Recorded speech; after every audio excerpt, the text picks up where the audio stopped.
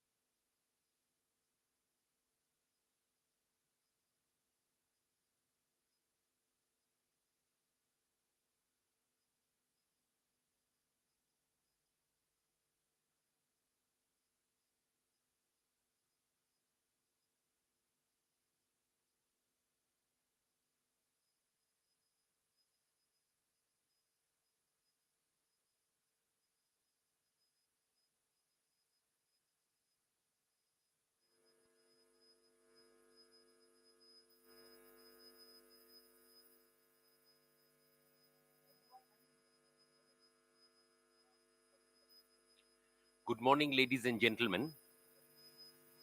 We begin our day two of the 50th Annual Conference and CME program of the Indian Railway Health Service Association and at BC Roy Auditorium, Sialda. And the first session, the topic medical ethics. Well, we have to revisit medical ethics in the background of what the popular concept and popular thoughts about doctors are already in circulation. And the best person to elaborate on this subject is our speaker, Dr. Sudeshna Lahiri.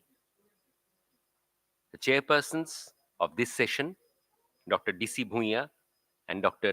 Siddhartha Shankar Ghosh, they are kindly requested to come onto the stage.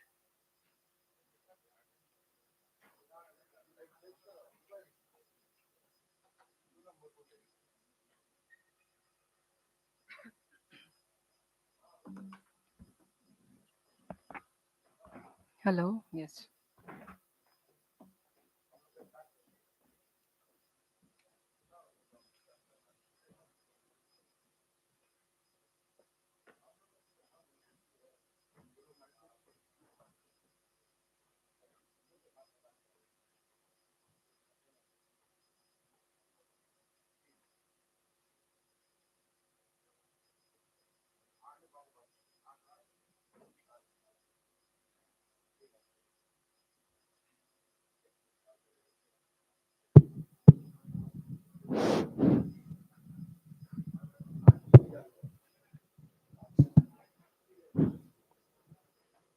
Today, we are privileged to have on stage Dr. Sudeshna Lahiri, Head of the Medical Services at Manipal Hospital's EM Bypass. After spending 27 years in clinical administration and medical ethics, she would enlighten us on a topic of medical ethics. She would guide us regarding the system of moral principles which guide healthcare professionals in their practice and decision making. We look forward to Madam to uh, guide us in this topic, as she is the person who can elaborate on this topic in a lucid manner. Thank you, madam. Thank you so much.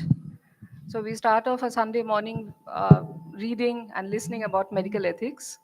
I will just take you through a couple of slides where I will elaborate the very basics of medical ethics, which are very much part and parcel and important for a clinician to remember in his clinical practice.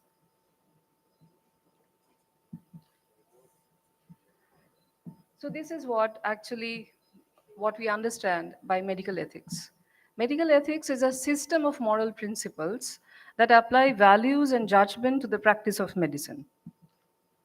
And basically, it guides the healthcare professionals in making decisions that respect patient rights and uphold professional integrity. So, why am I stalling and mentioning each and every word? Is every word here is important and has its own relevance. So, as we carry on, so why is medical ethics at all important to be considered? Because it ensures trust between patients and the healthcare providers. It protects it protects autonomy and dignity. I will take you through the meanings of the every singular word here. Also, it promotes fairness and justice in medical practice. And also, it guides decision making in complex scenarios. So it is not only about some fixed situations, but also some very convoluted decision making situations. If we go back and think about the four basic pillars of medical ethics, we are able to solve them. So what are the four basic pillars? The four basic pillars of medical ethics are: one is autonomy, which basically means respecting patients' rights to decision making. So we can further, try and understand this. A patient, basically, as we all know, a consent gets valid, and is always it is mandatory to get it signed by the patient himself. So an adult, competent patient who is mentally not sick can take his or her own decision in his treatment procedure. So that is the first line for autonomy. Beneficence is where the healthcare organization and the clinician, they are acting in the best interest of the patient. Non-maleficence is what we all have picked up from the Hippocratic Oath. First, do no harm. So, primum non nocere. These are the brief, how to understand the terminology. And justice, fair distribution of resource that is available in any healthcare facility. So, autonomy, beneficence, non maleficence, and justice are the four pillars, and also accompanying them is confidentiality. Now, if you try and understand the terminology of autonomy even furthermore, as I told you, as we all know, that patients have the right to make informed choices about their care. But again, a clinician can modulate his decisions. If you look at the first picture here, a clinician is sitting across a patient and trying to educate the patient to make him more competent in the decision making part. So the patient can jolly well participate once he understands that what decision he is taking, how it is good for him, and why he should be going ahead for it. So that is how the patient can be encouraged to develop an autonomy. So it is not just random yes or no regarding a treatment. Second is the informed consent. Like it is already mentioned that the physicians must always ensure informed consents before procedures, minor procedures, major procedures, before several medications and activities, and also respect the patient's values and beliefs. So we know about religious restrictions, don't we? So there are certain religions who do not allow their patients to go ahead for tracheostomy, for blood transfusion. But again, we have to weigh the pros and cons and educate them. Educate them. So it is not that since the patient has the autonomy and he says, no, I won't go for it, there is always an iota of window where you can actually go walk across to the patient, sit with him, and explain to him the pros and cons. But again, we should respect their cultures and beliefs. So that goes as far as autonomy is concerned. Now, beneficence is, these are all very implied, inherent words, but the terminologies are ornate. So we all know this, and all clinicians and healthcare organizations do actually work for the patient's best interest. And nobody has any malified interest against them. But again, just to reiterate, like I said, Sunday morning, let us go by, like people used to go to churches in the Sunday mornings. So it is almost like that. We all know these facts, but running through them is just to hammer upon our brains and remember them. So clinicians and healthcare organizations have the obligation to act in the patient's best interest. How do they do that? Number one, we can improve on our empathy part. So yesterday, if you remember the sessions we had, a very senior leadership member had mentioned about developing more empathy, giving emotional support. Well, yes, that is a considerable amount to be taken into thing. And what about patient advocacy? So, the moment a clinician becomes a patient's advocate, that is the best thing to happen. Because what happens then is the clinician, steps into the patient's shoes to understand his uh, pain, to understand his physical pain and also his, social and financial aspects. He should go deeper and understand his family aspect as well, so that uh, he can in fact speak on behalf of the patient. That is what is actually meant by patient advocacy. So once the clinician is close enough by displaying empathy, emotional support, and then playing the role of a patient's advocate, we can understand that we have imparted enough of patient education. So, most of the corporates and even in the government sectors, nowadays, uh, people are thinking of developing more and more patient education leaflets. That is very important because time has come where you should understand that the client that you're dealing with is educated. And if he or she is unable to understand, then it is your right to make him understand what exactly the disease process is. So in bilingual, trilingual leaflets, patient handouts are given. So all of these wraps up to the fact that the clinician is acting for the patient's best interest. That is beneficence. The next term is non-maleficence. Non-maleficence is nothing but primum non nocere, which is first do no harm. So a clinician should be judicious enough to exercise his intellect, his learnings, and the current scenario to balance out the risks and the benefits so that ultimately he's not landing up in harming the patient in whichever way, neither financially nor, of course, clinically. So that is non maleficence. And justice. So when we talk of justice, we speak of equitable distribution of resources. So, what do you understand by that?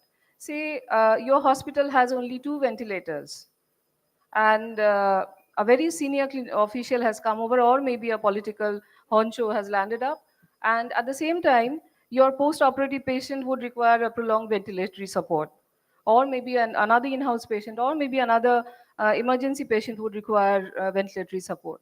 So, how do you decide who gets that resource? So a healthcare organization would have to do the due diligence, of course, backed up by the clinical, mechanisms to decide. So there, that is exactly where you have to do an equitable distribution of healthcare resource.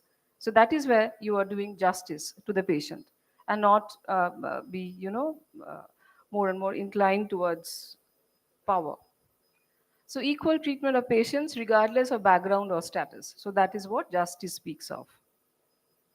So if you go back, the four terminologies again were justice, non-maleficence, beneficence, and autonomy. These are the four basic pillars of ethical practice. Another thing, which most of the time in our busy activities we forget, is confidentiality. So when silently you are traveling in a lift in a hospital, you would hear many clinicians, nurses discussing randomly about patients. So we saw this patient, oh, the EBG was so bad, or the surgeon did this, approach wasn't correct, this should have been done otherwise. And most of the time, the healthcare workers, I mean, by that I mean nurses, doctors, and anybody else, even therapists, they are oblivious of the fact that there are two pairs of ears, two pairs of eyes present there. A living body is present there who is listening to that. And that person can immediately frame a decision about that organization, that, oh God, what has happened? Something wrong must have happened to somebody. So that is where you are flouting confidentiality. So if ever, like each of us, in whichever roles we are, we should not think that, no, no, that's admin's job. Why do I put my head into it? No. So even if you are the junior most of the clinicians, you should walk up and say, no, stop. So you're not going to discuss any patient, clinical details or anything, even giving out the name. As we know, like NABH is actually one of the cornerstones of putting quality into healthcare practice. NABH mentions that even when we are, rolling out the OT lists should not have anywhere across the hospitals, either OT list or any visual boards, should not be having the patient's name on them. So it is not actually decent or legally correct to put Mr. XYZ having a prostatectomy done today. So why should Madam ABC get to know about that? They might be neighbors. So it is not required to put the name of the person there. So that is what exactly confidentiality is. But if you look at the funny, cartoons that are displayed here, here a patient, a lady client, is sitting across a doctor and asking that, are my test results ready yet? To that, the doctor very happily mentions, ki, yes, yes, you can see them on my website. Well, that is not the way. So you have to take her or him, once again, when I speak of that, giving time to the patient. Take her or him to a cabin and explain about the results that she has.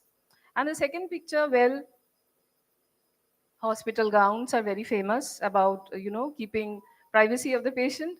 So here we can see a very anxious patient standing ahead a nursing desk, and a nurse squarely sitting across it, and the patient comes over and asks the nurse that, well, what I mean, he was just shuffling over the medical records, and the nurse mentions to him, "Ki, don't worry, your medical records are safe with us, and we take patient privacy very seriously." But then just look at the snap. The patient is standing in a gown, and poor chap, his confidentiality is not quite guarded.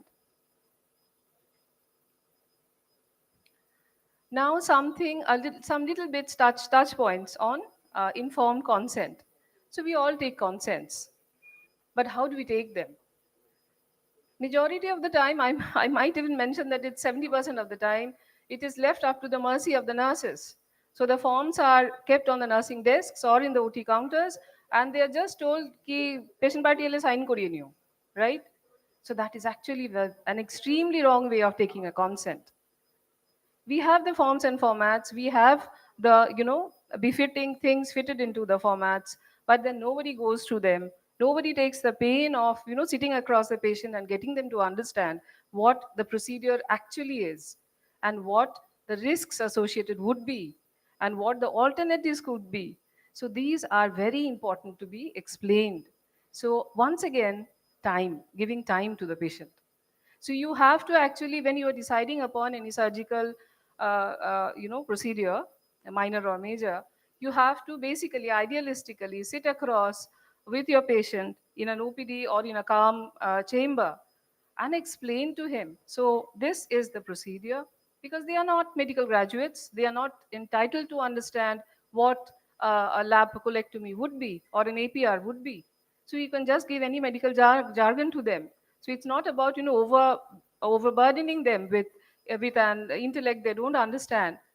So you have to sit across them, get them to understand which part of his body is getting operated on, and then understand and then take them through this easy mnemonic. RBAC. What is that? So any consent is incomplete if the risks, benefits, alternatives, and complications are not conveyed in a documented manner to the patient. So you have to take time out to get them to understand, ki, okay, yes, you are going through a lab chole. These are the risks. This would be the benefit. You would be up and about in about 7 days and back in your work. What are the alternatives? Well, then, yes, you have to get them to understand that it can be an open chole as well. And complications. Because ultimately, when there might be, bile leak or something in a one-off case, then the patient would jump back to the organization and tell me, I was not told that it might happen. So that is RBAC. Please remember that and carry it on to the next generations. And again, consent should be voluntary, like I told you. It should be like, sitting across to them, making them a competent decision maker, educating them, and then taking a voluntary consent. Professional integrity is also something very inherent. I should not be tutoring any of the senior clinicians here about that. But just taking you through, we have to respect each other's opinions, and thoroughly so from our heart. We have to address conflicts honestly, respectfully, and maturely. Try and be a role model and be ready at work. We should not be at work and be present in one of the virtual worlds. And we should report unethical behavior. So this is very important. Like the famous Bengali saying goes, ki onnay je shohe ar onnay je kore. So if you are observing unethical behavior in any quarter of your clinical practice, have the guts to red flag it and report it to the authorities who can correct, instead of just a cabin discussion. I will quickly take you through 3 very common ethical dilemmas that clinicians and hospital administrations have. So, number one is a terminally ill patient refuses life sustaining treatment. Like I mentioned about advocacy. So, the patient has the right to decide. So, what does a clinician do in such a scenario? If the patient says that, well, I would not wish to have the tracheostomy done, just before the patient went into a ventilation, maybe he had some prejudice and then he doesn't want the tracheostomy to be done, or the family comes and tells, right? So, what does a clinician do? Well, in that case, the clinician will have to, like I earlier mentioned, will have to balance very sensitively between beneficence and non-maleficence. So, the clinician will have to exercise his prudence, and also keep in mind that he is not supposed to do any harm to the patient. By saying so, I mean again physical harm and financial harm to the patient. So by balancing all those aspects, then the clinician can go into further layers of conversation with the patient and the family. Of course, not the patient because he is critically ill. So the family, to get them to understand that if they do it, what happens? If they don't do it, what happens? So that is how the decision can be arrived at. The second scenario is much commoner. So organ donations are happening quite frequently across the state, and specifically among the southern and the western states. So here, it's a vast chapter, as you would know. I will just touch upon the basics. So here again, consent and autonomy is something very, very important. So balancing individual wishes and family decisions. And by family, when we speak of organ donation, we speak of the immediate next of kin. Brain death certification again is a very large topic in itself. So brain death certification should be ethically, and this procedural responsibility should be explained very thoroughly. And committees are there, specific committees are there for brain death declaration.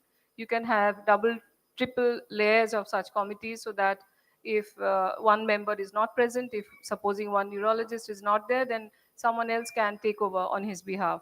So brain death certification is very important, so that uh, organs can be harvested and organs can be utilized for the required people. Again, we depend on the authorities, the rotos, the sotos, and the notos, so that the last 2 points, like prevention of exploitation and organ trafficking, and the transparency and fairness associated with organ donation, is actually maintained. So this in itself is a huge topic, but I'm sure like senior clinicians like you are all aware about the intricacies of this. But actually it is a very well-oiled mechanism. Once we fall into it, we land up doing it in a very proper manner, because the rules laid down by Roto, Noto, and Soto, they are very stringent and very, very supporting.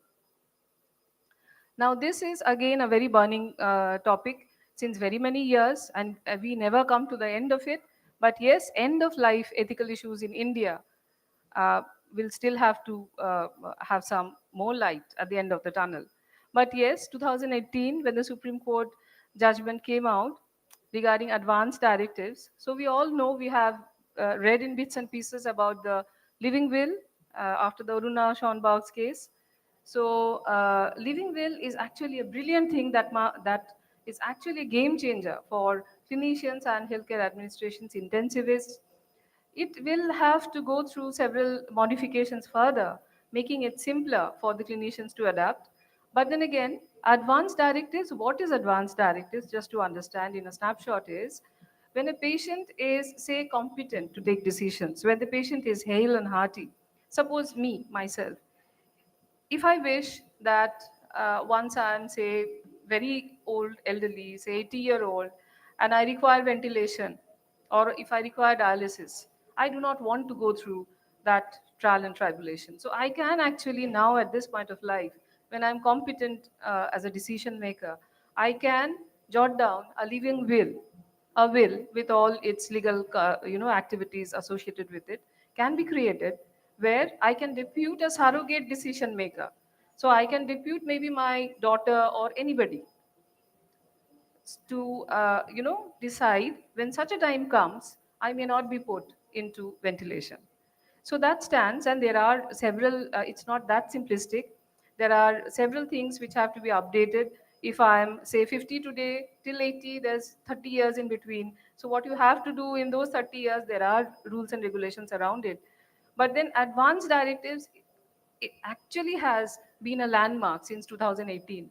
And we know of, yesterday we had Mr. Kallol Basu speaking here, guiding us through a few, medical legal snapshots. He is one of the key proponents in the city to move on advanced directives. And there are a few very well-known celebrities who have actually already signed off their advanced directives. So that means there is a refusal right to treatment. Second is withholding and withdrawing life-sustaining treatment.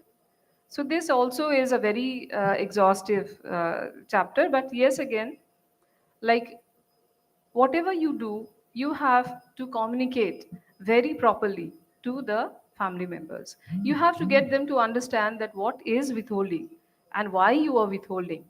And if you withhold, what can be the harmful effects to the patient. So these things have to be communicated very thoroughly to them. We all have heard, and we, on a day-to-day lives, we have seen people going through palliative care, and there are clinicians who practice pain and palliation in the city. Palliative care and ethical obligations are there basically to relieve suffering. So you may not actually carry on with a terminal cancer patient with very active chemotherapy and life support mechanisms. If you get to put across the message to the patient relations and the patient himself that what palliation is and what benefits the patient can have in towards the end of his or her life, then palliation is actually the mechanism to face for that patient, and the most comfortable one. Yes, so end of life has to be communicated very properly, and but the communication has to be truthful and very sensitive. Like what I mentioned in my earlier slides, there has to be an iota of empathy in everything that you do. So yes, all of us are very big clinicians, but again, somewhere we have to part with our egos and communicate very humbly to the patients when we talk about such, because it's 100% for them. It might be 2% of your patients that who are facing that scenario, but it's 100% for that patient sitting across you, and you have to spend your time to get them to understand what the pain or the malady is all about. So we can also utilize ethics in problem solving. How? Number one, apply the 4 principle frameworks for complex cases. 4 principle is, once again, those 4 words: autonomy, beneficence, maleficence, justice, and non-maleficence. You have to engage in multidisciplinary ethical committees whenever needed, more frequently so. So a huddle of clinicians, whoever are treating a particular patient, should sit across with the next of kin, have it documented both audiovisually and in pen and paper, that what exactly was conveyed to them. And it should not be top down. It should be where the next of kin are also taken into account very nicely so that they can participate. They should not be bullied or cowed down with 2 very technical words that this is what your fate is. So that is what engage would mean. And then document, like I mentioned. And continuous professional ethical education, well, that is what early in the Sunday morning I'm trying to do a little bit. And so we come to the conclusion slide. Medical ethics provides the foundation for model medical practice. It ensures that doctors act with integrity, compassion, and respect the patient's rights. Well, it's an immensely vast subject. I have only brought a little bit of the aspect to you all. Thank you so much. Dr. Sudhajna, you have discussed difficult but very important topic, that is medical ethics, in a very simple and lucid way. So I think there will be no question about the medical ethics. Thank you, Dr. Sudhajna. Thank you. I would just like to mention one thing. Madam said about consent. One thing we should know now, because we are under the purview of Consumer Protection Act and where this medical negligence cases, negative consent is also very important. Suppose patient is not willing for tracheostomy or not willing, one case happened, the patient said, patient party said only normal delivery. We won't go for cesarean section. But that was not put down in pen and paper. So the doctor landed up in trouble because the lawyers are always in search of loopholes. When the patient landed into trouble due not doing the cesarean section, then the patient died, and the court said, where the patient party has mentioned that they will not go for cesarean section. They have just put that we want to do normal delivery, but they have not mentioned. So negative consent, when somebody says we will not do tracheostomy, we have to get it writing that we will not going to do tracheostomy. Very true. Very rightly said. Thank you.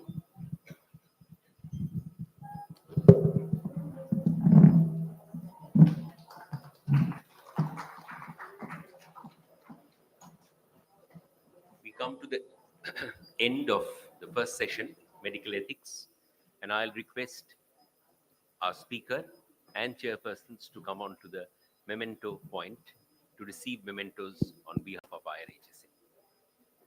We will be starting our next session, a technology update on CT scan and MRI machine, a very relevant subject in the light of B.R. Singh Hospital obtaining a latest 3 Tesla MRI machine. And the details and conventions associated with the CT scan and MRI protocols will be discussed by Dr. Sandip Paria and Mr. Gopal Krishna Srivastav, and the session will be chaired by, I request Dr. P.K. Ghosh and Dr. Kalpana Mondal to kindly come onto stage for chairing the session. Dr. P.K. Ghosh is here. Dr. Kalpana Mondal is not able to be present right now. So I hand over the mic to Dr. P.K. Ghosh for starting the proceedings.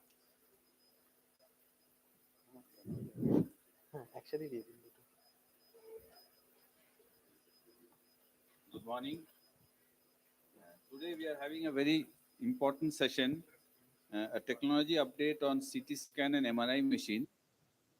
As you all know, recently 3 Tesla state-of-the-art MRI machine has been installed in B.R. Singh, which was inaugurated last evening. So this is a very interesting topic, and we have with us Dr. Sandip Paria, who is a renowned radiologist as well as senior DMO radiology of B.R. Singh, and Mr. Gopal Krishna Mr. Srivastav. Gopal Krishna from Siemens, who will be deliberating on this topic. So without further wasting time, Dr. Paria, please. Good morning, everyone. The technological update of the MRI and CT scan will be discussed today. As you know, yesterday our new 3 Tesla MRI machine was installed and it is inaugurated. So, what are the new things there in our machine and what are the new updates there in the MRI and CT scan will be discussed by us. Mr. Gopal Krishna Srivastav is a product manager of MRI and CT scan of the Siemens division, and he will be discussing the things. Please start. Thank you, Dr. Paria. First of all, I would like to thank the Eastern Railway and the entire fraternity of the Eastern Railway Hospital for showing faith on Siemens Healthcare and giving us the opportunity to install our latest 3 Tesla MRI machine in this Eastern Railway Hospital premises. Sir, my name is Gopal Krishna Srivastav, as I sir told. So I am a product manager for CT and MRI. So working for the Siemens Healthcare. Siemens is a German company known for latest innovation and path-breaking technologies. In the field of healthcare, we have a legacy of more than 150 years. And continuously, every year, we are continuously coming up with the new technologies and new products. Especially in the field of radiology, we are the pioneer. We are the market leader. We are producing very high-end radiology machine. And we are also working the latest technology.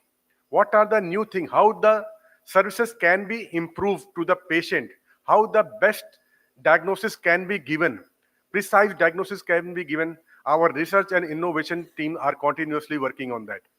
Today, I will be talking about the latest path-breaking technology, major path-breaking technology, which has been brought by Siemens, then followed by other vendors also.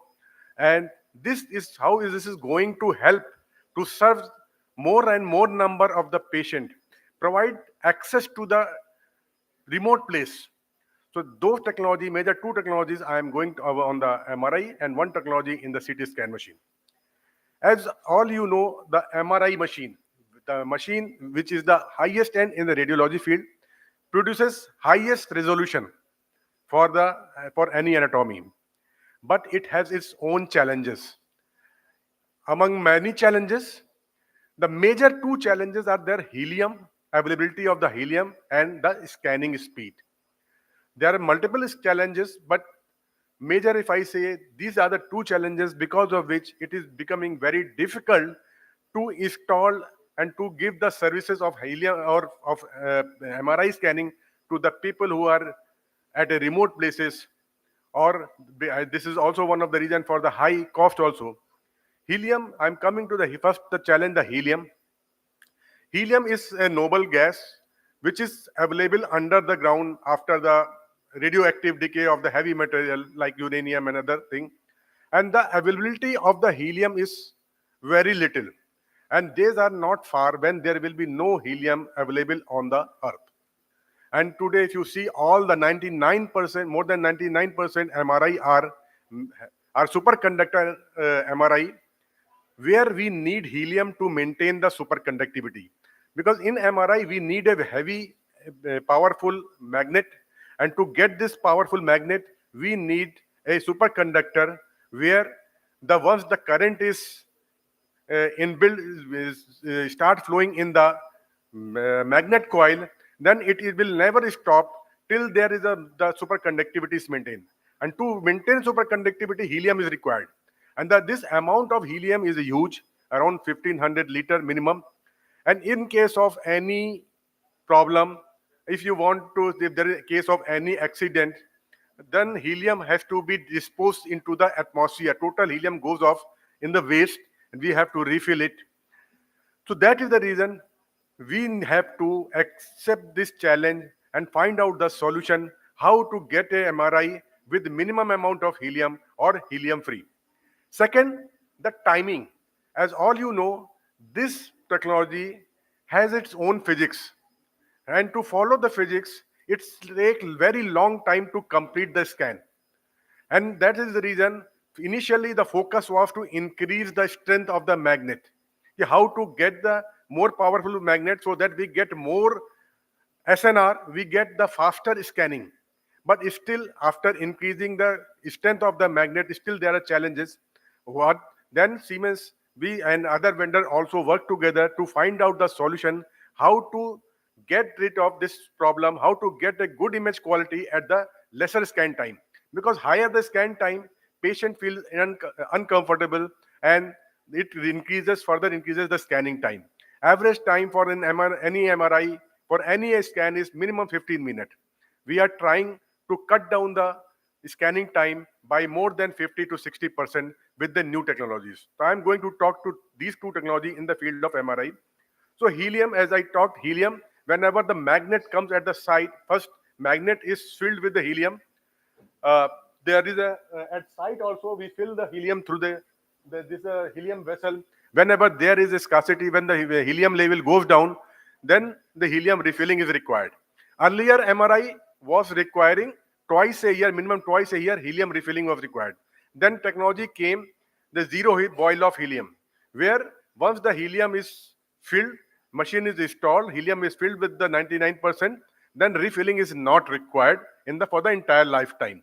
So it also helps for the longevity of the system and operational workflow in enhancement of the system.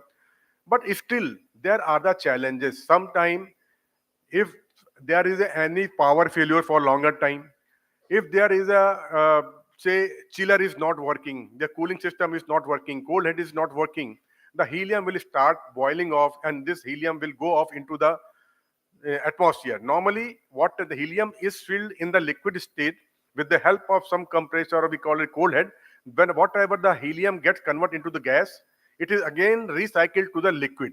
Now, if there is a power failure, if there is a failure in this cold head or the cooling system, this conversion stop, and whatever the gas is produced, it goes into the atmosphere. And if it is the condition stays for longer period, the whole helium goes off and we have to refill it. Again, and the filling the helium, we have to order the helium, we have to pay the cost, additional cost, and it takes long time. Sometime it takes 15 days, 20 days, or maybe 1 month. Second, you can see that there is a case. This is small. This is very powerful magnet. In case and by mistake any magnetic material goes inside the MRI room, so this magnet will attract this material. Sometime a multiple accident has taken place in India and all across the India also. Uh, the stretcher, the patient stretcher is stuck to the magnet. Sometimes the gas cylinder, oxygen gas cylinder, by mistake, it has gone with the stretcher. It has also flew like a rocket. So sometimes it happens that it can damage, it can cause the accident to the patient. So in case of if there is a threat to the life of the patient, we have to immediately ram down the system, shut down the magnet. And the only method to switch off the magnet is the removing the helium. There is a quench button. You press the quench button, the whole the helium will go to the atmosphere, and the magnet will become zero. And after that we can save the patient. We can take out the patient. But again, there will if in this type of the case scenario, refilling is required. 1 month machine is down. Additional revenue, additional cost is involved. So there are a lot of challenges, and that is the reason why people are afraid to have the MRI at their own center, because it requires a lot of attention, it requires a lot of caution. That is the reason people, where there is a challenge in the power supply at remote places, they have this financial condition that they can afford it, but because of these reasons, nobody is daring to install this MRI, and people are not getting the facility of MRI in the remote places, and they have to flew to the tier 1 city or tier 2 city to get these facilities. So then the Siemens has come up. Every vendor started to working to get rid of this challenge. We got the success 3 years back, around 2022. We got a technology called a tri-cool technology, where only 0.7 liter of helium is required. Less than 1 liter of helium is required, where still we are producing the superconductor magnet. We are able to produce the same magnet strength, and the helium dependency on the helium is now reduced. And this 0.7 liter helium is never required to be refilled. In case, you will ask, in case of accident, still quench button is there. You press that quench button, helium with this 0.7 liter helium will be moved from one vessel to the other vessel. The magnet will become zero. Take out the patient, take out the magnetic material, and then again the system will be ready within a 24 hour. So in place of 24 days, you are able to run this, make the system again ready for the patient scanning without any additional costs. So this is now with this help of this technology, we are able to produce the MRI which can be supplied to the remotest place. Today we have the machine installed at the Margarita place next to the around China border, Assam, the extreme end of the upper Assam, Chura Chandpur, because now the people, the entrepreneur are not afraid of having his MRI in their diagnostic center, in their hospitals. Initially, we started this technology with 0.55 Tesla.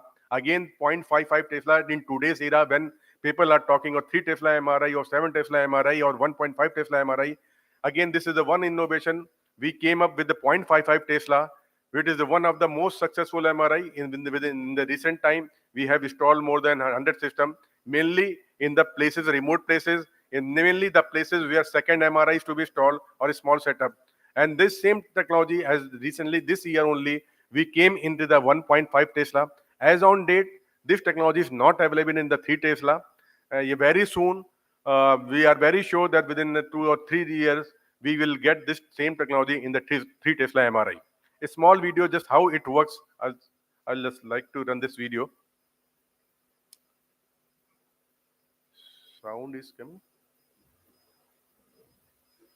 Sound.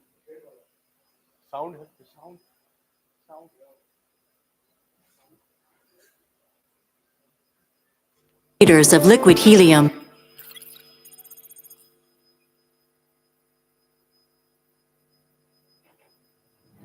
Liquid helium is the lifeblood of conventional MRI scanners. The superconducting magnet is immersed in a bath of around 1,500 liters of liquid helium to keep it cool. But the supply of helium is scarce, and the price is rising. To reduce dependency on this natural resource, a new approach to MRI engineering is necessary. Dry cool technology features a pioneering helium-independent design. The new structural concept connects a cryogenic subsystem to the magnet to dissipate heat. At the same time, the magnet is efficiently and effectively cooled via thermal conduction. The cryogenic subsystem is less than 1 liter of liquid helium and is sealed in the scanner for the operational lifetime of the system. Auto-response is integrated into dry cool technology for maximum uptime. The smart self-management system monitors for power and cooling interruptions. In the event of such anomalies, the scanner can resume operations autonomously, ensuring uninterrupted patient care. Conventional MRI systems are challenging to transport and have strict infrastructure requirements. Dry cool systems enable maximum freedom to site with a small footprint and lightweight design. This makes high-quality MRI more accessible for everyone. With lower lifetime costs, maximum uptime, and freedom to site, dry cool technology is powering the future of truly sustainable MRI, providing freedom beyond helium. So the net output is that with the freedom from helium, the magnet size is reduced, the magnet is more compact, the weight is reduced, it can be installed at any place. Normally, whenever we install MRI, there is a lot of site requirements. It cannot be installed on the second floor, third floor because of the weight. It cannot be installed in the middle of the hospital because there is a quench pipe required through which the liquid helium, the gas helium will go out. Now, since there is a no quench pipe, it can be installed at any place because of the lower weight. It can be installed at any floor. So, of the helium-free MRI, and we are getting a lot of success in 1.5 Tesla already in India. Since we launched this system since January, almost 50 plus system of 1.5 T also has been installed. With the Now, coming to the second challenge is speed. As all we know that is speed, the CT scan take hardly 1 minute to complete the scan. But in MRI, it takes minimum 15 minutes. It can go up to 30 minutes or more than also. So how to reduce the time, because this technology has its own physics. It takes some time because physics cannot be changed. And in CT scan, we take only 1 or 2 contrast or study. But in MRI, we take different planes, we take different contrast, T1, T2, PD, EP, diffusion, perfusion, then axial, sagittal. Multiple sequences have to be taken. Every sequence takes 2 to 3 minutes. How to reduce the speed? Then we see in MRI, when we produce MRI, we get the MRI signal is very, very small signal. The signal is so small that it is very difficult to identify. When we try to receive the signal, we find signal, the quantity of signal is less, noise is more. So we have to produce more signal to noise ratio. Until unless we get more than 90% signal SNR, we cannot get the image which can be diagnosed. So we have to produce the very high SNR. And whenever we are in MRI, whenever we are trying to get high SNR, my acquisition time is increasing. For that reason, we are increasing the magnetic strength. We are increasing the different number of averages we are using. So, but 90% SNR is required. So whatever, that is the reason today, our earlier system, which used to be 0.2 Tesla or 0.5 Tesla, we were not able to scan very fast. It was used to take 1 hour, 2 hours because SNR was not available. So this is the challenge. Second challenge is resolution. What is the smallest pixel size which can be acquired? If I'm trying to acquire a smaller pixel, it takes more time. But if I'm acquiring a bigger pixel, resolution is not good. So time is, we can reduce the time, but image quality is not good. So we have to, in MRI, we are trying to balance all these 3 pillars with the help of the hardware only. We are increasing the gradient resistance, we are increasing the magnetic strength. we are increasing that number of channel, number of receivers, all those things we are increasing. But still there is challenge. The improvement is hardly 20 to 30%. There is not a huge difference is coming. Now we have come up with the new technology that is artificial based intelligence based technology, and every company it gives different name. We have our name. The package is called Deep Resolve. It produces twice the resolution and twice the speed, scanning speed. Okay, means normally in earlier system, if I am trying to increase the image quality, I am increasing the scanning time also, acquisition time. But here what we are doing, we are improving the image quality and reducing the scan time. For example, in the left side, this, so you see the pixel size is 0.6 into 0.6 and the acquisition time is 2.50 minutes. In the right side, after application of the Deep Resolve technology, the image quality is doubled. It is become 0.3 and smaller the pixel, and double the resolution, and the acquisition time is also reduced from 250 to 1.19 minutes. So this is the really path-breaking technology, and this technology is like another example. This it comes in all the sequences, mostly 70 to 80% sequences. It is applicable. So like here, left side 0.4 into 0.4 and 1.57. In the right side of after the application of the Deep Resolve, the resolution is reduced to 0.2 into 0.2 and the acquisition time is reduced to 50. So 2 time resolution and 2 time and the faster scanning. One more example, up to 72%. This is the T2 brain exam, actual slice. 0.42, it has gone to 0.2 and 2.46 minute to 0.46 minute. So it has double the resolution and the speed is 72% faster. So this is the really today, if you ask any vendor what is the latest buzz in the entire industry in the field of MRI, this is this technology. Every vendor is coming this technology. It has 2 components. One component balance the noise, because noise is there, it has to denoise. And then if I acquire the lower resolution, how to produce the high resolution, that is called super resolution. Some vendor has only one component. Some vendor has both the component. We have both the component, both the solution we have. And this, and how it works. It works on the basic principle of the deep neural networking. Today, if you ask any computer science engineer, they will be talking only about artificial intelligence, or they will be talking on the deep neural network. These are the latest thing which is there in the computer science, and we have taken that advantage. Here the system is trained on the millions of the data. Right? And then what we do, we acquire the accelerated data. There are a lot of technology through which acceleration can be done, like parallel imaging, compressed sensing, simultaneous multi-slice. We acquire the very high accelerated data where there will be compromise on the image quality. Then this image is compared with our earlier trained data, and then the noise is removed, and then resolution is improved, and we are always checking with the original data so that the consistency is maintained. Original image is coming. There is no artificial imaging. So this is the way how it works. And this system, like one example is there. As I told, the brain exam take 12 minutes, 13 minutes with this 4-5 sequence. In this can be done in the 2 minutes. So another example, this is the prostate exam. There are 4 sequence which take around 10 minutes. It has been reduced to total 3.52 minutes. Then it is a knee MSK imaging. From say 12 minutes, it has gone to 2 minutes. Such a big changes with the help of this technology. Then another example, full hip exam, 6.46 minutes. It means that almost every organ can be scanned within 5 to 7 minutes. And this technology, best part is that it is not particular model or particular strength of this machine. We can apply this technology as point from our 0.55 Tesla MRI to 7 Tesla MRI. Today, the system which we have installed over here in this hospital, Eastern Railway Hospital, that is 3 Tesla MRI, Magnetom Luna. This we have given the entire package of Deep Resolve along with the other acceleration technology. And today, whenever you get chance, you will find the scanning time in this system is very fast.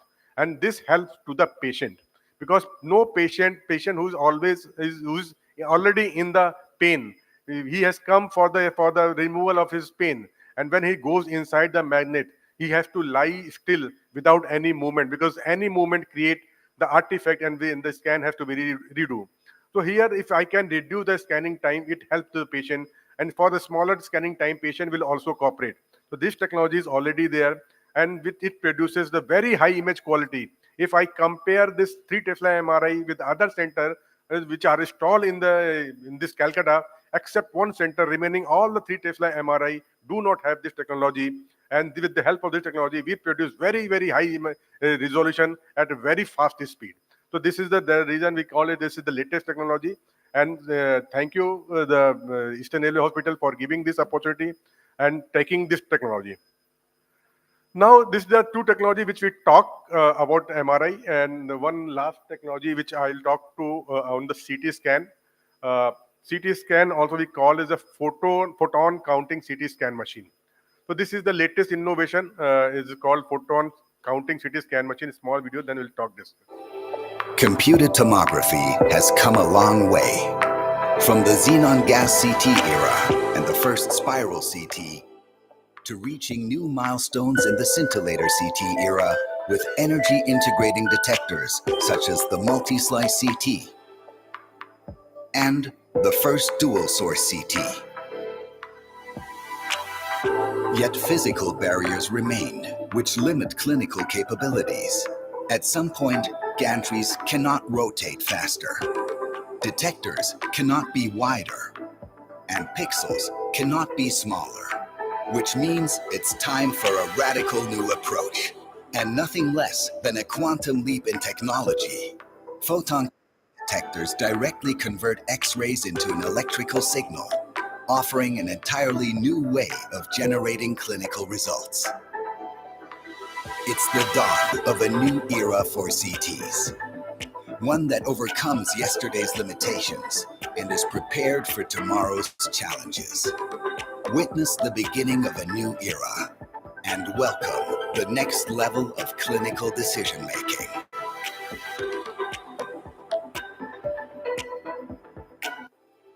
Computed tomography has come up. So as I already told, Siemens is a pioneer in coming up with the new technologies in the field of, especially in the radiology. We were the first vendor to came with this first spiral CT, then multi-slice CT, and dual source CT. Dual source CT, normally, initially CT scan was used for the all the static organ of scanning, where it X-ray tube rotate around the anatomy and we get the slice. And slice has the thickness. Initially, slice thickness was minimum slice thickness was 2 mm, 5 mm. Then it has gone to 0.6 mm with the help of multi-slice CT. But it was challenging to get the image of the moving organ like cardiac. Then we are the only vendor right now who are having dual source CT, where two number of X-ray tube and detector is there, so that we can acquire the image of the beating heart very fast. The heart which is beating with more than say 80 heartbeat. So if your heart is beating with the lesser heartbeat, it is possible to get the imaging with a single source CT scan machine. But if your heart is beating with high heart rate or irregular heartbeat, we need a dual source CT scan machine to do the scanning without the cardiac angiography, called cardiac angiography, without giving any beta blocker. It means without bringing down the heart rate. But dual source is the only solution where we get any without beta blocker, the cardiac angiography. And Siemens is the only vendor we have introduced, and till date nobody has come with this technology. Now, with coming to in all this technology till date, the detector which used to be the major component which convert the X-ray into the electrical signal to make the image. So X-ray is converted into the electrical through a process called scintillation, where X-ray is first converted into the light, and then light is converted into the electrical signal through the photodiode. Now, in this technology, and because of that, the image which come up with the average photons, and there will be lot of losses. But in this technology, where we have developed, we have rather found out a new material called cadmium telluride. It is developed in a laboratory environment, and then this material converts directly X-ray into the electrical signal. There is no light conversion, so there is no loss. And advantage is that we get very high resolution images. Till that, as I told, the minimum slice thickness was a 0.6 mm or 0.5 mm. Now, with the help of this, we can go up to 0.2 mm of slice thickness. Means you can imagine the resolution. The ISO, the spatial resolution earlier minimum was the 0.3. Now we can 1 mm. Now, with this help of this photon counting CT scan machine, the resolution is coming closer to the MRI machine. We are working in a direction where in MRI we can get the good image quality with the speed near to the CT scan machine, and thus in the CT scan machine we are trying to get the resolution which is near to the MRI machine. So this is the and with the help of this, there is a testimony from the two customers. There's a Richard Bay, MD, Medical University of South Carolina, USA. He says our current CTs are great, but what we are still missing is the ability to visualize a small structure, especially in patients with heavy calcification and or stents. Then, with the help of this another testimonial with new Neotom Alpha. This is the machine model name which have this photon counting detector. Thanks to quantum resolution, we now have ultra high resolution in cardiac CT, which may improve the visualize of early state small plaques or restenosis. So this is the changes which is coming into the CT scan machine. This is very high end machine. Its cost is very high, more than around 35 to 40 CR. The first machine in India is recently installed in HN Hospital, Mumbai. But the future is all the CT scan will have the photon counting machine. Every vendor is working. By 2000, we are expecting by 2040, all of our, at least Siemens CT scan machine will have the photon counting CT scan machine. It provides, it is actually a spectral CT scan machine. We call every photon can be counted, every energy photon can be counted. The smaller pixel size is very small, then it is very fast. We can get the pure lumen exam. We can remove the calcium with the help of dual energy. And then we get the low dose scanning is there, fine structure is there. So lot of new application which was not possible till date in CT scan machine. It is possible in this photon counting CT scan machine. Though right now I'll say today it will be challenged because of the cost maybe. Yeah. Okay. So that's all from my side. So today I talked to two technologies about in the MRI, helium-free MRI, which is future. Then speed, the deep resolve technology, because these two are the technology, the future. Deep resolve is already there. Continuous improvement is happening in the deep resolve also. And then helium-free MRI is starting from 0.5 to 1.5T, and future is 3 Tesla. And then photon counting, we started with the dual source CT scan machine. Now we are starting to come with the single source machine. We started with the high end, then now coming to the other CT scan machine. And future, maybe all our 32 slice CT scan machine will also have the photon counting CT scan machine. So that's all from my side. Any query, any question? Any query from the audience?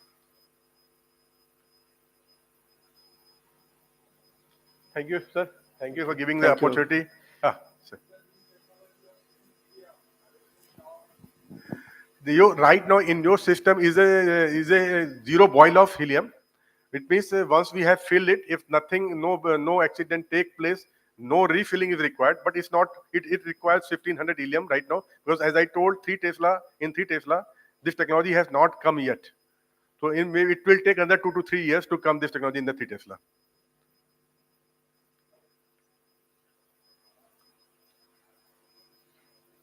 Thank you. Thank you, everyone. Thank you all.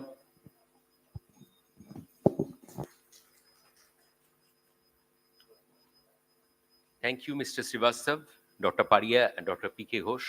I'll be requesting them to come on to the memento corner for receiving mementos on behalf of IRHSA.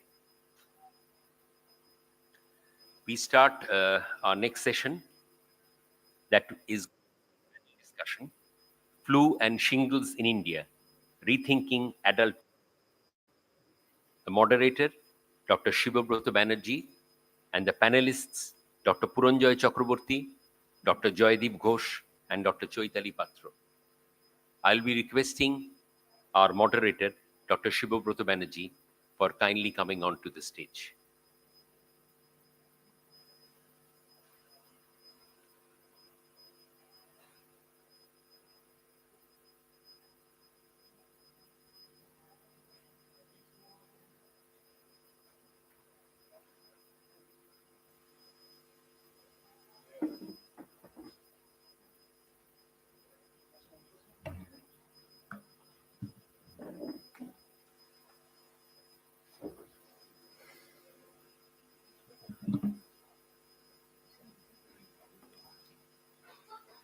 Good morning. I'm really privileged being invited in the 50th annual conference.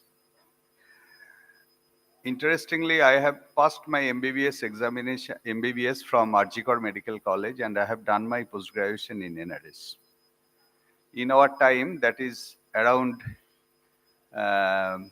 year 1994, 1995, we are usually getting services in central government through UPSC examination and in our health services through PSC examination. So during our post-graduation, we were usually giving both the examination. And my first job and my first was in B.R. Singh Hospital under Dr. Tarun Lahiri Majumdar. But sir was telling me, you are left with another 6 months. And in railway, it is very difficult to continue post-graduation and service parallel. It's very difficult. It's not possible. So you first complete your post-graduation and next year you come to me. Unfortunately, I have not joined and I have joined in the public service. So my first posting in my career was B.R. Singh Hospital. So it's very interesting. I never know this so much big building is here in this small narrow lane, because we are very often roaming around, and incidentally, I have joined in ESI Hospital. So I was a frequent visitor of Shialda ESI Hospital and Maniktola ESI Hospital. I was head of the Department of Internal Medicine. But I for the first time today, I came to know so beautiful auditorium and so big building is there. Thank you very much for inviting me. Coming to our point, adult vaccination. Adult vaccination yet one of the most neglected part in our internal medicine and in our medical field. Now, I'm telling you, I'm sharing you one event. When I passed our post-graduation 30 years before, almost 30 years before. So at that time, I had an idea to start one adult vaccination clinic. But at that time in my hand, as far as adult vaccination, I have hepatitis B only, that is Engerix B again, and tetanus toxoid, that's all, and rabies. And rabies was dealt by the government, so mostly we were dealing with tetanus toxoid and hepatitis B. Now, after 30 years, you see how situation changed. Now, government is thinking they have to make some schedule for adult vaccination. We have influenza, we have shingles, we have pneumonia, we have all hepatitis, we have diphtheria, we have tetanus, of course, and so and so. So, a basket of vaccines. Now, we have two parts of our discussion. One part is flu and shingles. Out of all these vaccines, flu and shingles, definitely we will highlight this part and we'll take opinion from our eminent panelists, pediatrician, nephrologist, physician, and I shall try to update you as much as possible. And another part is rethinking. So thinking starts only 10 years before, and now we have to rethink and what we can do. So before entering into our main part, just I am giving you one small update. Indian government already started thinking regarding different vaccination programs to integrate all the vaccines. So for adults till date, we have what programs we have? We have definite disease program for vaccination, like viral hepatitis, National Viral Hepatitis Control Program, for rabies, National Rabies Control Program, for COVID-19 campaign program, like so and so. But there is no complete integration of all the vaccines so that we can follow a schedule.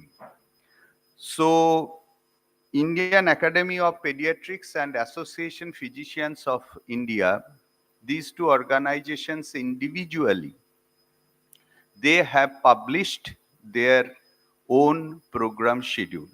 We'll listen the pediatric part slightly from our pediatrician, but from physician's aspect, 4 years before in EPICON, our adult vaccination schedule with discussion of 13 different organizations was published in the presence of Vice President of India, Mr. Dhankar. Okay. So after that, basically, in our adult vaccination schedule, we are following that. But in pediatric counterpart, they have already one national guideline and they have already one schedule published by their own association. Now, from Choitali, I want to listen in very brief difference between these two and place of flu vaccine and shingles in your pediatric counterpart. Thank you. First of all, thank you, the organizing committee and all the delegates.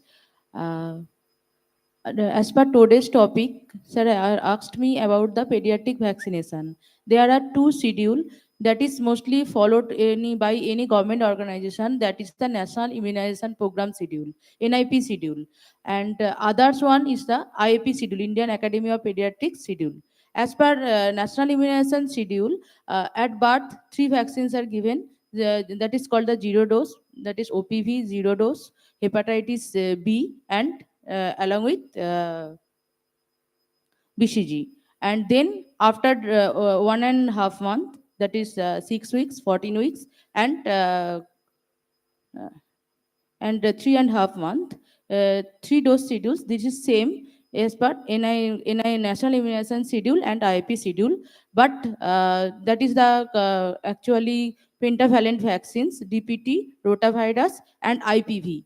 The injectable poliovirus. Injectable poliovirus is in the first 1.5 month schedule and 3.5 month schedule in NIP. But in IAP, we are giving a 3 dose schedule. That is the IM schedule in injectable poliovirus vaccine. And in case of national immunization schedule, it is given 2 dose, and that is the subcut. So dose is less. And there is also difference in case of national immunization schedule and IP schedule. In IP schedule, actually flu vaccine is included in the IP schedule. That is for the influenza virus. And so what I shall try to understand, the basic schedule in both the program is almost same. Almost same, except introduction of the others vaccine in IAP schedule. Yes. Now, regarding flu vaccine, as an pediatrician, when you are recommending flu vaccine? Flu vaccine is generally recommended at 6 months of age, and up to 1 year there is 2 doses, 1 month apart, and after 1 year it is every yearly. So you understand from pediatric part or pediatric view, influenza vaccine after 6 months, lifelong, yearly. So I think you will accept after it. 6 months, 2 doses is required up to 1 year. After 1 year, it is yearly for lifelong. So after 1 year till we live, influenza vaccine yearly ideally to be taken. So I am asking audience, how many doctors you have taken influenza vaccine yearly? Please raise your hands. Now you see among 50 doctors, only we are 5 or 6. I am raising my hand. So how many percentage?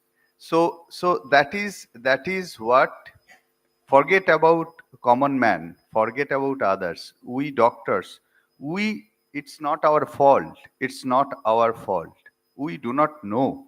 We do not know influenza vaccine is recommended after 1 year of life till your last day every year. So I think our nephrologist is there, our physician is there, our pediatrician is there, and all of you are practicing in your subjects, but everyone will accept influenza vaccine is recommended for everyone. Now I'm going to our physician, Dr. Joydeep. Dr. Joydeep, regarding influenza vaccine, we have right at this moment our quadrivalent vaccine present, and we are recommending every year. When you are facing any patient in your prescription, do you like to write all patients influenza vaccine right at this moment in your clinical practice? Thank you, sir, What is for your giving me the opinion? chance. Yes, we are recommending that every healthy adults also to take the influenza vaccine yearly, and there is universal indication that all healthy adults should take annual influenza vaccines. But some strong indications we are also facing in the OPD and also in patients like some chronic ailments patients, chronic lung disease, COPD. What are your strong indications? Strong indications, sir, we have facing day-to-day life that chronic lung disease patients, COPD, asthma, interstitial lung disease patients, those are more prone for secondary bacterial infection if they got any catch in influenza virus infection. CLD patients, chronic liver disease, chronic kidney disease patients, they have to be in strong indications category. Pregnancy in any trimester. And also the healthcare personnel, Yes. we the nurses, the ayas and the health attendants, Caregivers. those are close contacts of the immunosuppressed or vulnerable population.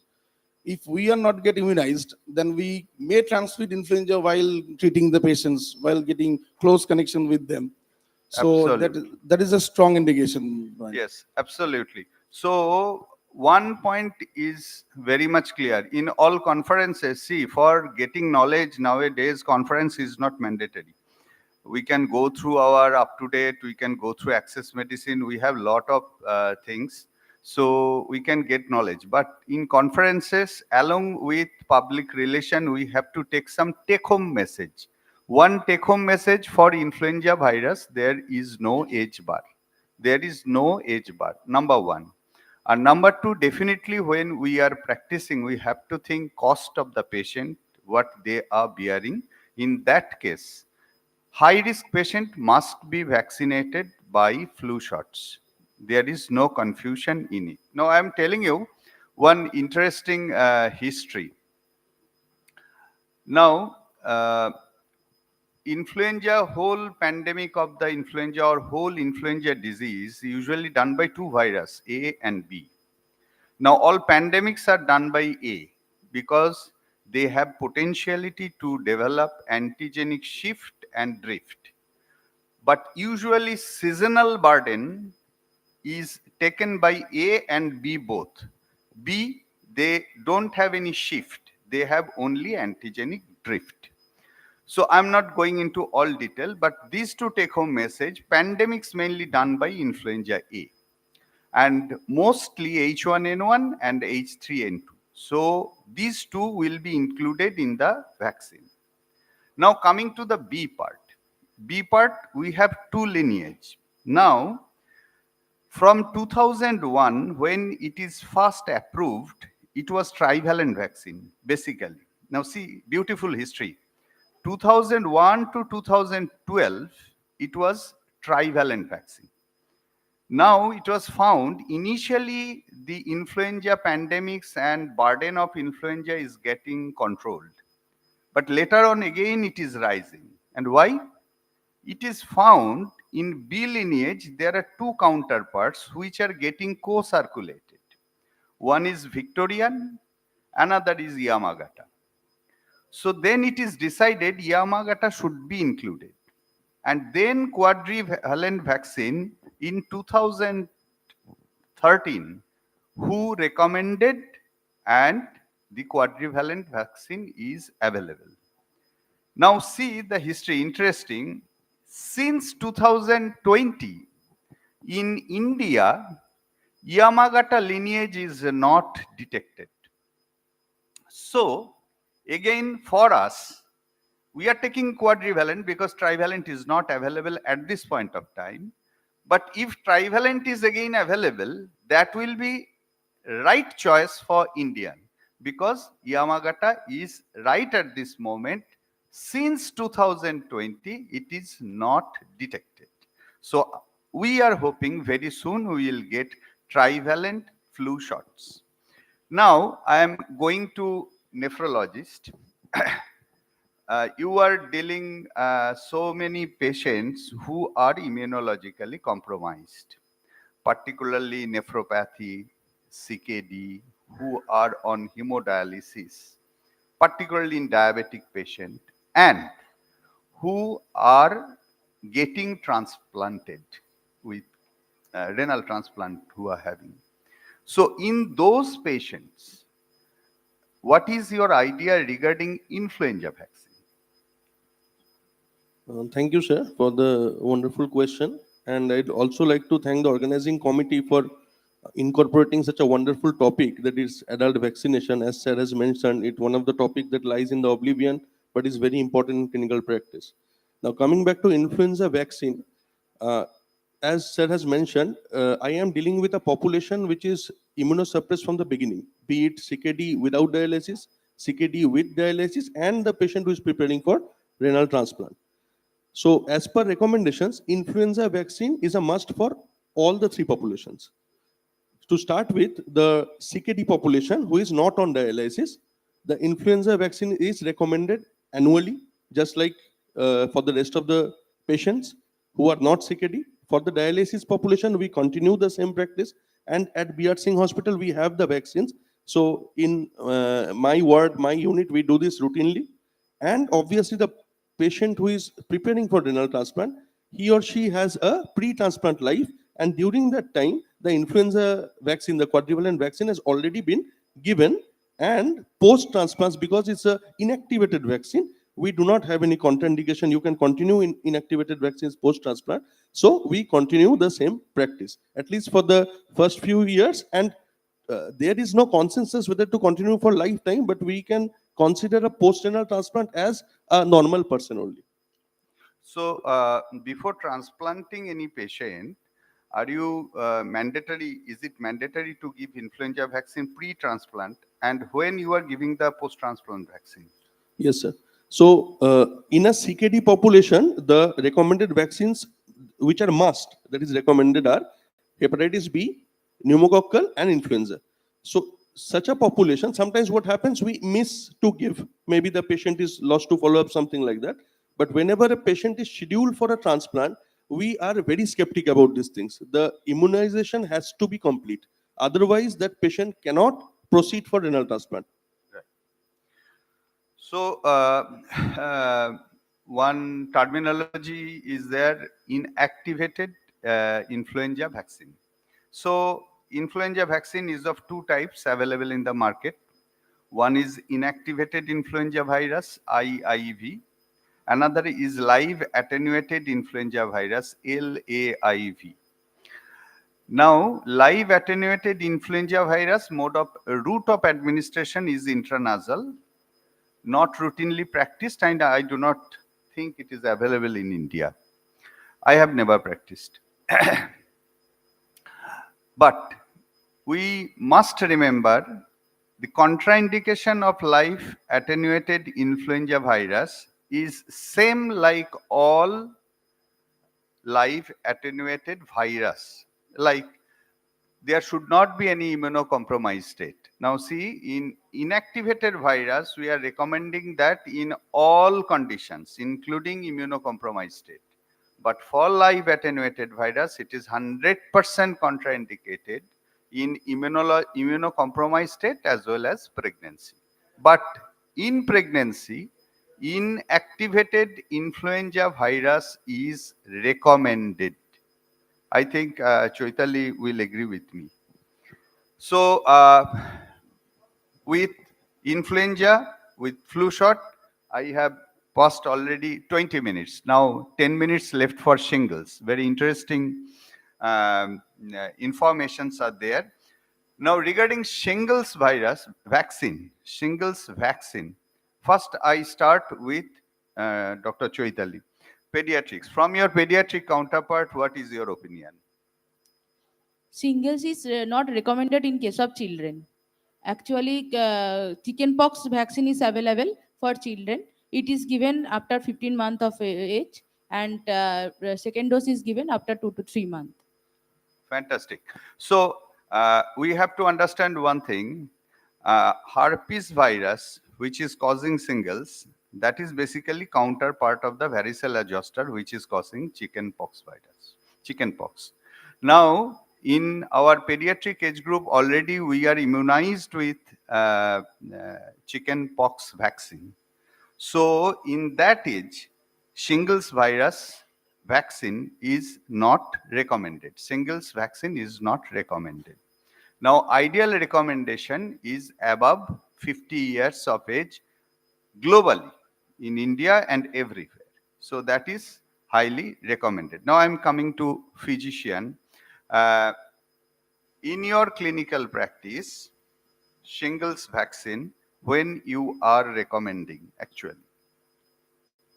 Sir, in my clinical practice, shingles vaccines in physician OPDs or in patients more than 50 years with some comorbidities and without comorbidities, we should give shingles vaccine 2 doses, at least 8 weeks apart.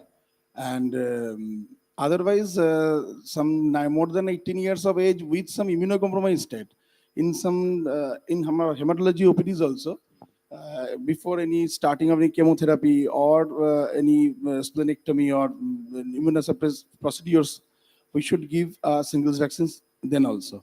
And in case of hematopoietic stem cells transplantation, before transplantation, we also prefer to give the shingles, but not hard and fast, because the post-transplantation, that memory is always gone. So in that cases, in hematology cases, hematopoietic stem cell transplantation, we also prefer shingles vaccine. In case of autologous transplant, it after 6 months. In case of allogenic transplantation, almost after 12 months, we prefer that we should give shingles vaccines in the patients. So above 50 years of age, all patient, and immunologically compromised Above patient 18, must yeah. be. Yes. Now, among our delegates, we have eminent cardiologist Dr. Kahali. Sir, good morning, sir. Sir, you are every day you are seeing more than 100 patients, cardiologists, as a cardiologist. So shingles vaccine is one vaccine which cardiologists are regularly prescribing for their morbidity. Sir, what is your opinion regarding shingles vaccine in your cardiology practice, sir?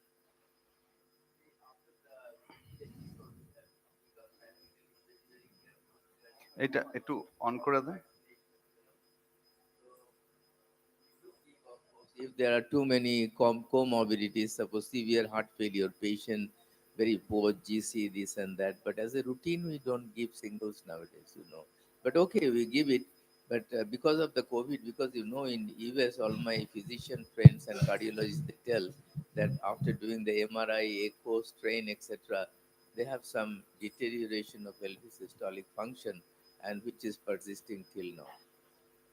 And recently, one of my patients, I don't name, he is also an ex-president of CSI.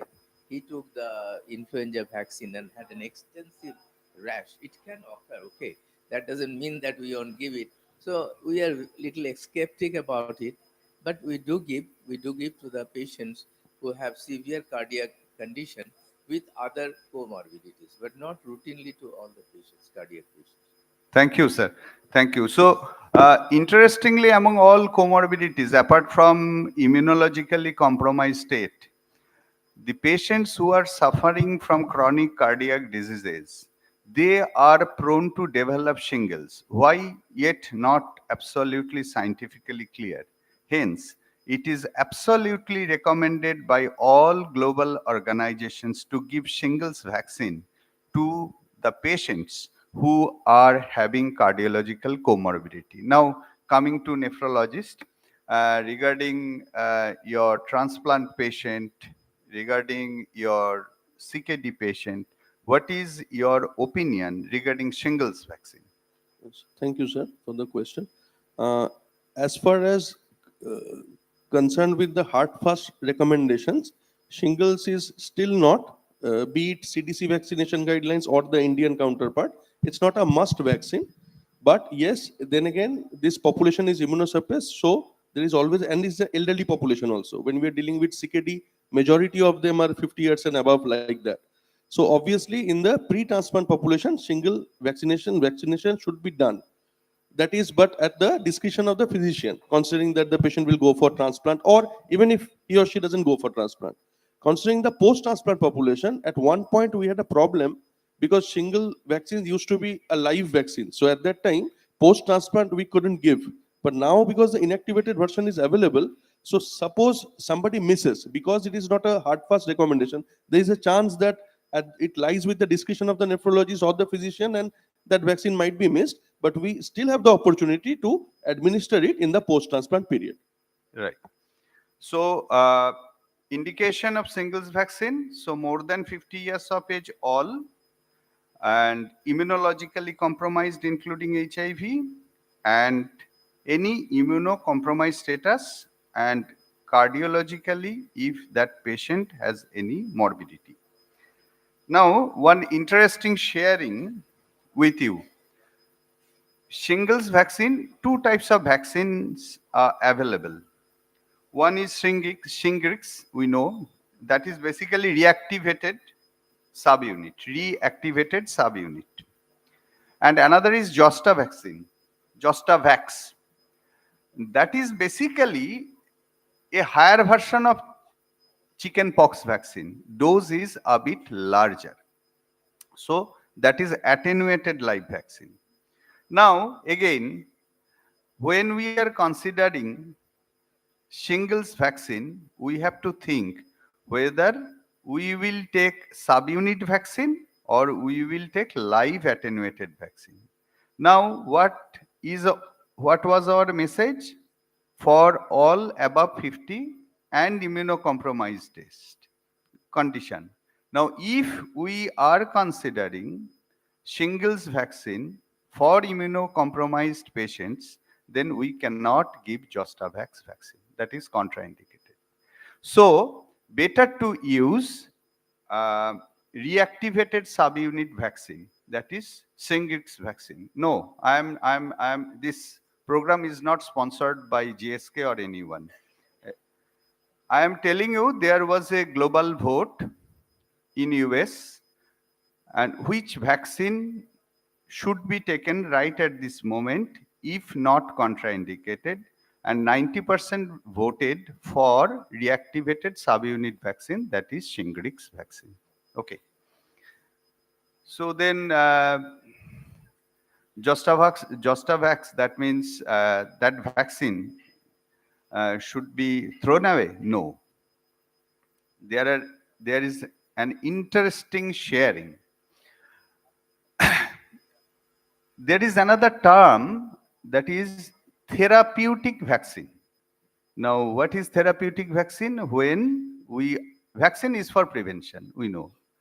Now, when we are using vaccine for some therapy, then we are telling it therapeutic vaccine.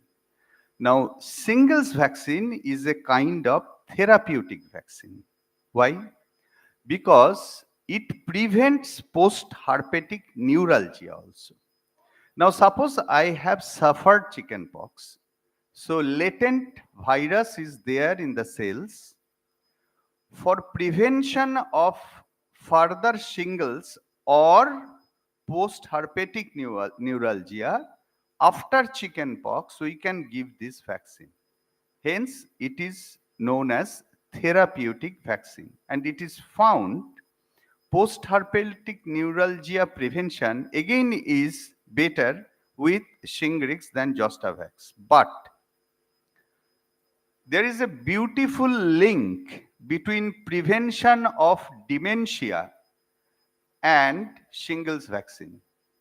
It is found after taking shingles vaccine, next 7 years, 20% incidence of dementia is getting reduced.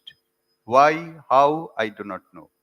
But that is, there are a lot of papers and that is proven. And that is better with Josta vaccine than Shingrix vaccine. So in this part, Josta vaccine is ahead. But for prevention of dementia, don't take Shingrix vaccine or shingles vaccine. It's my request. For prevention of shingles, you please take it. These are all. And the last part is rethinking. Now, I am starting with nephrologist. Are you really rethinking or giving advice to include shingles and flu as a mandatory vaccine in your immunocompromised patients? Yes, sir. The flu vaccine is already there. It's mandatory and it's a clinical practice. Regarding shingles, obviously, if it is available, I will try to administer it in the CKD population, be it a person who is going for transplant or without transplant. Definitely. Thank you. Already you have finished our time. 30 seconds for you regarding flu and shingles. Any idea? Shingles is not recommended in children. Flu is recommended and given our 6 month after 6 months 2 dose and after 1 year single dose every year. Generally, we are giving up to 5 years, and after 5 years, any chronic disease, we are giving an influenza vaccine already Thank you. given. From physician? Flu is already there, Yes. but shingles is still not highly prioritized. But cost is factor, I think, in our Indian scenario. Shingles is to be priced now. Yes. Thank you. My rethinking is vaccine ideally are right for Indian citizen.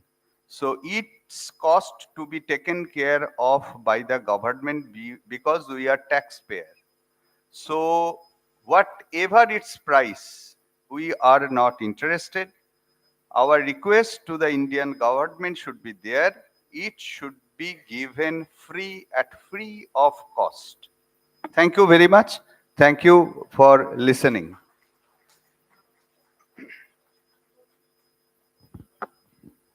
Thank you, Dr. Banerjee. Yes, madam. Thank you, Dr. Banerjee, and the panelists for a very nice overall discussion on this vaccination, which is really a must nowadays.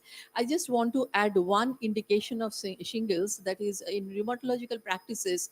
Nowadays, small molecules are used like tofacitinib, and before giving or during tofacitinib therapy, shingles vaccine 2 doses are indicated, because uses of JAK inhibitors like tofacitinib causes herpes, makes a person more herpes prone, and it is recommended that before or within the therapy with tofacitinib, shingles vaccine 2 doses. Really, I'm appreciating your approach, because again, the idea is in any immunocompromised state, we will recommend, and that patient should be individualized. But 4 years before, we are following actually what I was telling, depending upon the Academy of Association of Physicians of Indian consensus. One partner was Indian Rheumatological Association. Till last 4 years, it was not recommended, but I think in the next revision, it will be coming. Yeah. Thank you. I'm really appreciating that one. Yes, madam.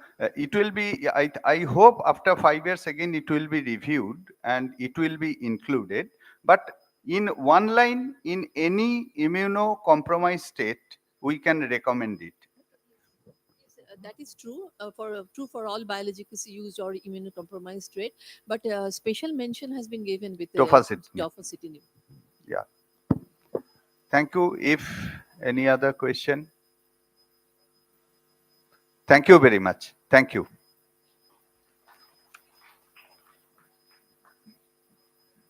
Thank you.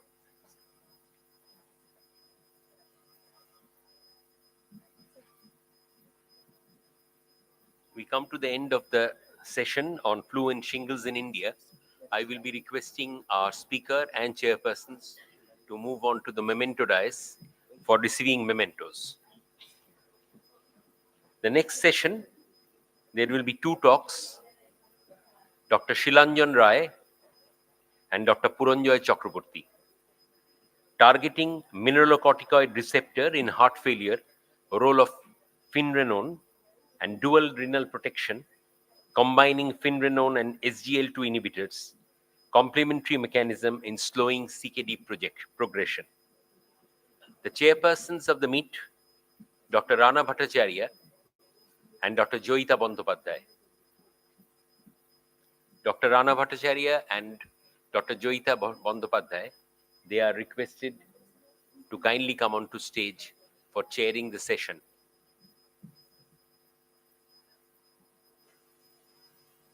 And the speaker of the first talk, Dr. Shilanjan Rai, is kindly requested to come onto the stage.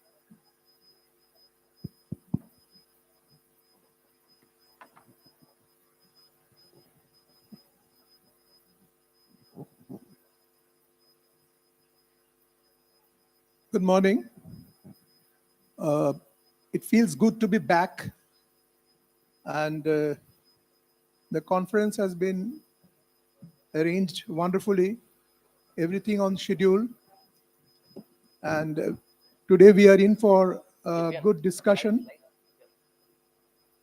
mainly based on two molecules,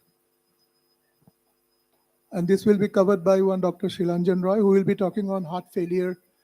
And the other is Dr. Puranjoy Chakraborty, who would be talking on how to retard or how to halt the progression of chronic kidney disease. So without any further delay, I would request Dr. Roy to start his deliberation, please. Yes, thank you. Dr. Joyita. Thank you very much, Dr. Rana Bhattacharya, sir. And it's indeed a great privilege to be present in front of this august audience and all the dignitaries of B.R. Singh Hospital and all the, health service staffs of railways. It's my first time, and I feel very happy to be to attending this conference. And my topic of discussion will be use of the novel non-steroidal mineralocorticoid receptor antagonist, that is finerenone. I think most of you should have heard the name of this molecule, finerenone, which is a novel mineralocorticoid receptor antagonist. Why it's novel? Because it's a non-steroidal mineralocorticoid receptor antagonist. The previous mineralocorticoid receptor antagonist that we knew, that is spironolactone and aprelinone, those were steroidal mineralocorticoid receptor antagonist, and finerenone is a non-steroidal. Now, why it is different from the other conventional MRA that we'll briefly discuss, and primarily my topic will be to cover the strategic cardiovascular management in chronic kidney disease and diabetes, and finerenone, why it is gaining importance as one of the cornerstone in the management of this patient. Now, we all know that chronic kidney disease, diabetes and heart failure, they share common risk factors. You can see overlapping risk factors in between all these disease pathologies. That is, a significant proportion of the diabetic patient will be suffering from chronic kidney disease and heart failure. And at the same time, heart failure patients will have a significant proportion of heart failure patients will be having some degree of kidney disease and diabetes. Common risk factors for heart failure, CKD and diabetes we know is obesity, inflammation and vascular disease, and common risk factors for diabetes and CKD is older age, male gender, hypertension and smoking. Now, type 2 diabetes, we all know, is a leading factor, risk factor for the onset and progression of cardiovascular disease and kidney disease. Cardiovascular disease burden in type 2 diabetes is 2 to 3 times more in patients with diabetes, and higher rates of hospitalization and reduced survival owing to poorer outcomes. And the CKD burden in type 2, we also know that, diabetes is the major risk factor for the development of chronic kidney disease. There is nearly 37% prevalence of albuminuria among the diabetic patients in India, and 10 times higher prevalence of kidney failure in diabetic patients than in people without diabetes. Now, in a typical CKD patient, CKD in a type 2 diabetic patients, the risk of CKD progression is underestimated when only EGFR is estimated or only EGFR is considered. So suppose we are seeing a patient of diabetes and we calculate the estimated GFR to be 62 ml per minute in this patient based on his or her serum creatinine level. And from the KDIGO heat map, you can see this is the KDIGO heat map that takes into account both the EGFR in the x-axis and the albuminuria categories, the A1, A2 and A3 in another axis. Now, if you consider only the EGFR, like in this given patient 62, it seems that the patient is on the low risk of CKD progression because we haven't taken into account the albuminuria portion. However, when his ACR is mentioned to be 350, that is in the A3 category or severely increased category, then the patient automatically goes from this low risk category to high risk category. So in the KDIGO heat map, so guideline recommends that whenever you are assessing a diabetic patient for kidney disease, you have to assess both the estimated GFR from the serum creatinine level. Simple app-based calculation of the EGFR will serve the purpose, as well as you have to assess the urinary ACR to properly identify stage. That is very important. That is to stage according to the KDIGO heat map, that which patient are at the high risk or higher risk or very high risk of progression, and also to monitor the CKD patients in diabetes, as alone EGFR may miss the earlier stages of chronic kidney disease. So it's not only for categorization or stratification, but also monitoring the progression with treatment. That is after initiating the guideline directed therapies, after initiating SGLT2 inhibitor, the new molecules like finerenone, how the patient is progressing. Now, albuminuria, we know itself is a very early and worse predictor of heart and kidney outcomes in diabetic patient. Therefore, routine urine ACR screening is recommended, and that should be incorporated in all diabetic patient in all physicians prescription as per as the international cardiology guidelines are recommending to mitigate the CV risk. So it is not only for assessment of the renal function, but also to reduce the risk of future development of cardiovascular disease, because albuminuria is also a direct strong risk factor or predictor of future CV disease. You can see from these curves very clearly that if you look at the composite cardiovascular outcomes based on the urine ACR stratification, the patients having urine ACR more than 300 and urine ACR less than 150, that is on the lower tertile, the composite of MI, stroke, first heart failure related hospitalization, unstable angina, coronary peripheral revascularization or cardiovascular death, that is the total cardiovascular composite outcome is much worse when the ACR goes beyond 300. So ACR itself is an independent predictor of poor cardiovascular outcomes, and naturally it holds true for the kidney outcomes also. So recommendation for patients with CKD and diabetes is that patients of diabetes should be routinely screened for kidney disease by assessing EGFR defined by CKD API and assessment of urine ACR. So that is the crux for every physician to know. Now, drivers of CKD and cardiovascular disease in type 2 diabetes progression. Now, if you see that in diabetic patients and in CKD, where there is a conundrum of these three risk factors, there is inflammation and fibrosis, hemodynamic factors like elevated blood pressure, increased intraglomerular pressure, and metabolic factors in the form of poor glycemic control. All these pathobiological factors, they lead to the changes in the kidney as well as in the heart. In the kidney, what it does, it causes tubulointerstitial damage and inflammation, causes sclerosis of the glomeruli, it causes glomerular hypertrophy and mesangial expansion, and all these pathophysiological factors together leads to kidney failure and fibrosis. In heart also, it leads to myocardial fibrosis, atherosclerosis, increased vascular stiffness, calcification, and ventricular hypertrophy. And all this produces a substrate that leads to increased risk of future development of heart failure and eventually cardiovascular death. Now, mineralocorticoid receptor activation is one of the major underlying cause of increased aldosterone action, and progression of this inflammation, fibrosis, and other these pathophysiological changes that we have mentioned. So we have to target this mineralocorticoid receptor overactivation that contributes to inflammation, fibrosis, and it can be used as a potential treatment to target slow CKD progression, and not only that, to prevent the progression of heart failure also in certain subsets that we'll also discuss during the course of the disease. Now, finerenone is this new molecule which is a non-steroidal mineralocorticoid receptor antagonist that blocks the mineralocorticoid receptor overactivation, slowing the kidney disease and cardiovascular disease progression. How it does so? Finerenone, you can see it's a small molecule that blocks the recruitment and the binding of transcriptional cofactors. Thereby, it causes conformational change in the mineralocorticoid receptors. And uniquely rather, the change that occurs in the mineralocorticoid receptor with finerenone that differs with that is observed with the conventional steroidal MRAs like spironolactone or eplerenone.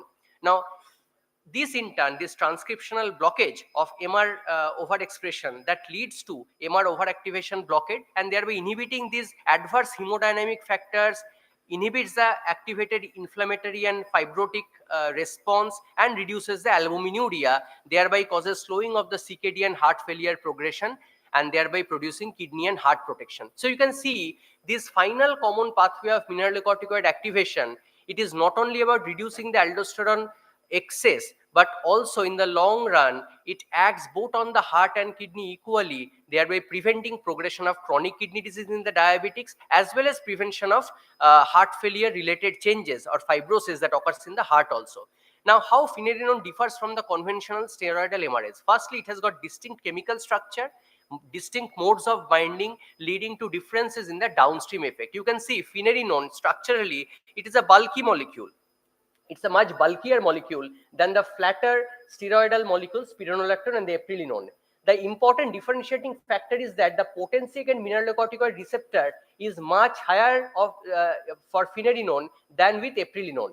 Spironolactone is also very effective, has got an effective binding potency. Selectivity is highest with finerenone. So the off-target side effect of mineralocorticoid receptor antagonists, like the hormonal side effect, the painful gynecomastia that can be seen, or breast-related side effect that can be seen with MRAs, they are least with finerenone, because off-target side effects are least with because of high selectivity. You can see breast-related side effect, which is a common side effect necessitating the abrupt maybe withdrawal of aldactone. It's devoid of any side effect. Half-life is less.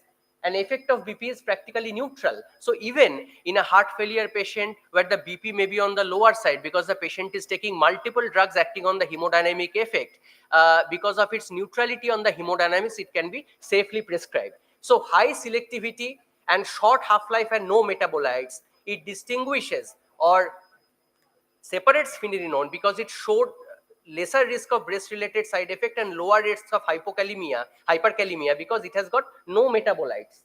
And finerenone is now recommended or indicated for CKD associated with type 2 diabetes as of now, or rather few days back. So in type 2 diabetic with diabetic kidney disease with albuminuria, it has got a class 1 recommendation. Whereas aldosterone antagonists, we know these are indicated for heart failure of various categories. Now, finerenone in the Fidelity program, Fidelity trial has demonstrated significant risk reduction in cardiovascular kidney outcomes in 2 phase 3 clinical trials, that is Fidelio and the Figaro. Together, it is called the Fidelity program.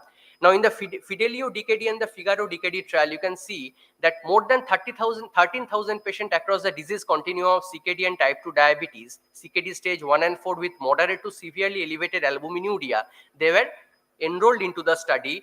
And this study showed the primary endpoints were kidney endpoints and the secondary endpoints were cardiac endpoints. You can see the primary endpoints, 14% reduced risk of cardiovascular morbidity and mortality in the heart, it was seen. Rather, even in the secondary endpoint, that is in the cardiac point of view, though the study was primarily meant to see the kidney outcomes, and there was a 23% reduced risk of CKD progression and 20% reduced risk of progression to end-stage kidney disease. At the same time, the benefits were not only restricted to kidney. It was also seen that 14% reduced risk of cardiovascular morbidity mortality in the patients who were enrolled in the Fidelio program, and 22% reduced risk of fast hospitalization for heart failure.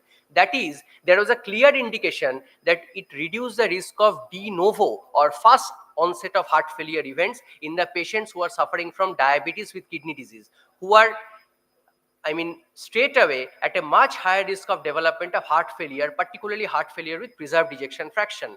And at the same time, there was a astounding 32% reduction of urinary ACR or albumin creatinine ratio reduction from the baseline.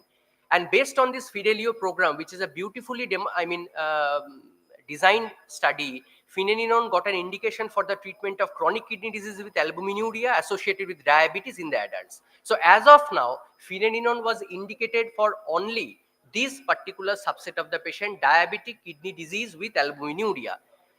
Adverse events were very comparable, slightly increased risk of hyperkalemia, like that of with any other mineralocorticoid receptor antagonist. Acute kidney injury rates, gynecomastia, those were not very different.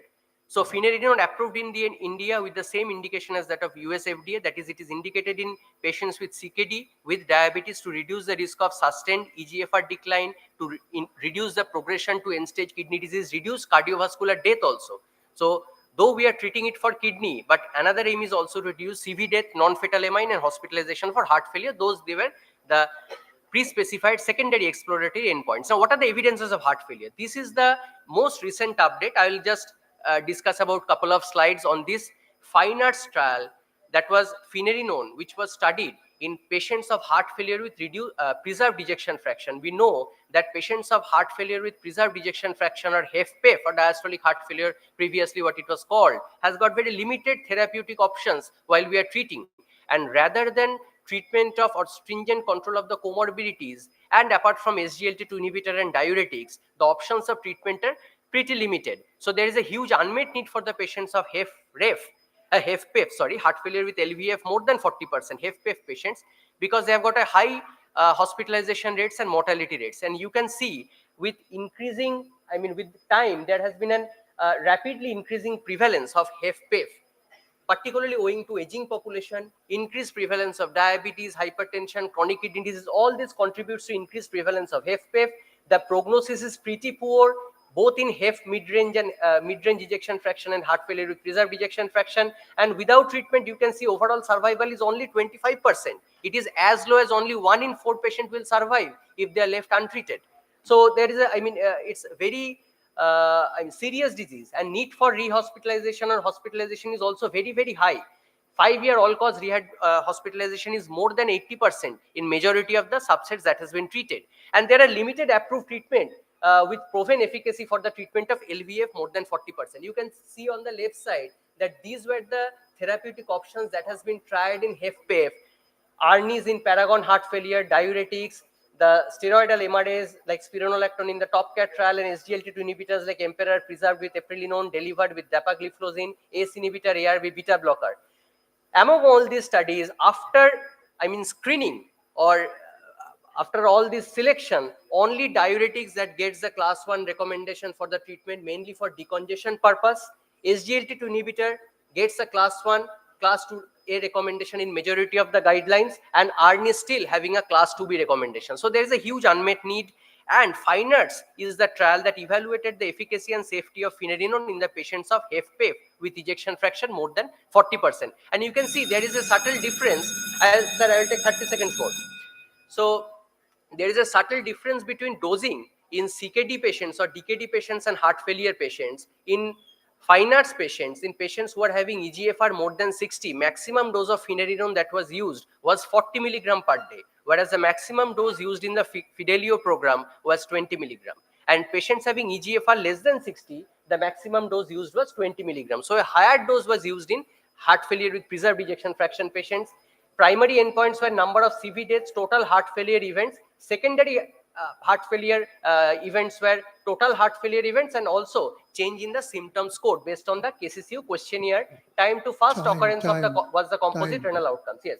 So key inclusion criteria, you can see mainly the heart failure events, and this was the final outcome, that finerenone demonstrated a clinically meaningful 16% relative risk reduction in the composite of CV deaths and total heart failure events.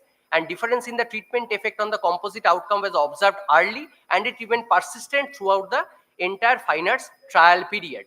So even in HFpEF patient, 16% relative risk reduction of composite CV death and total heart failure events were seen.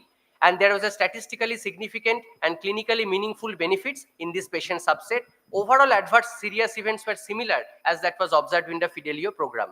So finerenone is the first and the only MRA to demonstrate a definitive cardiovascular benefit in the broad population of patients with heart failure and EF more than 40%, 16% relative risk reduction in the composite CV outcome. The effect of finerenone was consistent across a broad range of population regardless of SGLT2 inhibitor or LVF status, demonstrated significant benefit in the secondary endpoints in the renal benefits also, and it was well tolerated, confirming well-known safety profile and comparable incidence of... I should ask you to stop, please. Yes. Thank you very much. Thank you very much. And Dr. We will have questions at the end of the total session. So that Thank you. Now I call Dr. Purunjaya Chakraborty to speak on his topic, and both the speakers are requested to stay back to answer questions. Please, Dr. Purunjaya, your topic is basically on combining two, SGLT2 and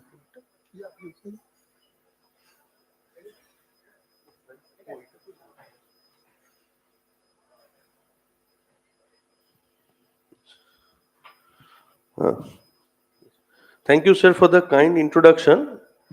At the outset, I'd like to thank the organizing committee for giving me an opportunity, and also I'd like to congratulate IRHS for organizing such a wonderful 58th annual conference. This is the second day, and it is clearly visible that it's a success. And it is also an honor that I am presenting a topic under supervision of Dr. Rana Bhattacharya sir, with whom I actually took my first step in the association with Indian Railways, and he trained me and guided me about the nuances of how to work within the railway system. So my topic is a bit different, a bit ahead of the original molecule, as Dr. Shilanjan Rai wonderfully placed the molecule in question and discussed the important trials and this position in cardiac patients.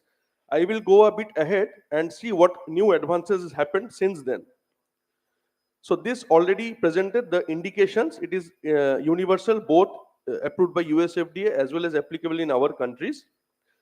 So after the robust trial and the fidelity analysis, we came to a point where we could place the finerenone molecule, select a particular set of population, that is diabetic with proteinuria kidney disease, who are at risk of CV events, and the starting dose was accordingly given depending upon the EGFR, whether to start with 10 or whether to start with 20. Then the periodic checking of potassium, we are all aware of this, and when to stop, when to restart, we already know these guidelines. So these are the robust bodies which have advocated the use of finerenone, and definitely in clinical practice, we are also seeing the benefit, be it American Diabetic Association, the Nephrological Association of KDIGO, be it European Renal Association, even the heart associations of ESC and European Society. Now, what is it is such a beautiful molecule, but why? What is my topic of discussion is, if you look at the three molecules that we are nephrologists we are now using for retarding the progression of diabetic kidney disease, you go back to the oldest molecule, that is ARB, then which is the RAS inhibitor. Then you have the SGLT2I, which is going on for the last 10 years. It is also a very beautiful molecule, and then the new entrant finerenone.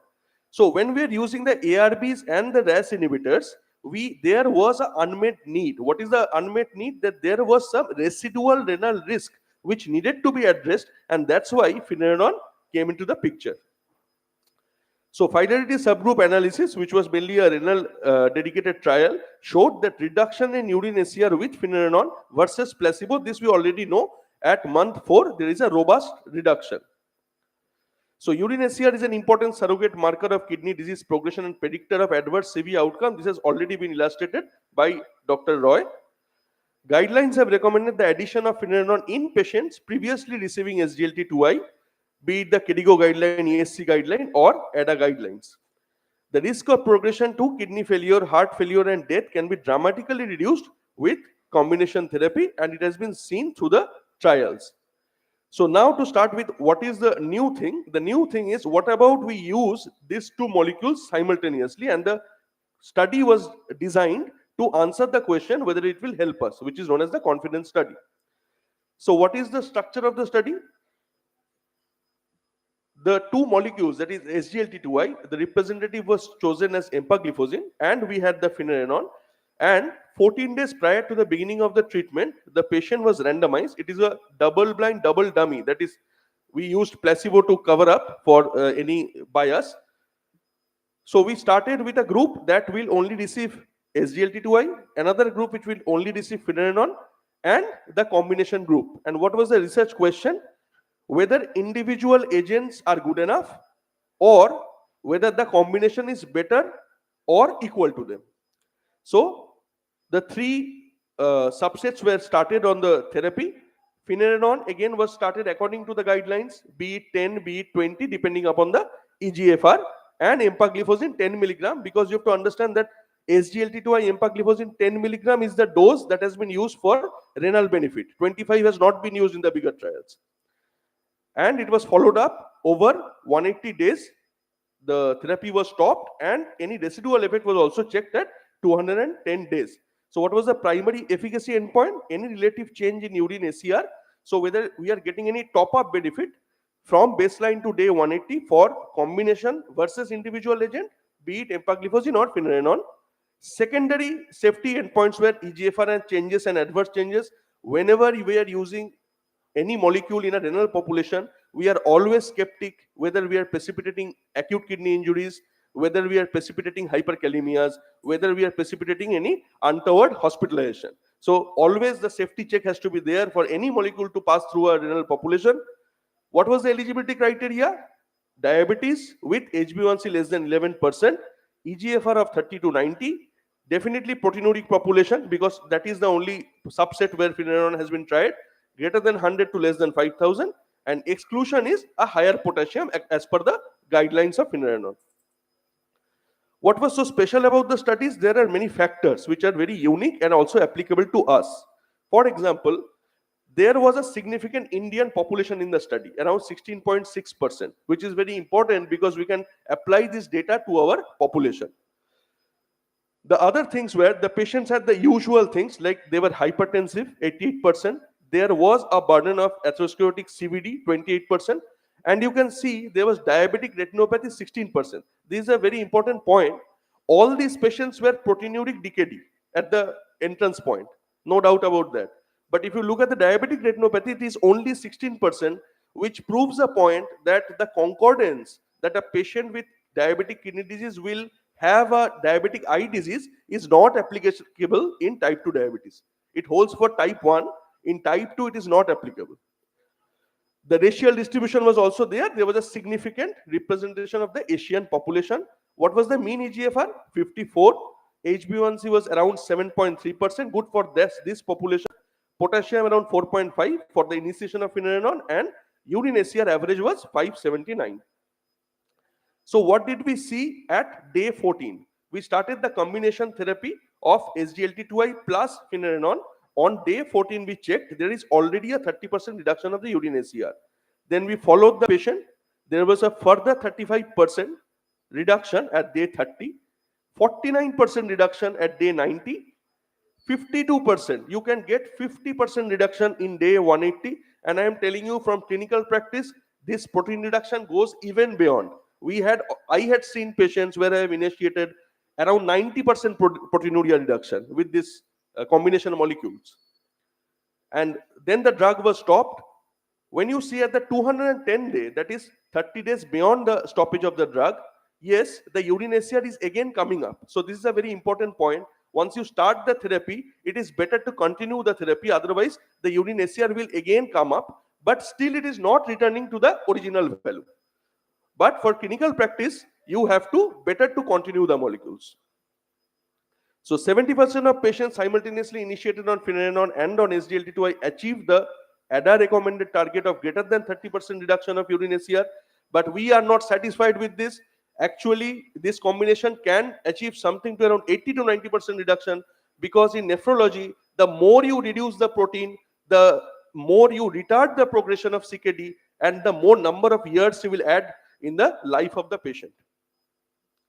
So confidence complements the real world evidence supporting the combined use. Once the molecule came out 4-5 years ago, we were already using, you have to understand, in the fidelity analysis, the patients were already on ARB, some of them, and a bit significant percentage was already on SGLT2I. But the trial wasn't designed like that. Over and top of that, we were adding finerenone. So in clinical practice also the same thing was happening.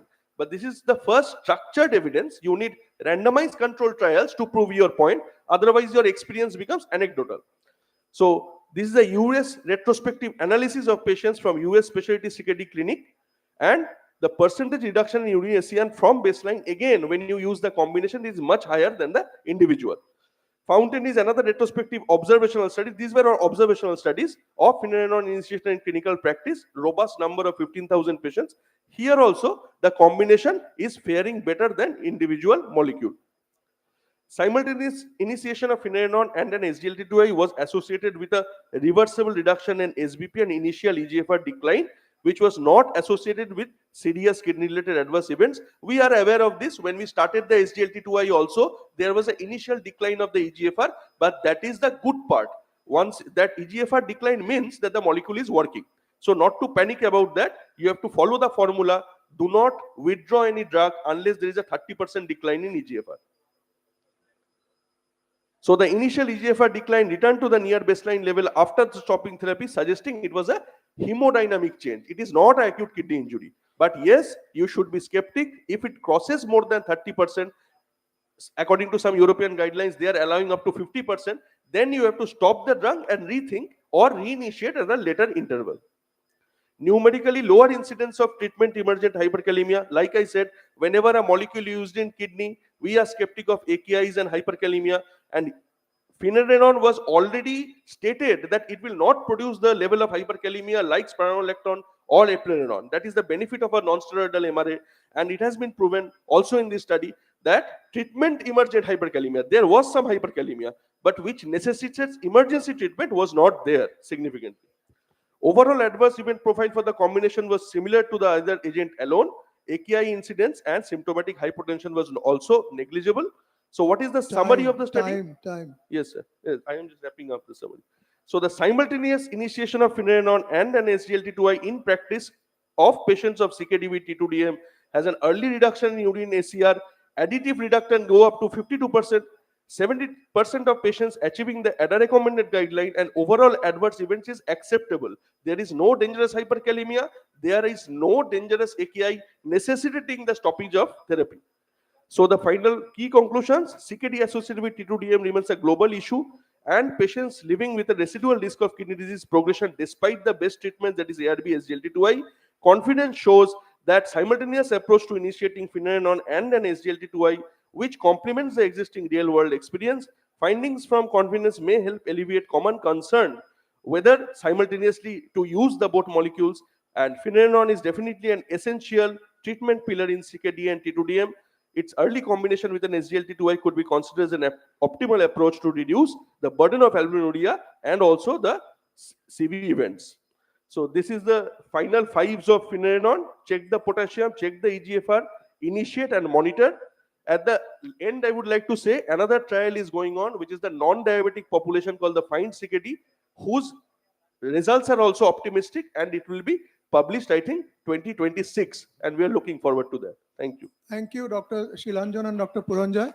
The session is open for any questions from the audience, please.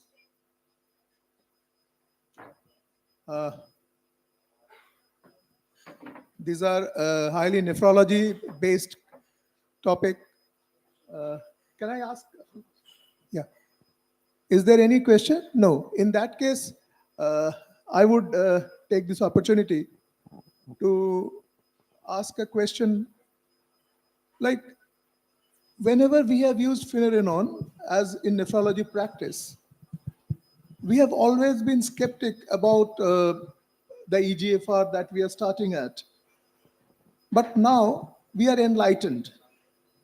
We are more bothered about the proteinuria. So suppose a patient with the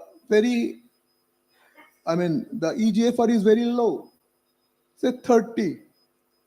Normally we won't start. But if a 30 EGFR patient is having a high proteinuria, say around about 200 to 300, do you feel or should we start Finerenone with an SGLT2 inhibitor? Yes, sir. Thank you, sir. It's a pertinent question. It's a very difficult situation that we face in clinical practice. Now, apart from what is allowed in the guidelines, the idea is that because most of the trials were done with 25 to 75 EGFR, this molecule has some applicability. And also, beyond the 25 EGFR, if it has been started, it can be continued. So the molecule will work, no doubt about that. But definitely when we are starting at a lower EGFR, there is a less chance of hyperkalemia, but there is always a higher in comparison to when we start at a higher EGFR. So if the patient can tolerate, why we should introduce is, in terms of proteinuria, it's a magic molecule. There has been situations where we could not use SGLT2I, could not use ARB because of the low EGFR, because of hyperkalemia. There also Finerenone has worked. So if we can introduce, we should take the opportunity to do with periodic monitoring. And what about the scenario? Does the scenario change once dialysis is initiated? Dialysis data, sir, is still not available. But if we, the problem is when the patient becomes dialysis dependent, there are multifactorial things and there is not much of the kidney to save. So they are adding Finerenone, maybe it will just give the side effects rather than the effect. But when it comes to heart, I think Dr. Roy can say, what if dialysis patient with recurrent heart failure, which we face, what about Finerenone there? Yes, that's a good question to ask. It's still, no data is available in that particular subset of the patient because no study has enrolled patients of EGFR less than 25 or 30. In the Fine Arts heart failure trial, which was a dedicated heart failure trial that I have mentioned, the enrollment was done up to patients of having EGFR of 30. In Fidelio Figaro program, up to 25, it was enrolled. Initial dip in EGFR is allowed, as we have already discussed, but it should stabilize after a certain point of time. But patients having end-stage kidney disease EGFR of less than 15 or patients on maintenance hemodialysis, till no data is available. So I'll be not very confident in using the molecule in these patients. Maybe if nephrologists are confident, periodic potassium monitoring can be done. In heart failure, there is no data. Options become very limited. So I'll restrict myself till now in using Finerenone to patients having heart failure with an EGFR of at least more than 20 to 25 and not in hemodialysis dependent patient. Secondly, another point said that I could not discuss during my talk, that only 4 days back, based on the Fine Arts heart failure trial, Finerenone got the DCGI approval also in the treatment of heart failure with preserved ejection fraction. So patients who are having heart failure with an ejection fraction of more than 40%, along with diuretic therapy getting a class 1 recommendation, SGLT2 inhibitor which has got a class 1 recommendation, Finerenone has now also got a class 2A possibly. It has got a strong recommendation from DCGI. So now on, cardiologists, physicians can start using Finerenone in this HFpEF population directly without diabetes and without diabetic kidney disease. That study was going on. Result has already been published. It has been incorporated in the FDA, US FDA guidelines. 4 days back, DCGI also approved its use. So that's for good hope for tomorrow. And with that, we conclude this session. And I understand there's no question from the audience. So thank you all. Thank you all. So I'll request our chairpersons and speakers to kindly move on to the memento dais for receiving mementos on behalf of IRHSA, B.R. Singh Hospital. And we come to our next session, a very interesting session, small interference, big impact. The chairpersons, Dr. Ajoy Gautam, Senior DMO Cardiology, BR Singh Hospital, and Dr. Arindam Mitro. He's also associated with the department. And the speaker, I think you are all willing or eager to listen to him, Dr. Dhiman Kahali, a director, interventional cardiology, BM Birla Heart Research Institute, and President-elect, Cardiological Society of India. And our second speaker, Dr. Arindam Pandey, he will be speaking on real challenges and real solutions with inclisiran. So I hand over the mic to Dr. Ajoy Gautam for starting the proceedings. Good morning to all. Now from nephrology, the discussion will be tilting towards cardiology. So lipid management, we all know, is a point of interest of most of the doctors, especially cardiologists. Even all the audience would like to know what are the things which is going on. I would invite Dr. Kahali. He's one of the senior most cardiologists. Kahali sir, please. Thank you, Professor Gautam, for your kind remarks. Thanks, Arindam, and distinguished guests, ladies and gentlemen. So today I'm going to talk about a very selective subject, mainly sponsored session, regarding the use of a new molecule which is very frequently used in other countries. And Eugene Braunwald has told about the molecule that if a normal person also takes the injections from 30 years and he continues taking the injections for a few years, he will live up to 100 years. It's none other than Dr. Eugene Braunwald. This was his comments in one of the ESC meetings. We are expecting that he will be delivering a lecture, but if he can't deliver in our meeting, 4th to 7th of December this year, just next month, I would invite all of you to please come. So regarding coming to the subject, you see the evolution of the LDLC goal, how it changed over the years. And you can see that the LDLC goal in 2011 by the ESC and European Atherosclerotic Society, we have a very close association with them, was in very high risk patient, it should be less than 70, and in the high risk patient, it should be less than 100. And it was the 2011 SEC-AHA told, okay, if the primary LDLC is more than 190, you get it down by 50%. And so in 2013, this was their recommendation. You see how it changed in 2016. The ESCES people again combined together, even very high risk patients, LDLC 70 to 135, it should be decreased by 50% and it should be less than 70. So same as before. And in high risk patients, they have added this SEC-AHA guideline, this portion, that this should be 50% reduction in LDLC 100 to 200. Then in 2019 again, they came down. They're telling that in very high risk patient, no, we should come down below 55. Who are the very high risk patients? The ASCVD patient who has already existing atherosclerotic cardiovascular diseases, the patient who has a PCI, recent PCI, the patient has a recent CABG, and the patient is a diabetic patient with atherosclerosis. So these are the high risk patients, and we should bring the LDL cholesterol down to below 55, and the post-PCI, post-MI, post-CABG patients are a special subset. In 2023, these were our LAI association, they have told, and I would refer you to the CSI declaration 2023 position statement, which was published in the CSI journal. And I would refer to you, that's a very good one with lot of citations and lot of queries all over the world. And I think it is one of the best accepted position statement globally. Now, this is the ESC guideline 23, and you can find that the LDLC reduction to less than 55 and LDLC should be brought down by 50%. For patients who experience a second CV event within 2 years, not necessarily of the same time as the first event, an LDLC goal of less than 40 is to confer additional benefit. So people are coming down. LPI told just now, I showed by Dr. Roman Puri and others in their society, they have recommended 30 and European Association are telling less than 40.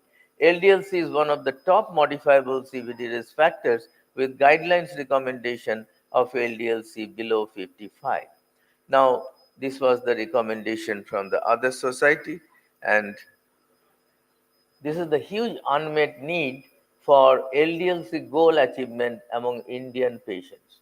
You can see that 80% post-ACS Indian patients not on target LDLC levels despite statin therapy. And patients who did not achieve LDLC target goal, the target LDLC should be less than 55 in this almost 80% of the population and 4/5 of the population. And in this population, you can see, and the number was 575 ACS patients with hypercholesterolemia, and they were followed up by, Shawant and Jens Box and Madhur Join and Pallavi from this particular, and Ajit and Nokul. So all our good friends, and they followed up this group of patients and found, no, we haven't achieved the goal in this large number of patients. Now coming to inclisiran, the first and only siRNA therapy offers effective and sustained LDLC reduction with dose convenience. Now, inclisiran, first and only SI therapy, which is very effective, as I told you. And in our personal experience, just to give an example, for lack of time, I could not incorporate that slide. One senior officer of West Bengal government, very senior officer, but he is not very old. He is 40-year-old, and he has got a very high cholesterol. LDL was 180. He used to drink, and he was a smoker, and the LDL was 180, and his CPK was 6,000. CPK gets high, as I find Ajay is affirming me, that it goes high in alcoholics who consume regularly alcohol, not necessarily many pecks, but even 2-3 pecks regularly, and his CPK was 6,000. So we could not give him a high dose of atorvastatin or rosuvastatin. Again, his SGPT was 100, SGOT was 96. So we started with inclisiran plus low-dose statins, of course, and ezetimibe as per the guidelines. And his cholesterol after 45 days came down to 20 milligrams per deciliter. And the CPK has come down from 6,000 to 200. So almost normal. And he was fine, and he was telling that, sir, I'm feeling much better, because he was also at odds with these extreme biochemical aberrations. Anyhow, he improved a lot, and this was some of the biochemical parameters which knew about it. And inclisiran is selectively, so we have used in some other patients. Another lady came to me with an acute coronary syndrome, heart failure,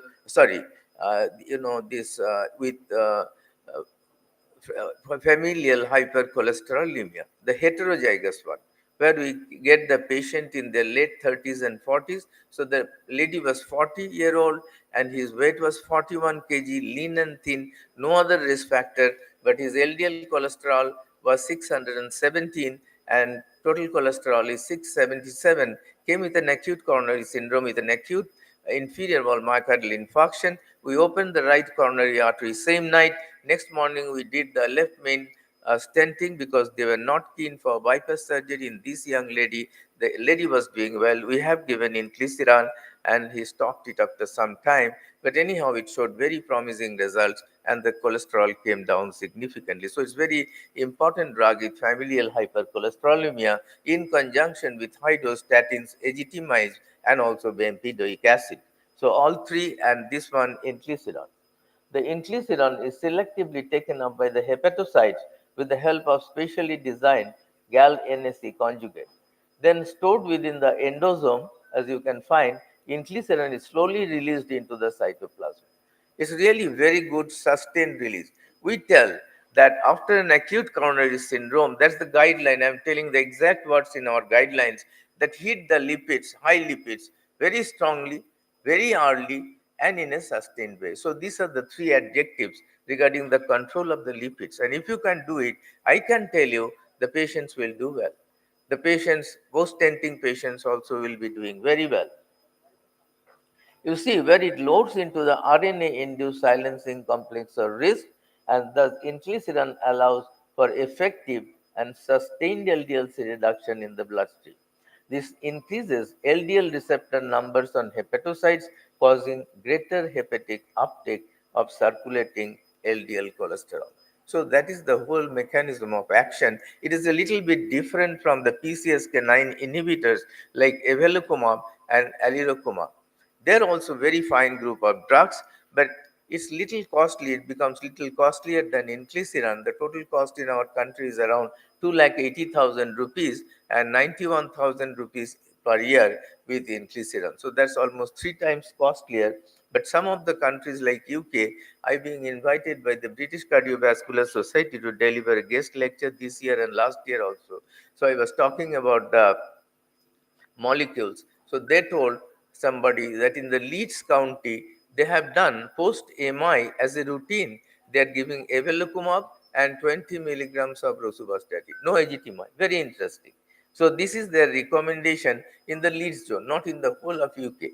So it differs from place to place in the different parts of the globe, but inclisiran is increasingly becoming accepted all over the world because people forget, very busy people whose cholesterol is very high, they forget to take the regular doses of 3 pills, bempedoic acid, high dose of statins, and ezetimibe in extremely high, cholesterol levels. So this one is very easy.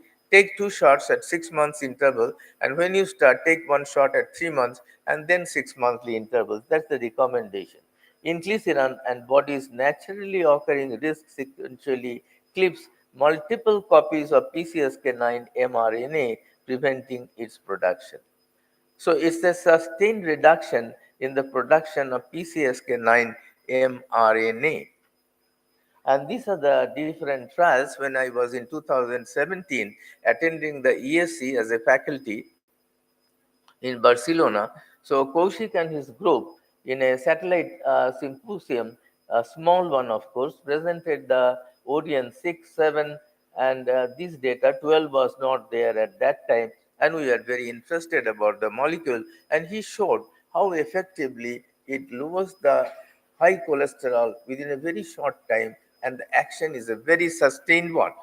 So this is the phase 2 trial, Orion 1, Orion 2, and you can see that this is heart failure, again heart failure, I'm telling, this is a, this familial hypercholesterolemia, homozygous one, where it evolves in 10 years. 9 years patient had a bypass surgery. 7-year patient needed a stenting in the left main. That is the sequence event.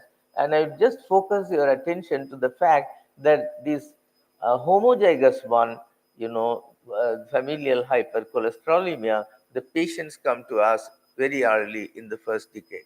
So we are thinking that we should have a CSI position statement that at 2 years, once let us check up the cholesterol.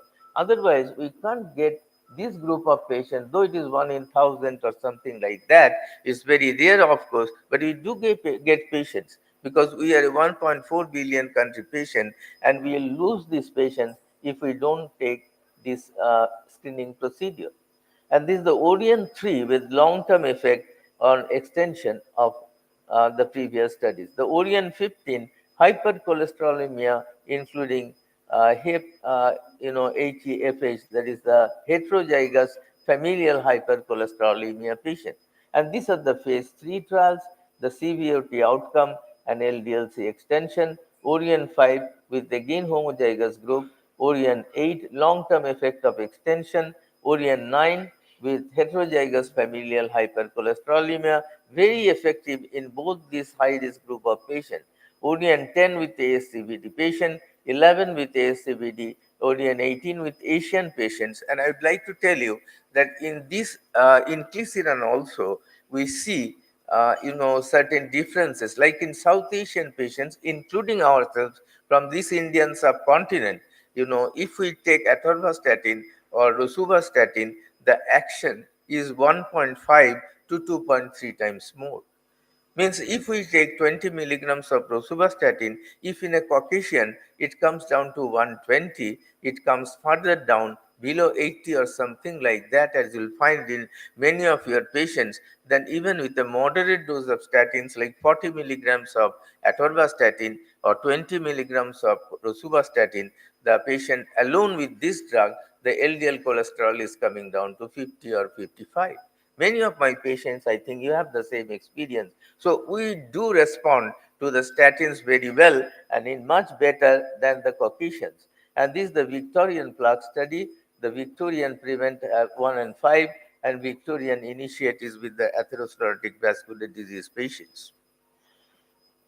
Inclisiran demonstrates an effective and sustained LDL-C reduction as discussed, and this is the pooled analysis from the Orion 9, 10, 11, and LDL-C percentage change from baseline. You can see there was a 45% reduction and 50% sustained LDL-C reduction and 50.7% effective LDL-C reduction as well. Between group differences, and you can find this statistically highly significant with p-value less than 0.201, and 68% of the patients achieved an LDL-C level of less than 70. In the high-risk group, we want to achieve this goal, and 52% achieved less than 50. And some of the patients, go up to 15, 20 of LDL cholesterol. When studying with the alirocumab, we had an experience that we are warned that please half the dose, means the dose which we are giving, suppose 1 cc, give half cc. The warning came when the LDL cholesterol came down to 15 milligrams, 1.5.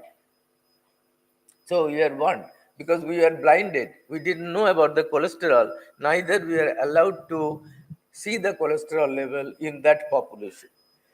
If something occurred, they would have warned us, please increase the dose of this. Sir, we need Yeah, to summarize. sure. I'm going to finish, sir, very short. So this was the mean percentage change, minus 30%, minus 42% non-HDL cholesterol. And you can see in the Indian population, it was much more. So we are reactive like statins to the inclisiran group also. And you can cite that this is the data from Asian patients. You can find that it is much more, 57% effective LDL-C and 56% effective LDL-C reduction in the time-adjusted way. And 72% of the patient achieved more than 50% reduction in LDL-C with inclisiran versus placebo. So these were the very fascinating results. And this is the ratio of LPA. Is lowers the LPA. We are going to go to have a position statement from us, 4 of us, and we have written completed, but because of privacy agreement, we can't tell about the details. But I can tell that these drugs, whichever lower the LDL cholesterol, the LPA along with LDL cholesterol, has not been translated into reducing the mortality and morbidity.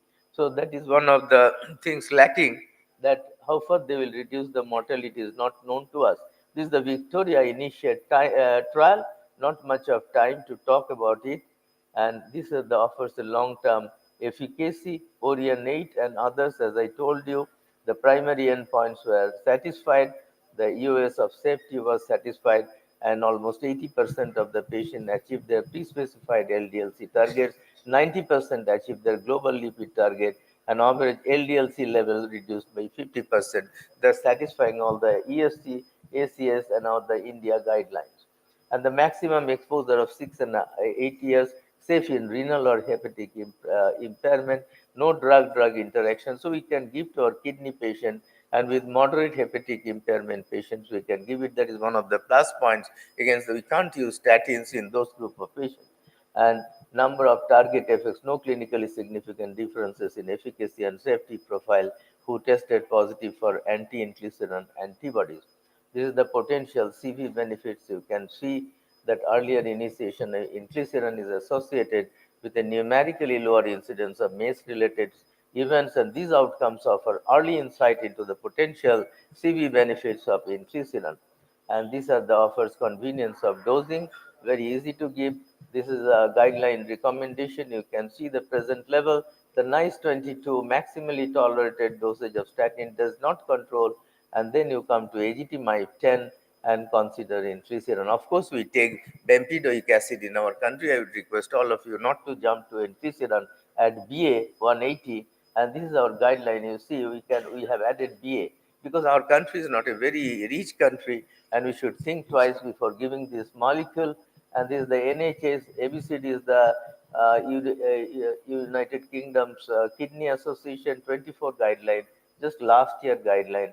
And this is the cardiovascular disease and risk management standards of care by the different guidelines. And you can see there is some regional variation.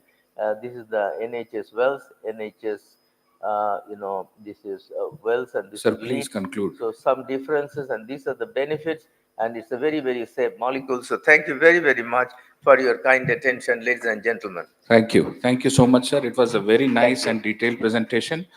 Please have a seat here, sir. Thank you so much. We are running short. I would like to call our young, very popular and dynamic cardiologist of Kolkata, very close friend of mine, Dr. Arindam. Please, Dr. Arindam. We know LDL is one of the important molecule which has to be targeted so that long-term morbidity benefit will be there. Dr. Arindam, please. Thank you, Dr. Ajay. Thank you very much. Thank you, Novartis, for giving us this platform. So I'll try to be brief so that I can finish in time. I'll skip few of my slides because there were repetitions. So this is a very famous picture. All of us probably know Mona Lisa. So I think many of us has gone to France and witnessed this famous piece of picture. So is there any problem with this lady in this picture? So if you closely look, you'll find that even in the picture of Mona Lisa, there are features of xanthelasma and also tendon xanthema. So Mona Lisa, as our knowledge goes, she died at a young age, probably due to heart attack. We are not sure whether she was a patient of homozygous or heterozygous hyperlipidemia or not. So today, this is my agenda. So there are many risk factors for ASCVD, but if you want to know the top three, it is the LDL cholesterol, it is your hypertension, and your diet pattern. So these are the most important three risk factors. And out of this, cholesterol probably is very important because it is directly involved in the pathogenesis of the problem. So starting from the formation, the yellow plaque, every place you need cholesterol to be deposited. That is why we are having this issue of atherosclerosis. And you should also be very clearly understanding it is the time, duration, how long your cholesterol was elevated. That translates into development of atherosclerosis. That is why the concept of cholesterol years. So high cholesterol, how long, how many years? That probably can predict the development. So in our country, Dr. Kahali also mentioned, we are even at a higher risk. So 80% of the mortality are due to ischemic heart disease and stroke. I'll come directly to one of my real life case. This is actually a gentleman. You can see 2021, he visited me. He already had an anterior MI. In 2017, there was moderate stenosis in the LAD. That's why he was maintained on medical management. Stenting was not done. So at that time, I started with cholesterol lowering agent atorvastatin 80 milligram. The gentleman again come after 1 year. Now you can see the LDL cholesterol with 80 milligram of atorvastatin is 136, definitely not within range. So what I did, I added bempedoic acid because at that time it was available in our country. But the problem happened with bempedoic acid, the uric acid went up. You can see the uric acid here, it is 9. And the LDL was also not within range, it was 125 with 80 milligram of atorvastatin and bempedoic acid. So what I did, I changed it to a 40 milligram of rosuvastatin. But with 40 milligram of rosuvastatin, what happened? The LDL went up. It became 149. And this is the story in 2023, December. You can see in the 2024, that means in the last year, August, he again visited me with this high LDL of 149. So what I did, along with rosuvastatin, I added a combination of bempedoic acid plus ezetimibe which is easily available in our country. And I also take care of the uric acid because I thought it is more important to prevent another event rather than looking into the uric acid. So I added some agent to counter this high uric acid. So with this in August 2024, but the problem you can see in the November, the patient had a heart attack. So he was on 40 milligram of rosuvastatin with 10 milligram of ezetimibe and 180 milligram of bempedoic acid. Even with that, again, a recurrent event, acute coronary syndrome. This time the LAD was totally occluded. So we had to stent it. We had to do a primary angioplasty. And we did an LDL cholesterol with that high dose of oral 3 medicine. The LDL was 91. So 91 LDL is not safe. It's a very clear evidence. So after that, what we did, you can see we discharged the patient after angioplasty with inclisiran injection, which was given in hospital and to be repeated after 3 months. As of now, last 1 year, patient is doing good. So these are the changing goal. Dr. Kahali already shown. So I'll skip few of the slides. We know lower is the better, but that low, I'll try to give a balanced, approach. Is there any problem with that low of LDL cholesterol? We are, if we follow the LAI, recommendation, in some group of patient, you need to achieve a 10 to 15 milligram of LDL. Is it safe? Now, it is very safe for your atherosclerosis, that we know. But there are some issues, new onset diabetes, hemorrhagic stroke, cataract. So what is the relation?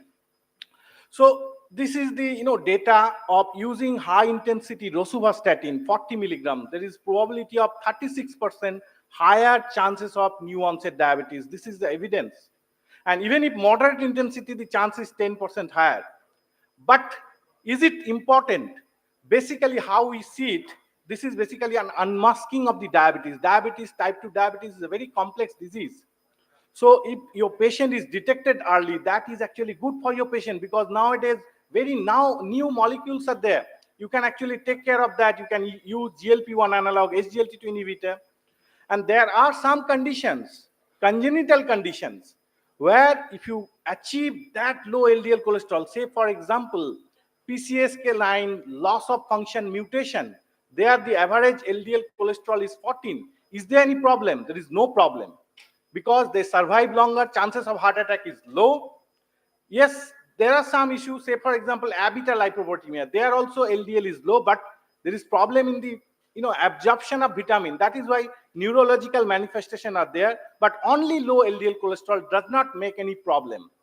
So we need to understand, many a time it is said that low cholesterol is not good, but all our unit of the body, that means cells, they are independent. They have their own homeostasis. They can synthesize their own LDL cholesterol for the intracellular function. Many a time, the dementia is said is a complication, a side effect of low LDL. But to be very honest, none of the apolipoprotein, they cross the blood-brain barrier. So all those are myth. There is no proof. And this is the meta-analysis which has clearly shown all the issue of very low LDL cholesterol are not important. So what option we have? Definitely, if you want to achieve that low LDL cholesterol, oral therapy is insufficient. We need to use something either inclisiran or PCSK9 inhibitor. There are something which are under research, say for example, once yearly medicine, vaccine, once yearly vaccine or gene editing. But as of now, they are not into practice. So these are the number of medicine which are actually being tried. In the future, they may be available. But as of now, we have inclisiran. It's a wonderful molecule. This is the dosing pattern. First followed by 3 months, then every 6 months, and very few side effects. Only injection site reaction, other than it is extremely safe. So Dr. Kahali mentioned about Dr. Bronwal's comment. You know what is the LDL cholesterol level of Dr. Bronwal? He is now 97 years old. His LDL cholesterol is 21. So as per his suggestion, there are two groups of patients. One group very high risk. They have premature ASCVD, even before the age of 40. But other group, they have event at the age of 60, 70 or something like that. We think that it is very normal. If someone is having a heart attack at the age of 70, it is very normal. But to be honest, you actually can prevent it if you start some important medication, pharmacotherapy, in between 30 to 40 years. Then you can actually prevent that event at the age of 70. And that is the way many people can live for 100 years. So real world challenge, this is one example. Young patient, NSTEMI, already stenting in the right coronary artery, 40 milligram of atorvastatin, but with that we cannot increase more because of muscle pain. He is also diabetic, and you can see the LDL is not within range, 154. So he is very ideal candidate. This is the ADA statement 2024. It suggests that inclisiran is indicated in this kind of situation. And with inclisiran, what is the evidence in diabetic population? You can see 52% reduction, additional reduction of LDL cholesterol possible. So you can actually add this molecule in this kind of diabetic young individual where compliance is also an issue. I'll show you another example. This is a lady. She's a dancer by profession, already bypass surgery. But the problem is she is having also chronic kidney disease. So CKD, as you all know, our nephrologists, they try to reduce the dose of statin. So she is on statin, 20 milligram atorvastatin, ezetimibe 10, both are safe in kidney point of view. But the LDL you can see is out of goal, 120 milligram. So can we prescribe? Yes, there is clear-cut recommendation. This is the ABCD UKK recommendation. Inclisiran is safe in kidney disease up to stage 3B. And with that, you can have very much improvement in LDL cholesterol pattern. You must not forget, CKD is a risk modifier. This is very important risk modifier. Chances of why CKD patient die, they do not die because of kidney failure, they die because of cardiac events. So it's extremely important to lower the cholesterol, and inclisiran comes into the picture. There will be additional 50% reduction. It has been evaluated. Different meta-analysis, pooled analysis, you can have very safe reduction of LDL in this kind of lady. Last case scenario, a person who is actually retired, already had 2 times stenting, 60-year-old, so already 2 times stenting, hypertensive, blood pressure within range, but 80 milligram of LDL. Is it within range? Answer is no. He is on rosuvastatin 20 plus ezetimibe 10. So you should be giving a very safe alternative. So inclisiran fits into it because it has very low drug-drug interaction. So the drug-drug interaction is extremely low, which is there with PCSK9 inhibitor. So this is another class of people who can actually benefit out of this new therapy. So long-term safety profile, we have very long-term data now, more than 10 years data, which suggests that this is very safe molecule to be prescribed. So these are the 3 situations people can actually benefit. I strongly recommend anybody who has a recurrent event.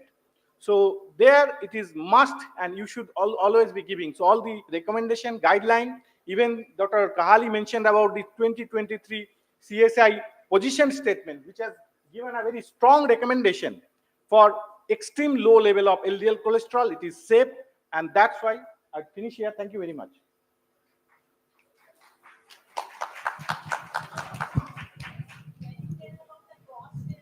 Yes, cost.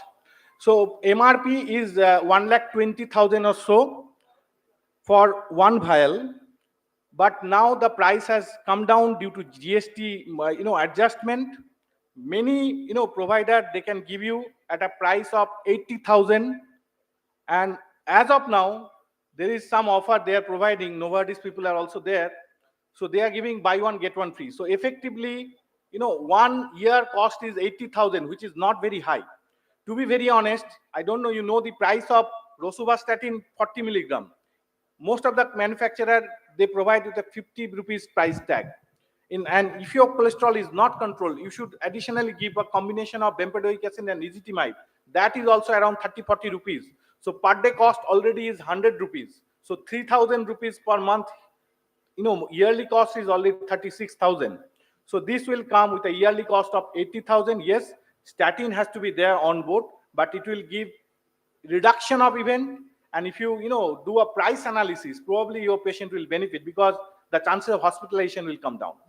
Additionally, Arindam, they Yes, are sir. giving 1 year's cost of the oral hypolipidemic drugs like statin, BA, or ezetimibe, whatever it may be, free of cost. Yes. So the actual cost is much lower. Yes. That's also important because, as Arindam told, it comes to 40,000 rupees, and from good companies almost 50,000. So it's also reduced, and they are getting everything in that 91,000. 1 year therapy, 2-3 doses, and then this. Buy one, get No, two. if the patient has one injection with proper bill, it's not about the setup. They can directly go to the company, they will provide free of cost. Novartis people can clear this doubt. So if it is provided in BR Singh Hospital, that same offer should be there also. I think it will be there. Yes.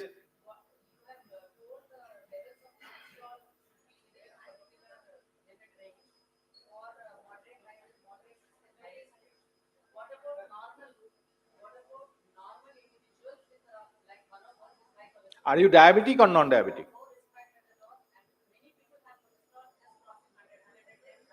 So it depends, madam, on the risk assessment. Hmm. No, it's not like that. See, I showed you the European Society of Cardiology. They are little less aggressive, but very rational. You can take it as a take home. Anybody who has a heart attack, LDL has to be less than 55. Anybody has a recurrent event, either heart attack or recurrent intervention, bypass surgery, LDL has to be less than 40. This is a very straightforward recommendation. Everybody accept that. Now, what about the general population? If there is diabetes, it is very important risk factor. Almost, it is said. That's all done. Only those individuals without any risk factors, but cholesterol 120 are all done. See, without any risk factor is a misnomer. You should calculate the 10-year ASCVD risk. If it is more than 10%, then it is not without a risk factor. You need to know the family history. You need to know the exact LDL cholesterol. If I assume that there is nothing, still I'll, advise. Still I'll advise, being an Indian, incurs a higher risk, so LDL should be less than 100. Yes, a large population, madam, is having heart attack every day. You know how many people in my country is having heart attack at an age less than 40 years? Any idea? Out of all heart attack, less than 40 years heart attack, how many percentage? STEMI, I'm talking about STEMI, 25%. This is a CREATE registry which suggests out of 100 patients who are having heart attack in my country, 25% age is less than 40 years. Less than 40 years. Absolute, madam, what you were telling, because we have been investigating the cause of, because wherever we go, we listen that Indians get the disease 10 years to 20 years earlier. But why? And it was told that because of the thrifty genes, and as an Indian, we are very much prone to the CAD, but we investigated each and every patient details, and we have found that majority of the patient has multiple risk factors. What's the utility? Because from very young age, say from the age of 10, as I was telling, or 12 or 15, if we ameliorate those risk factors, the patient don't have a heart attack below 40, and he can go up to 80 without a heart attack jolly well. So that's our objective, and we are coming with this. We have documented this one, and we are going to publish it very soon. Thank you. I'd like to thank Dr. Dhiman Kahali sir and Thank Dr. you. Arnab Pandey sir for a wonderful session. Any more questions from the audience? Give him a big hand. So we come to the end of a very interesting session, small interference and big impact. And I'll be requesting our chairpersons as well as speakers to kindly move on to the memento dais to receive their mementos.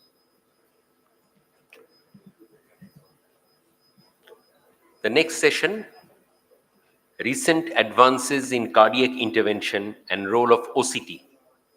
The session will be chaired by Dr. Rudrendu Bhattacharya, ex-PCMD Eastern Railway and currently Chief Consultant, BR Singh Hospital. And Dr. Ajay Gautam, he will be coming back and he will be co-chairing the session. The speaker, Dr. Siddhartha Mani, interventional cardiologist, Manipal Hospital, EM Bypass. So I'll request the speaker as well as our chairpersons to kindly come on to the dais.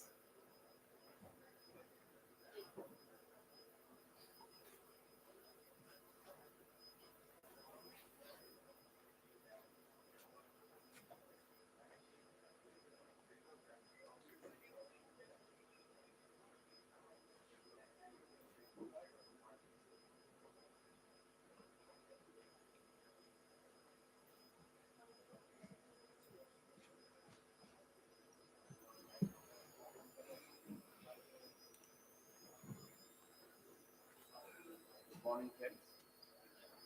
OCT, as you all know, first probably was introduced.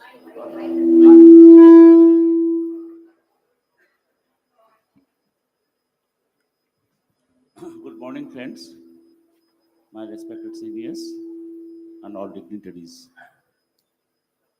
OCT, as we all know, was probably first introduced in the Department of Ophthalmology, and that created an havoc. And basically, the ophthalmologic patients, they benefited a lot.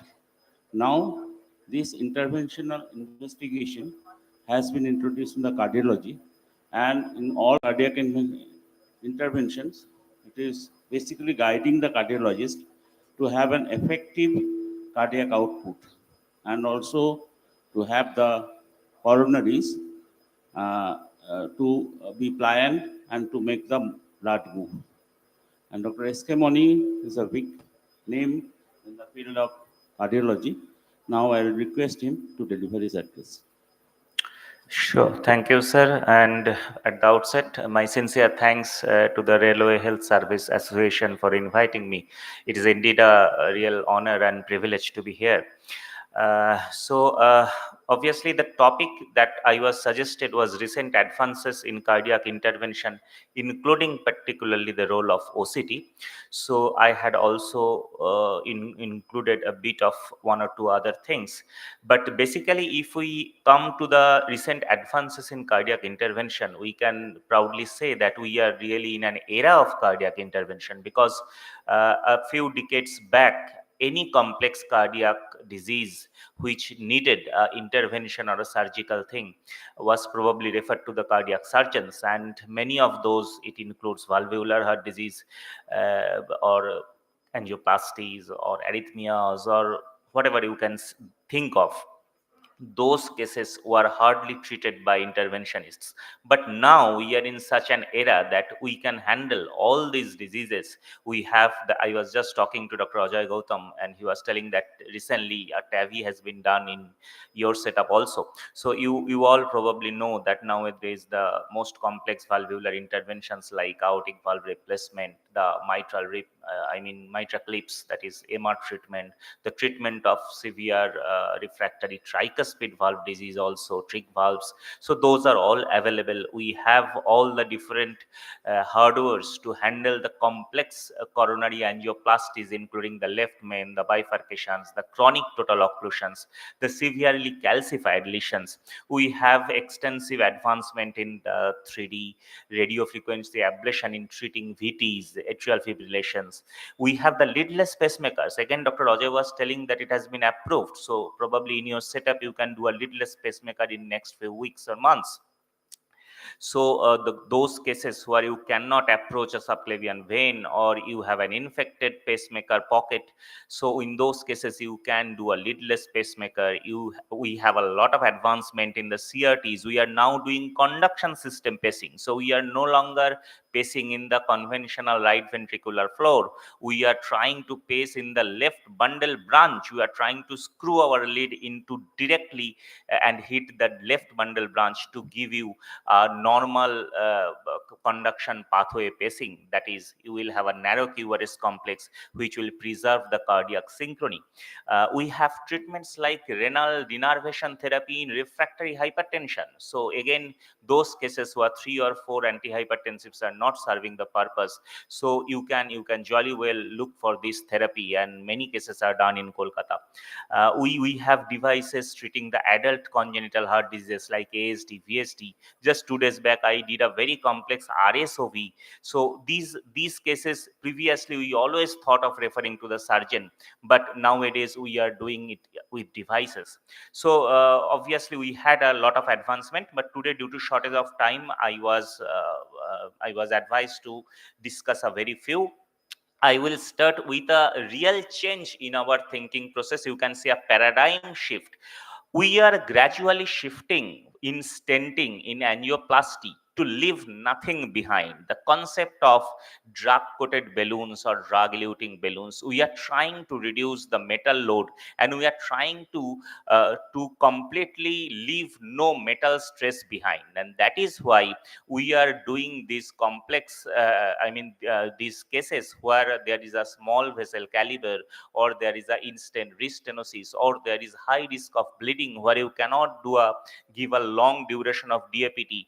And also in some other selected cases, we are trying to use these drug-coated balloons, which are showing superior clinical outcomes with a 48% reduction in the target lesion failure, even in left main bifurcation cases. So you can see that we are thinking of treating a left main bifurcation, such a complex situation, with drug-coated balloons, avoiding a stenting.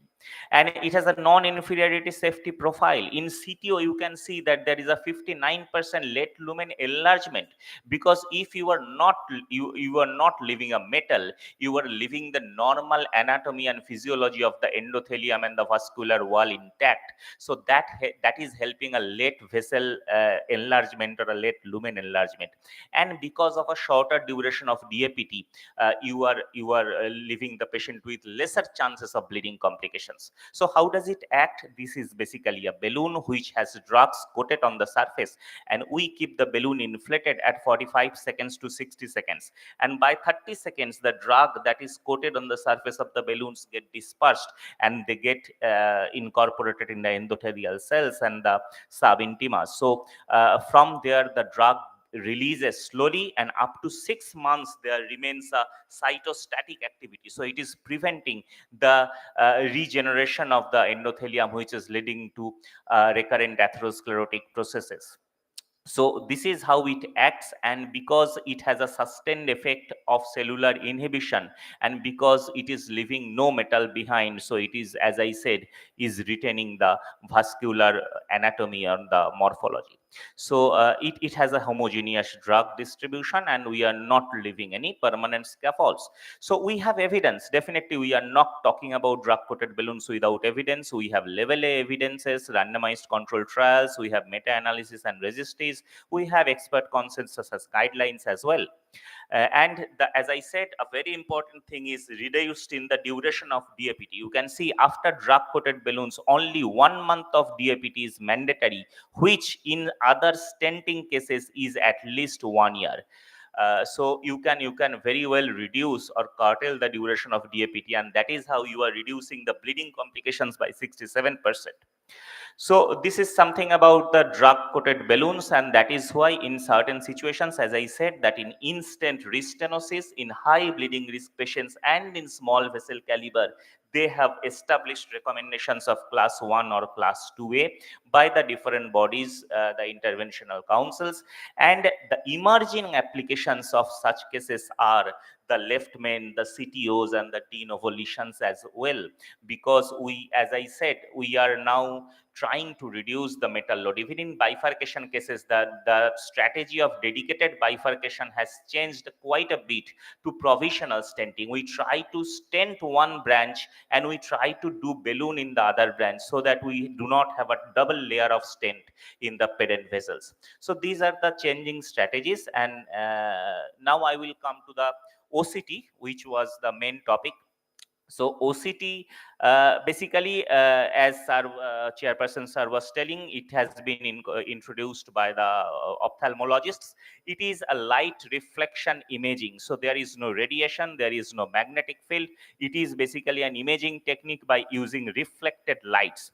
And this technique is used in intracoronary vessels. So we introduce a OCT camera. We have two types of intracoronary imaging, as you all know. IVAS, that is the intravascular ultrasound, and we have the OCT, that is optical coherence tomography. The basic difference is the OCT has a higher resolution, almost 10 times higher resolution. I will show you some images. You can see how clarity it gives to the vascular structures. You can clearly see the different layers of the vessels, and the the IVUS, it has a lesser clarity or resolution.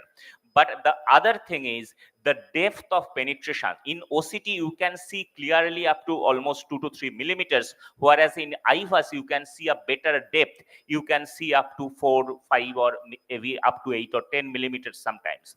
So this is the basic difference, the clarity resolution vis-a-vis the depth of penetration of the imaging. But imaging has now been almost a mandatory subset in complex situations, and that is why there is a class 1 recommendation. Whenever you are approaching a complex lesion, you should do either IVUS or OCT. OCT offers specific advantages in these situations. The calcium, I mean, when there is a calcified vessels, lipid presence, thrombus presence, fibroatheromas, and plaque ruptures, that is vulnerable plaques. You can see the vulnerability of the plaque, the white clots, the red clots, and those things. And obviously, after stenting, the stent apposition, the edge dissections. I will show you a bit of all these images to have an understanding of the imaging technique. There has been an evolution. There has been a series of trials and data with the OCT guidance and how they have helped. And you can see, if you use imaging, then you are reducing the CV death, all-cause death. You are reducing the chance of recurrent MI, target lesion, revascularization. So you are reducing all these. You are reducing the malapposition, dissection. You are having an acceptable stent expansion many a times, because we are now using OCT in almost all our complex cases. So after doing the post-stenting OCT run, in most of the times we find certain areas where the stent is not properly expanded. There we take a higher sized balloon and we try to expand it and we try to appose it properly. So obviously it has helped a lot. So there is an algorithm, we say it MLD max algorithm. So we try to look at few particular things. In the pre-PCI OCT, that is before I have deployed the stent, we try to look at morphology of the lesion, length of the lesion, and diameter of the lesion. Accordingly, we will choose our plaque modifying techniques, we will choose our balloons, we will choose our stent morphology or the stent structure and design. And accordingly, we will use the size, we will decide the size of the stent, and we will go up to how much pressure we will expand. So all those things. And in the post PCI, that is after the stenting, we will look at the dissection, that is any complication that has occurred due to stenting. Suppose we have expanded the stent at a higher pressure and there is an edge dissection, so that is very important. Apposition of the stent, that is how the stent is getting attached to the vessel wall, and expansion of the stent. So if you are taking a 3 millimeter stent, whether all throughout the stent it has expanded up to 3 millimeter, or some areas are under expanded, because under expansion is very critical for restenosis. So this is how the OCT, just over the coronary wall, we introduce the OCT imaging catheter and we do a pullback. And you can see how clearly all the vessel structure walls are seen. You can see the intima, I have marked it, the intima, the media, in between the EL and IL, that is internal elastic lamina and the external elastic lamina, because these are important to have the diameter of the vessel. We measure from EL to EL. And now you can see the complications, the morphology, like this is a calcium. You can see there is a calcium nodule. It looks like this black low attenuation structure in OCT imaging. This is how a thrombus looks. This is a red thrombus inside the lumen. This is how a white thrombus looks. So based on the attenuation, we decide, or we try to understand the nature of the thrombus, and accordingly whether we will use an export catheter, that is thrombosuction device or something. So we always try to modify our strategy after looking at the pre-PCI. So you can see the lipidic nature of the plaque, the fibrotic nature, the calcific nature, and then severe calcification and the calcium nodule. Why these are important? Because based on the calcification amount, the depth, the circumference of the vessel, how much there is calcification, based on that we will select our device, whether we are going for a rotablation or an orbital atherectomy, or whether we will choose an IVL, that is lithotripsy balloon. So all these hardwares are available to us. Laser is also available now. So we have a different armamentarium, I mean different tools in our armamentarium, and that is why we need to select our strategy. Length, you can decide on the length of the lesion from where you are having the landing zones, the proximal and the distal landing zones. You can have the diameter, you can have the lumen area. So accordingly, you decide the stent size. And post stenting, see how it looks. You will be even astonished if you see the 3D imaging. It is a moving 3D image. I did not bring it here. So you can see all the struts, how the strut is falling on the side branch ostium. You can see the side branch. This is a side branch ostium. So even if there is a strut crossing the side branch ostium, you can see, you can think of recrossing it with a balloon and removing the strut from the ostium of the side branch. So accordingly, you can see the stent, you can see the medial dissection. See, there is a dissection, there is a flap, there is a tear in the wall of in the vessel wall. So that is how we can look at the complications. We can see the expansion and I mean apposition. If there is a malapposition, you will find red dots. So see, like this, these struts of the stent, they are inside the vessel, so they are not properly apposed to the vessel wall. There is a gap between the stent strut and the vessel wall. So you need proper expansion, higher pressure expansion in those areas, whereas these struts are properly opposed to the vessel wall. So this is how we look at how each and every strut of the stent is getting opposed to the vessel wall. As I was telling, red dots, the software, the system will show you red dots. You can see the red dots here. These are white, that means it is properly opposed. These are red, that is there is a gap between the walls, so we need further expansion. Because if you leave your stent under expanded like this, there is very high chance of restenosis over the years. So these are the, I mean, imaging has helped us a lot. And then you can calculate the lumen area you have gained. So what was your minimal lumen area before the stenting, and after the stenting how much it is, you can calculate the area. And we all know that the minimum requirements in the left main, we have the 5, 6, 7, 8 formulas, the rules, that 7 millimeter square millimeter has to be in the LED, 8 millimeter in the left main, like that. So accordingly, we try to find out whether we have gained enough. I will just finish, take 1 minute to show you this, a very important technology, as I was requested by Abbott people, that this is the orbital atherectomy. You know probably about the rotational atherectomy, which rotates the diamond bars, the diamond chips at the tip of the bar at a very high 180,000 RPMs.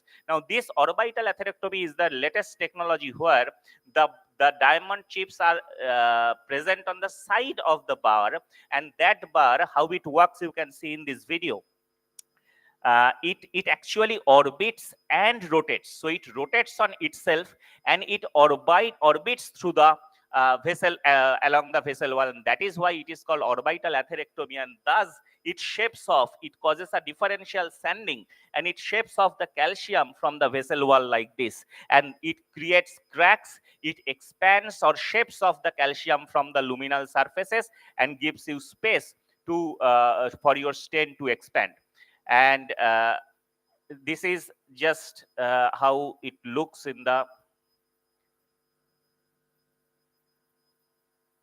yeah. So this is how, as I was telling, it rotates on itself and it orbits, and there are the diamond chips attached to the wall, and it shapes up. So obviously it helps. How it helps, you can understand very well from the imaging. This is my last slide. There is enough data on orbital atherectomy, and we are now using this very frequently in our cath labs. And really speaking, it is much safer than rotational atherectomy. It does not have that much risk of perforation or other complications, dissections, and we are having very effective cases. So thank you again for inviting me here, and I would like to end it here. Thank you. Thank you. Thank you so much, Dr. Siddharth. It was excellent presentation and detailed explanation. We also have installed OCT machine in our cath lab recently. Just one question: how IVUS and OCT, the major 1 or 2 differences which will edge OCT in our cases, in our intervention cases? Yeah. So basically, IVUS and OCT, as in the beginning I said, the major difference is in the clarity or the resolution. OCT has a much better, almost 10 times higher resolution than IVAS, but the depth of penetration of imaging is less. So if you have a deep sitting calcium nodule or an adventitial complications like that, so in those cases, sometimes you may need to choose the IVAS. But there is another important practical difference, because IVAS does not need any extra dye. So OCT, for OCT run, you need no, I mean, you have to remove all the blood and you have to inject raw dye, or sometimes we customize a bit, like I use almost 60% of dye and 40% of saline, like that. So just trying to reduce. So if a patient has a elevated creatinine or a reduced renal function, so in those cases, sometimes OCT you may not be able to do.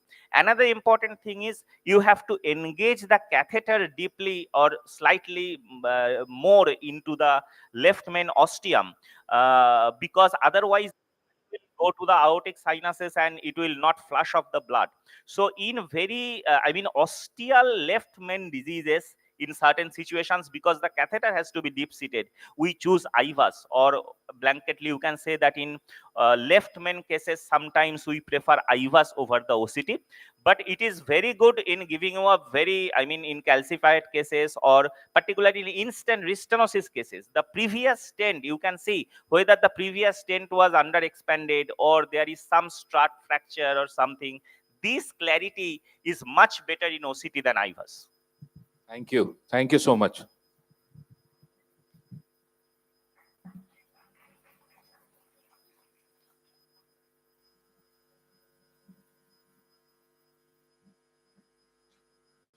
So if there are no further questions, we come to the end of this session, and I'll request our chairpersons and speaker to kindly move on to the memento dais for receiving their mementos. The next session, management of diabetic macular edema. The chairpersons, Dr. Shubhankar Home and Dr. Arnob Mitro, and the speaker, Dr. Somdat Prasad.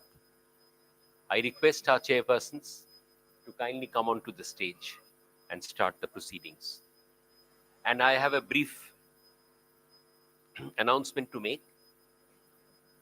WB26BG 9099, WB06AB4119, and WB02AL 8470.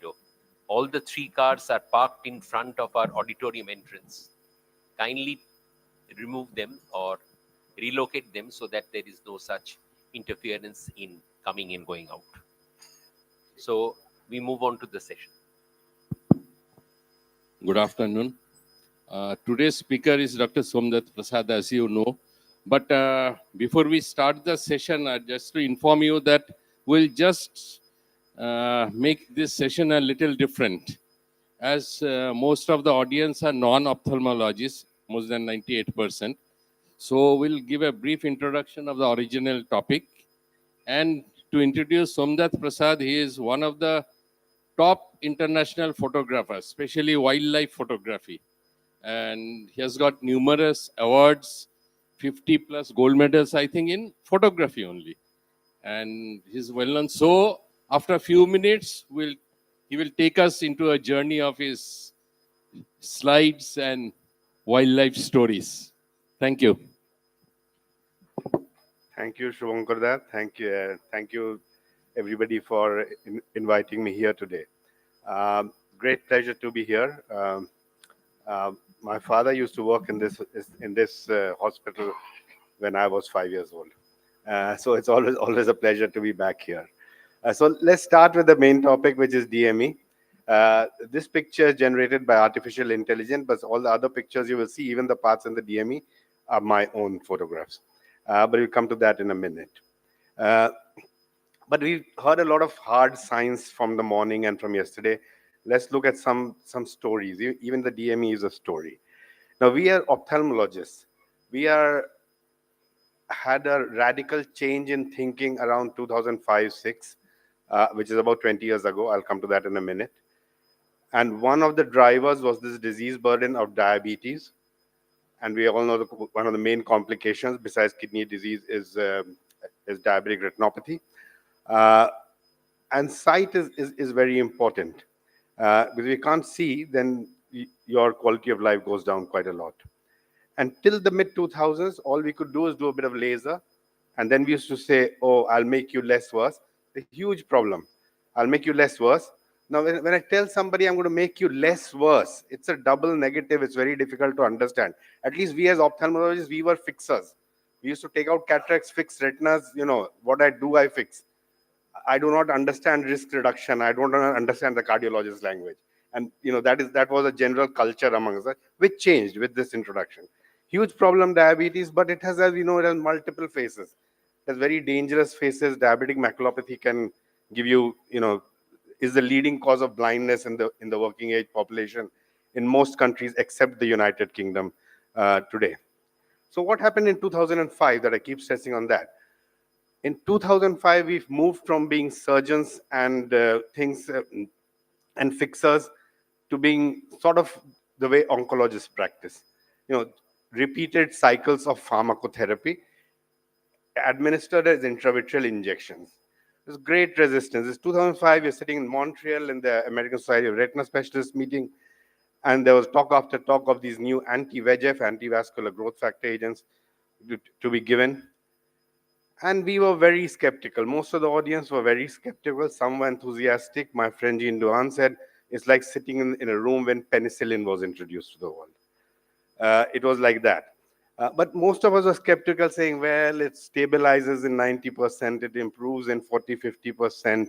Now, if I told that to a medical specialist, they would say 40% improvement, this is brilliant. 20% risk reduction, they will spend millions. But for us, it was a very change in culture. So we were very thoughtfully thinking, is it going to be practicable to do this? But over the next 2 decades, it has become practicable. Patients have accepted it. We have accepted it. We have changed our way of practice. But for 20 years, nothing changed very much. There were different molecules, one after the other. I'm not going to do that. I'm telling you the story of DME. Each one saying, I will block the VEGF a little bit more, and I will last for a little bit longer. So there are monthly injections. You might give 2 monthly injections or 3 monthly injections. But the basic story remained the same. So basically, we had all these people coming in, getting the injections going out, coming in, getting the injections going on, and that is how it was working. But, you know, this repeated injection is a big load on people. Remember, diabetics also have multiple other things to go to.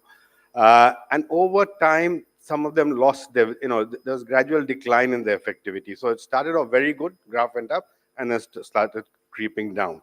So it didn't solve the problem. Till about a few years ago, about 3-4 years ago in the US, 2 years ago for us, we got this new molecule, which actually for the first time, instead of just blocking anti-VEGF, blocked Ang2, which allowed Ang1 to go up. You're blocking one, the other one goes up. So we are addressing 2 parts of the pathway rather than just one part of the pathway. So this, rather than just stopping leakage, which is what the previous treatments were all doing, is also stabilizing, which is one thing we had learned can never happen. Once the endothelium is damaged is never going to come back. But actually, this actually stabilizes the endothelium again.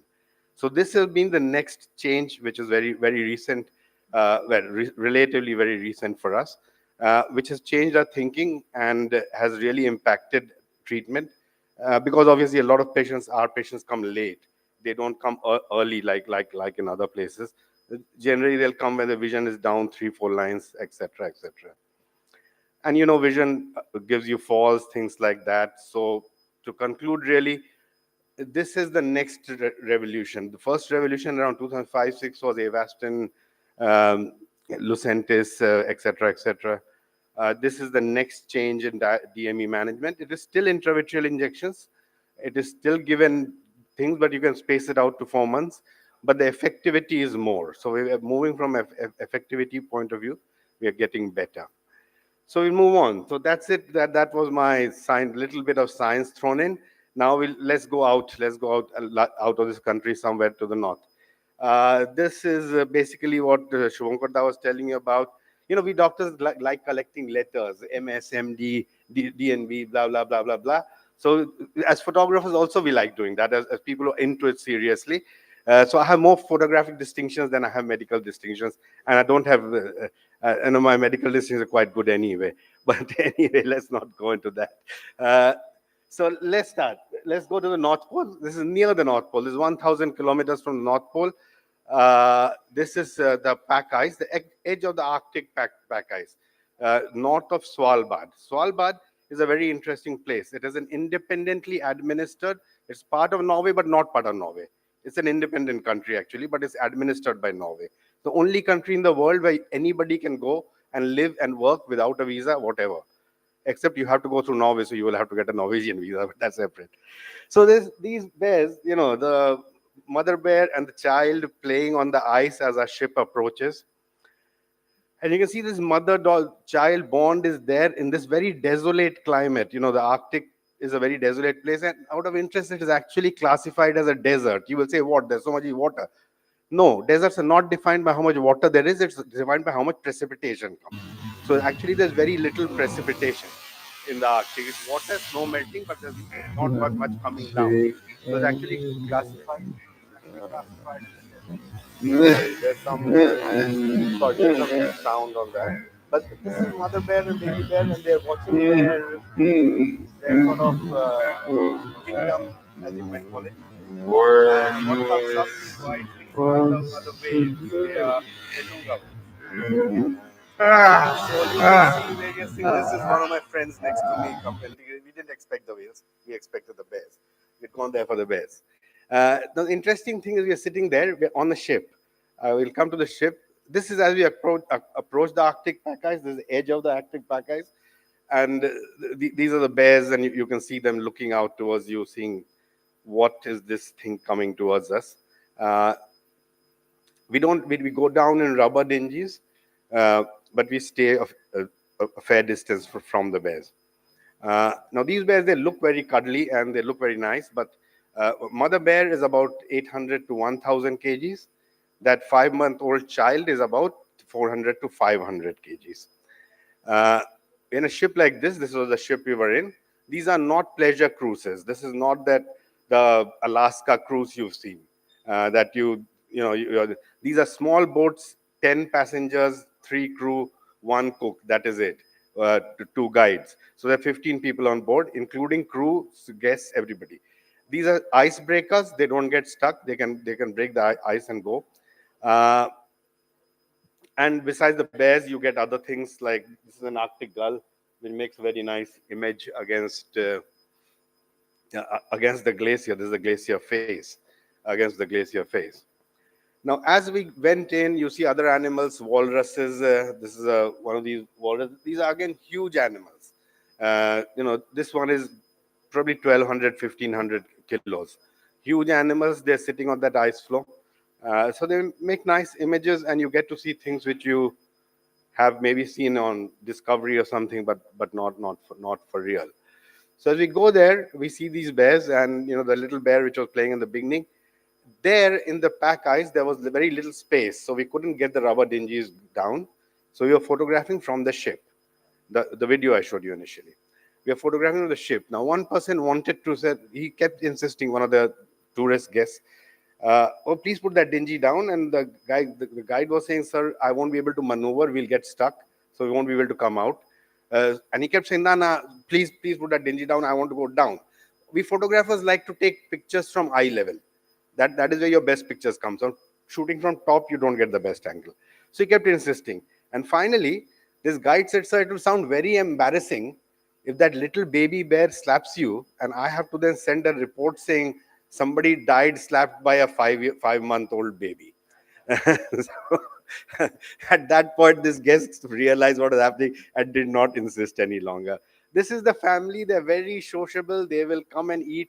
If 2 families come, one will move away, the other will come and eat. We stay there and watch. We don't disturb them. That bone in front is a whale bone. That's like their freezer. They know where the dead whales wash up. They've not killed the whale. They hunt seal. The dead whale washes up. They know where it is there. And because of the temperatures, it's like a freezer, is minus 30, minus 40 throughout the year. So the way the flesh doesn't rot. So they know where it is. So this one I've been thrice, and every time that veil is part of that veil is still there, and you see the some bear, not with the same bear, some bears coming up to eat, because the flesh is preserved; it doesn't decay in that temperature, so you know where to go for. This is one of my favorite shots. This is the mother, the child cuddling the mother. This has been published. I'll show you the publications in the UK, Australia, different places. And I think it should be an advertisement for an IVF clinic if somebody's running an IVF clinic. And they really, the bond, you can see the mother is playing with the child is playfully snapping at the mother. The mother is sort of gently putting her head towards the child. So we're seeing this at about 100, 200 meters distance, not very far actually. It's very interesting to watch how they behave with each other. So just go through a few other pictures, and they make a very nice contrast because the background is white, the bear itself is white. The bear here is slightly yellow. You know why it is yellow? It's because the hair is hollow, and the more it swims, there are some bacteria which get in and multiply, and that gives them. So the young bear will be white, and older bear which has been swimming a lot will be a little bit yellow. The bear which has not been swimming a lot will not be yellow.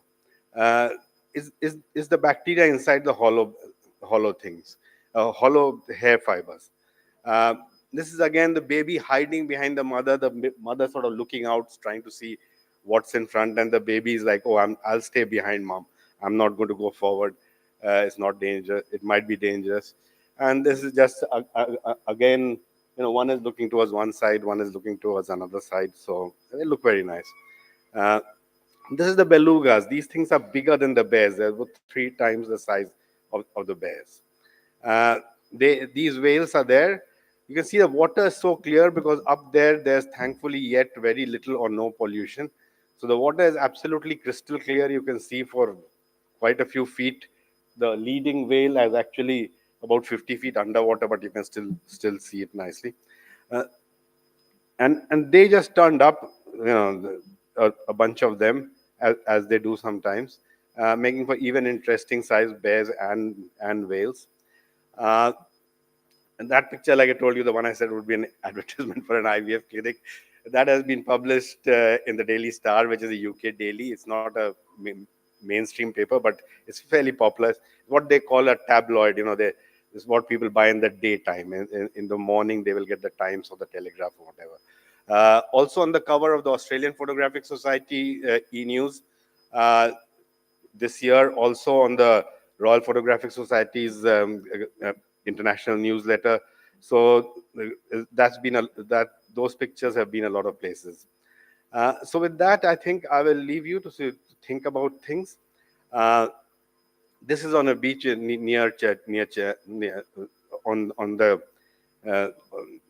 beach in Kerala.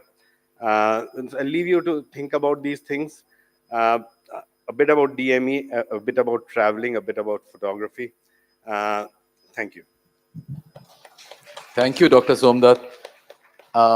So ophthalmology is not just about just treating the eyes. It's having something that is so pleasing to the eyes.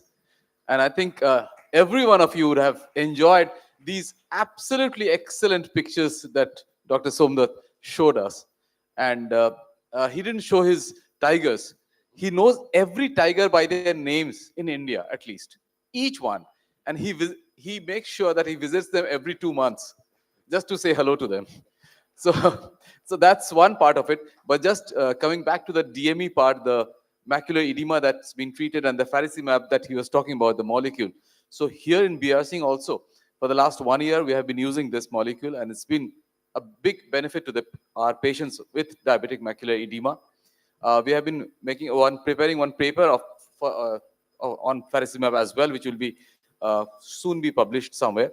We are trying for that as well. So thank you very much, and thank you for coming and showing us all these things. Thanks a lot. Thank you. Thank you. It was a pleasure listening to Dr. Somnath Prasad with a blend of academics and visual delights. And I'll be requesting our chairpersons and speaker to kindly move on to the memento dais for receiving their mementos. We come to the next session, what's missing in modern medicine management?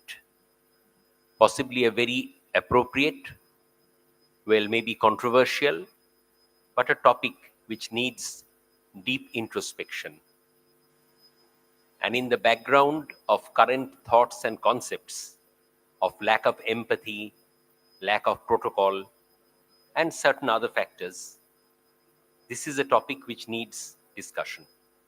The speaker, Dr. Mitra Basu Chillar, he will be talking on this subject, and the session will be chaired by Dr. Nataraj Basappa, Principal Chief Medical Director, Eastern Railway.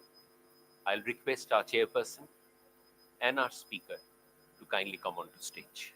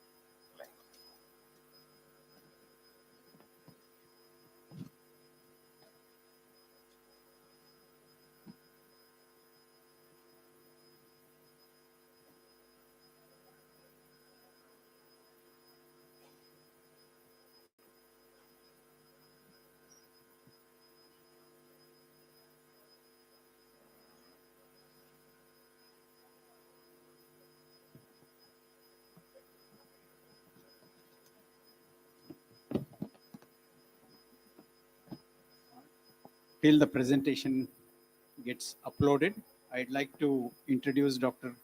Mitra Basu Chillar. He is one of the top functional medicine specialists in Mumbai.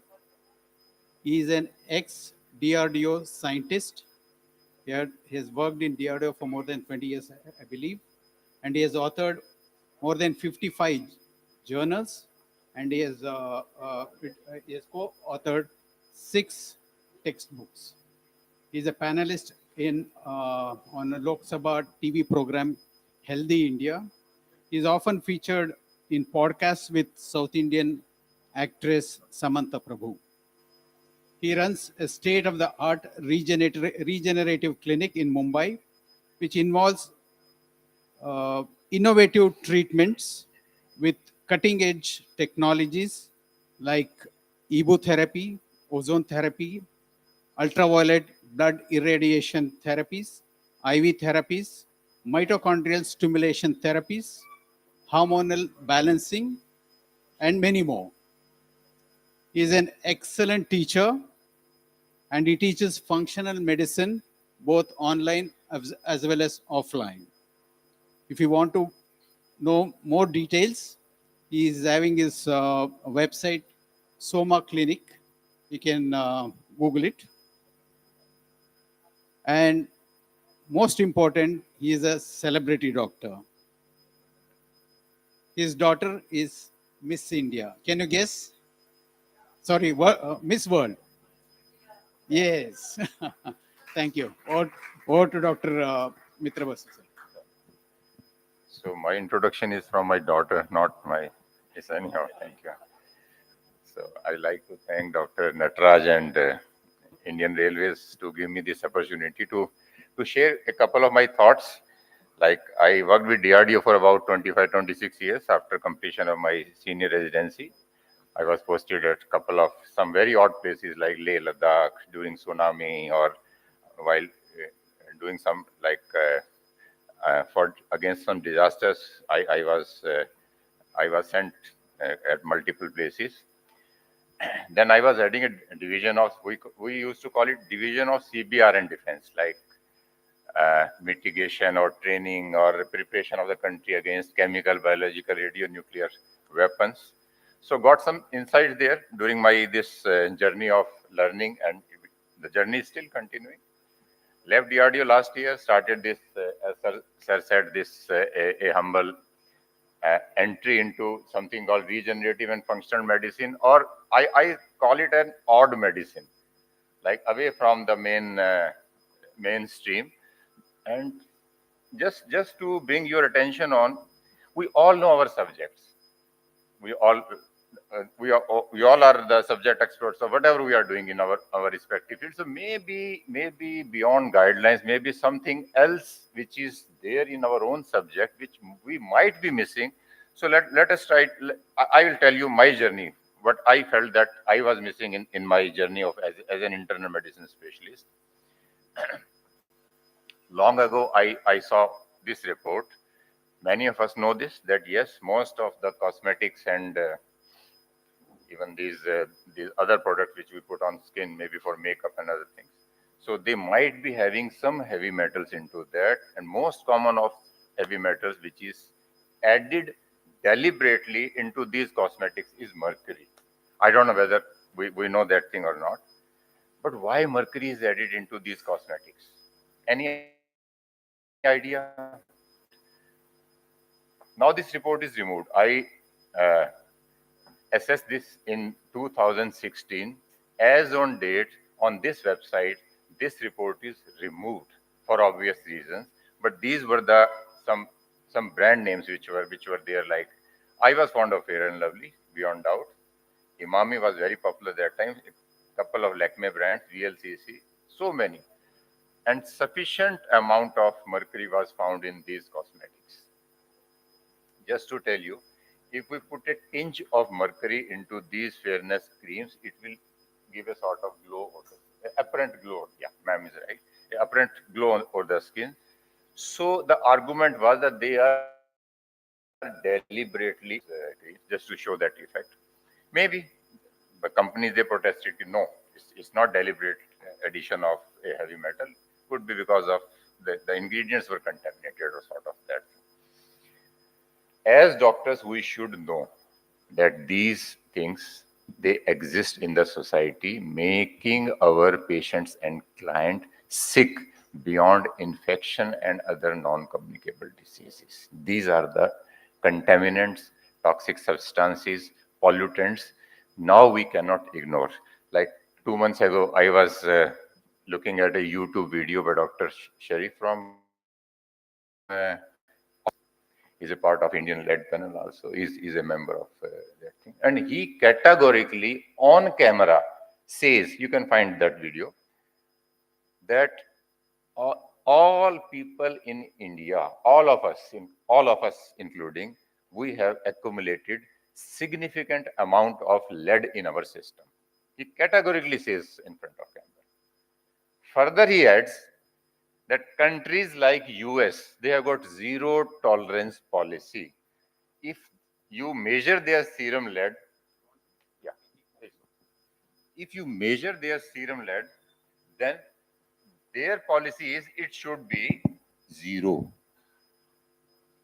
I'll just come to this lead part after a couple of slides, that what is happening in our country. So for all advanced countries, now it is zero tolerance towards these heavy metals. Simple serum levels I'm talking about, not even tissue levels.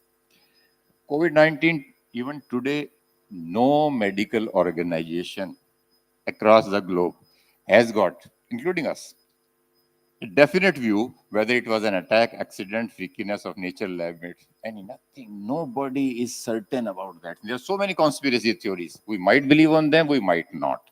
Some of us might be believing that this was just a lab-made virus kept somewhere in the laboratory in Wuhan. It got leaked, or it was spread deliberately or not.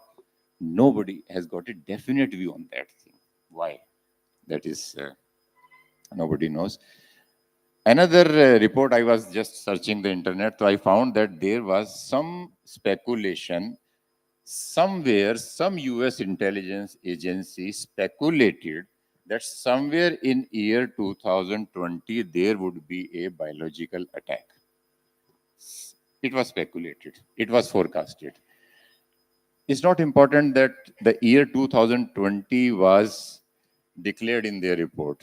It happened in 2019. I consider COVID as a biological attack. Important is this prediction was done in 2005.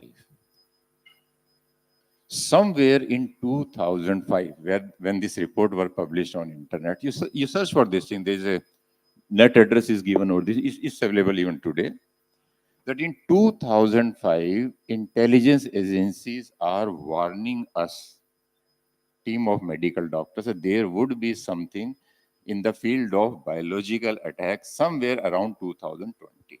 And it actually happened in 2019.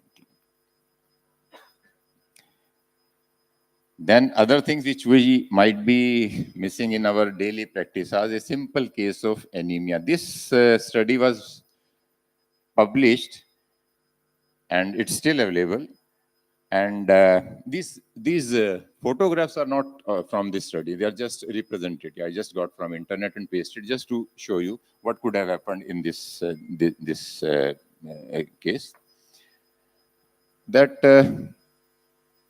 there was this child, this school health care program, some annual school health checkup program, and this doctor was doing, and this was some BMC school in Mumbai, and about 25 years ago it happened. And he found out, he could see that most of these children were suffering from severe anemia. So first knee-jerk reaction was, could be that maybe because this is a government school, a corporation school, these children are from poor socioeconomic status, maybe it's just simple iron deficiency. And we also could have done the same thing, calling these children, giving them Farsolid tablet, ki ghar jao and take these tablets and maybe your anemia will improve. He did not do that. He suspected it's not a nutritional deficiency, it's something else. He visited the school, went there, tried to ascertain the reason of anemia, and he could find that just adjacent to the school boundary wall, there was this kabadi wala who was salvaging lead from old vehicle batteries. So his job was, he will just get some old vehicle batteries and then we'll break them, those batteries open and take out lead from those batteries and use to sell into those bazaars. And he has been doing that business for decades together. So in the process, the whole area was contaminated with lead. All these school children, including their teachers, school staff, and all the total mohalla was lead poisoned. And these children, they exhibited the signs and symptoms of lead poisoning. And anemia is one of the cardinal signs and symptoms. Now, these are the things I think we all doctors are missing as on date. We don't suspect toxicity as the cause of anemia. This is another study. It's not the study which I told you the story. But in this study, these highlighted lines, I see there's children with lead levels more than 10 microgram per liter. The author says the significant, even the lead levels, somewhere more than 10 microgram per DL, you have to remember this reading, are likely to have anemia. It means even the lead 10 microgram per DL could be deleterious to our bone marrow. So this is the conclusion of the author. And this is one of the screenshot of one of the laboratories. How do we doctors get their, you go for heavy metal test for your patients. You will get some biological reference interval. What is the biological reference interval written in this? It's 150 microgram per liter. So that would be somewhere 15 microgram per deciliter.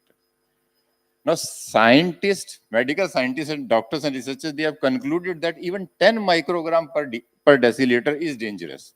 Laboratory says up to 150 microgram per liter or 15 microgram per deciliter is okay. So these things confuse making decision by medical doctors. So further, this study adds that more than half of our children have got already elevated blood levels. Is there any pediatrician here in our audience? Anytime do you get your lead tested for your?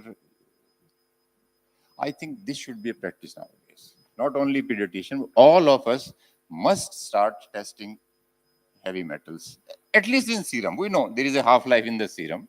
After about 1 month or 2 months, it might go into the tissues, it might go to the brain, to kidneys, to bone marrow. Lead is a calcium mimicker. But at least in serum, we all should make a practice that lead, arsenic, cadmium, mercury, strontium, barium, thorium, plutonium. So all these now tests are available. At least in serum, we should try to ascertain if the India is really poisoned like that. Not only anemia, authors, they further conclude that even lead levels less than 5 microgram per deciliter. Laboratory says up to 15 microgram per deciliter is normal. They say no. Even less than 5 microgram per deciliter could have a long-term accumulation effect and could reduce the IQ of our children. So this, to me, it is scary actually. Why this is scary? Because it means my IQ is not normal. It is definitely less. Because when was leaded petrol banned in India? Anybody, any idea? Somewhere in, I think 1999 was the last time leaded petrol. In 90s. In 90s, it was banned. So before that, it was total tetraethyl lead added to the petrol, and we all people in my age, we have got lead toxicity inside. So our IQ could not be normal. And this age right now, when we are approaching near 60, understand that. I told you, lead is a calcium mimicker. Where calcium goes, lead will go. Ionic size of lead and ionic size of calcium, these very, very similar. Their charges are very similar. The chemistry reactions will confuse from this is lead ion or this is a calcium ion. So it will get deposited into the bones. And what happens after the age of 50? The calcium which is deposited to our bones, what happens to that? It comes out. Osteoporosis is setting. Our blood levels are now rising. All of us who are more than 50 years of age, just check your blood levels. I'm 100% sure your blood levels will be more than the general population, because now lead is coming into the general circulation. Think about that lead which is coming into your general circulation, which was deposited for decades in your bones. Now it will go into your brain. And there is a beautiful word for that, 60 years. So क्या बोलते हैं 60 के ऊपर सठिया गए हो, something like सठिया जाना. 60 से बना means your memory is now you are losing your memory. So it's not Alzheimer. It's not your Parkinson. It's not age-related. There's nothing called age-related cognitive decline in your life. It's a definite diagnosis. Age-related cognitive decline is nothing like age-related cognitive decline. अगर वो होता तो Warren Buffett 90 की as पे कैसे नया business शुरू करता है? उसको डिक्लाइन नहीं हुआ. Ramjet Malani, I've seen his quote. At the age of 85, he doesn't read any book. उसको कुछ करने की जरूरत. Everything is just memorized like that. So there's nothing called age-related cognitive decline. New light of understanding is always some toxin which we have been ignoring for decades together now. Lead is significant for all of us. Another laboratory, their biological reference interval is less than 25 for lead. So this is the question we should be asking ourselves. When less than 5 microgram per deciliter can reduce our IQ levels, why these laboratories are putting it at somewhere around 10, 50, 25?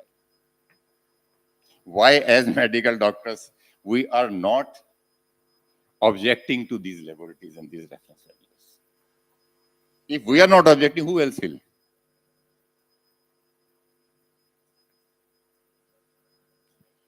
So just to tell you, lead, brain development, it's an endocrine disruptor, anemia, antisocial behavior just because of accumulation of the lead in the system.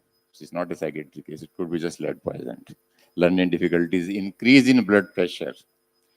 Whenever you are prescribing any antihypertensive, is it just because of lead accumulation in the system? It is possible, I've seen the cases. Just remove lead from the system, their BP comes down. Mental retardation. That was about lead, which I have been missing for decades together. Now I don't try to miss that. Second example is this. Is there, I'll just give you, I will just ask you a question. Is there any biological attack on our country? See, nuclear attack, Hiroshima, Nagasaki, we all know. Japan got nuclear attack. This could be some chemical attack also. They say Korea, it happened in Iraq and Iran war somewhere. There have been chemical attacks. Biological attack. Is there any biological attack on our country till now? Any documented? Answer is no. Nobody has put a biological weapon on India as far as our understanding is concerned. Is it a truth? Is it not? We don't know. Maybe we are just missing the data. Suppose even COVID-19 was a biological attack. Just I'll ask you, which doctor has suspected that it's a biological attack? Have we started collecting the data or analyze the data? We don't know. I'll just give you an example. This study, I was also a part of this study. And this happened somewhere in 1995. That time I was a senior resident.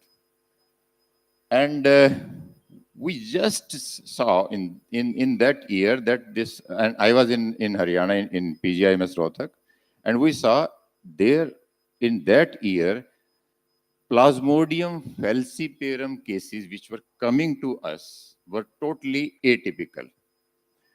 And they were so complicated. Most of them had a different type of complication altogether. And those complications were very, very rare. Like we have written in our statement here in our abstract that the usual manifestations like cerebral malaria, blackwater fever, and alleged malaria seen in past were observed in less than half the patient, but remained present with unusual complications like hemolytic anemia, severe anemia, thrombocytopenia, pancytopenia, ARDS, etc., which are very, very rare complications of Plasmodium falciparum malaria. We got it published, thinking that now the profile of falciparum malaria has changed. So let us tell our colleagues also that this would be the picture of falciparum malaria in the future. Today is 2025. This profile never repeated again. It came, it disappeared. Why in this particular year, somewhere in 1995, 1996, falciparum malaria behaved like this? What could be the answer? Never after that. Now, I don't have the answer. We never suspected anything. But when I joined DRDO in 1998 after that and studied a couple of theories and what people could do to each other in various biological and chemical weapon field, I have got a theory that this was some biological weapon which was experimented upon us. Somebody must have cultured this Plasmodium, infected mosquitoes with these highly virulent Plasmodium. Conspiracy theory. I don't have evidence whether this is true or not. And then released in an area, saw how we get sick, what is our immunity status, and how effective are our response systems, and what is our capability and capacity to respond to that. Just to tell you another thing, biological weapon expert, his objective is not to kill you. Biological weapon objective is not to kill you. It is to disrupt the system altogether. So we don't know whether this was a biological weapon happened to us or not. Second example I usually quote is our plague. We dealt with the plague in 1994. It happened in Surat, we know, about 52, 53 deaths. And it's not that first time it happened in India. Plague has been reported in India throughout. Like these are so many this thing. But point to note is, people were dying of plague, but from 1967 to 1993, there was no death reported from plague from India. And it happened suddenly in 1994 and never happened afterwards. Even today, couple of WHO researchers, even today, in 2025, they say this was not plague. We tested it. Actually, one of the DRDO laboratories only tested the samples, and they found that the antibodies against Yersinia. but couple of WHO researchers, they say this was not plague. Nobody says what it was, but they say it was not plague. But we, as country, we say that this was one.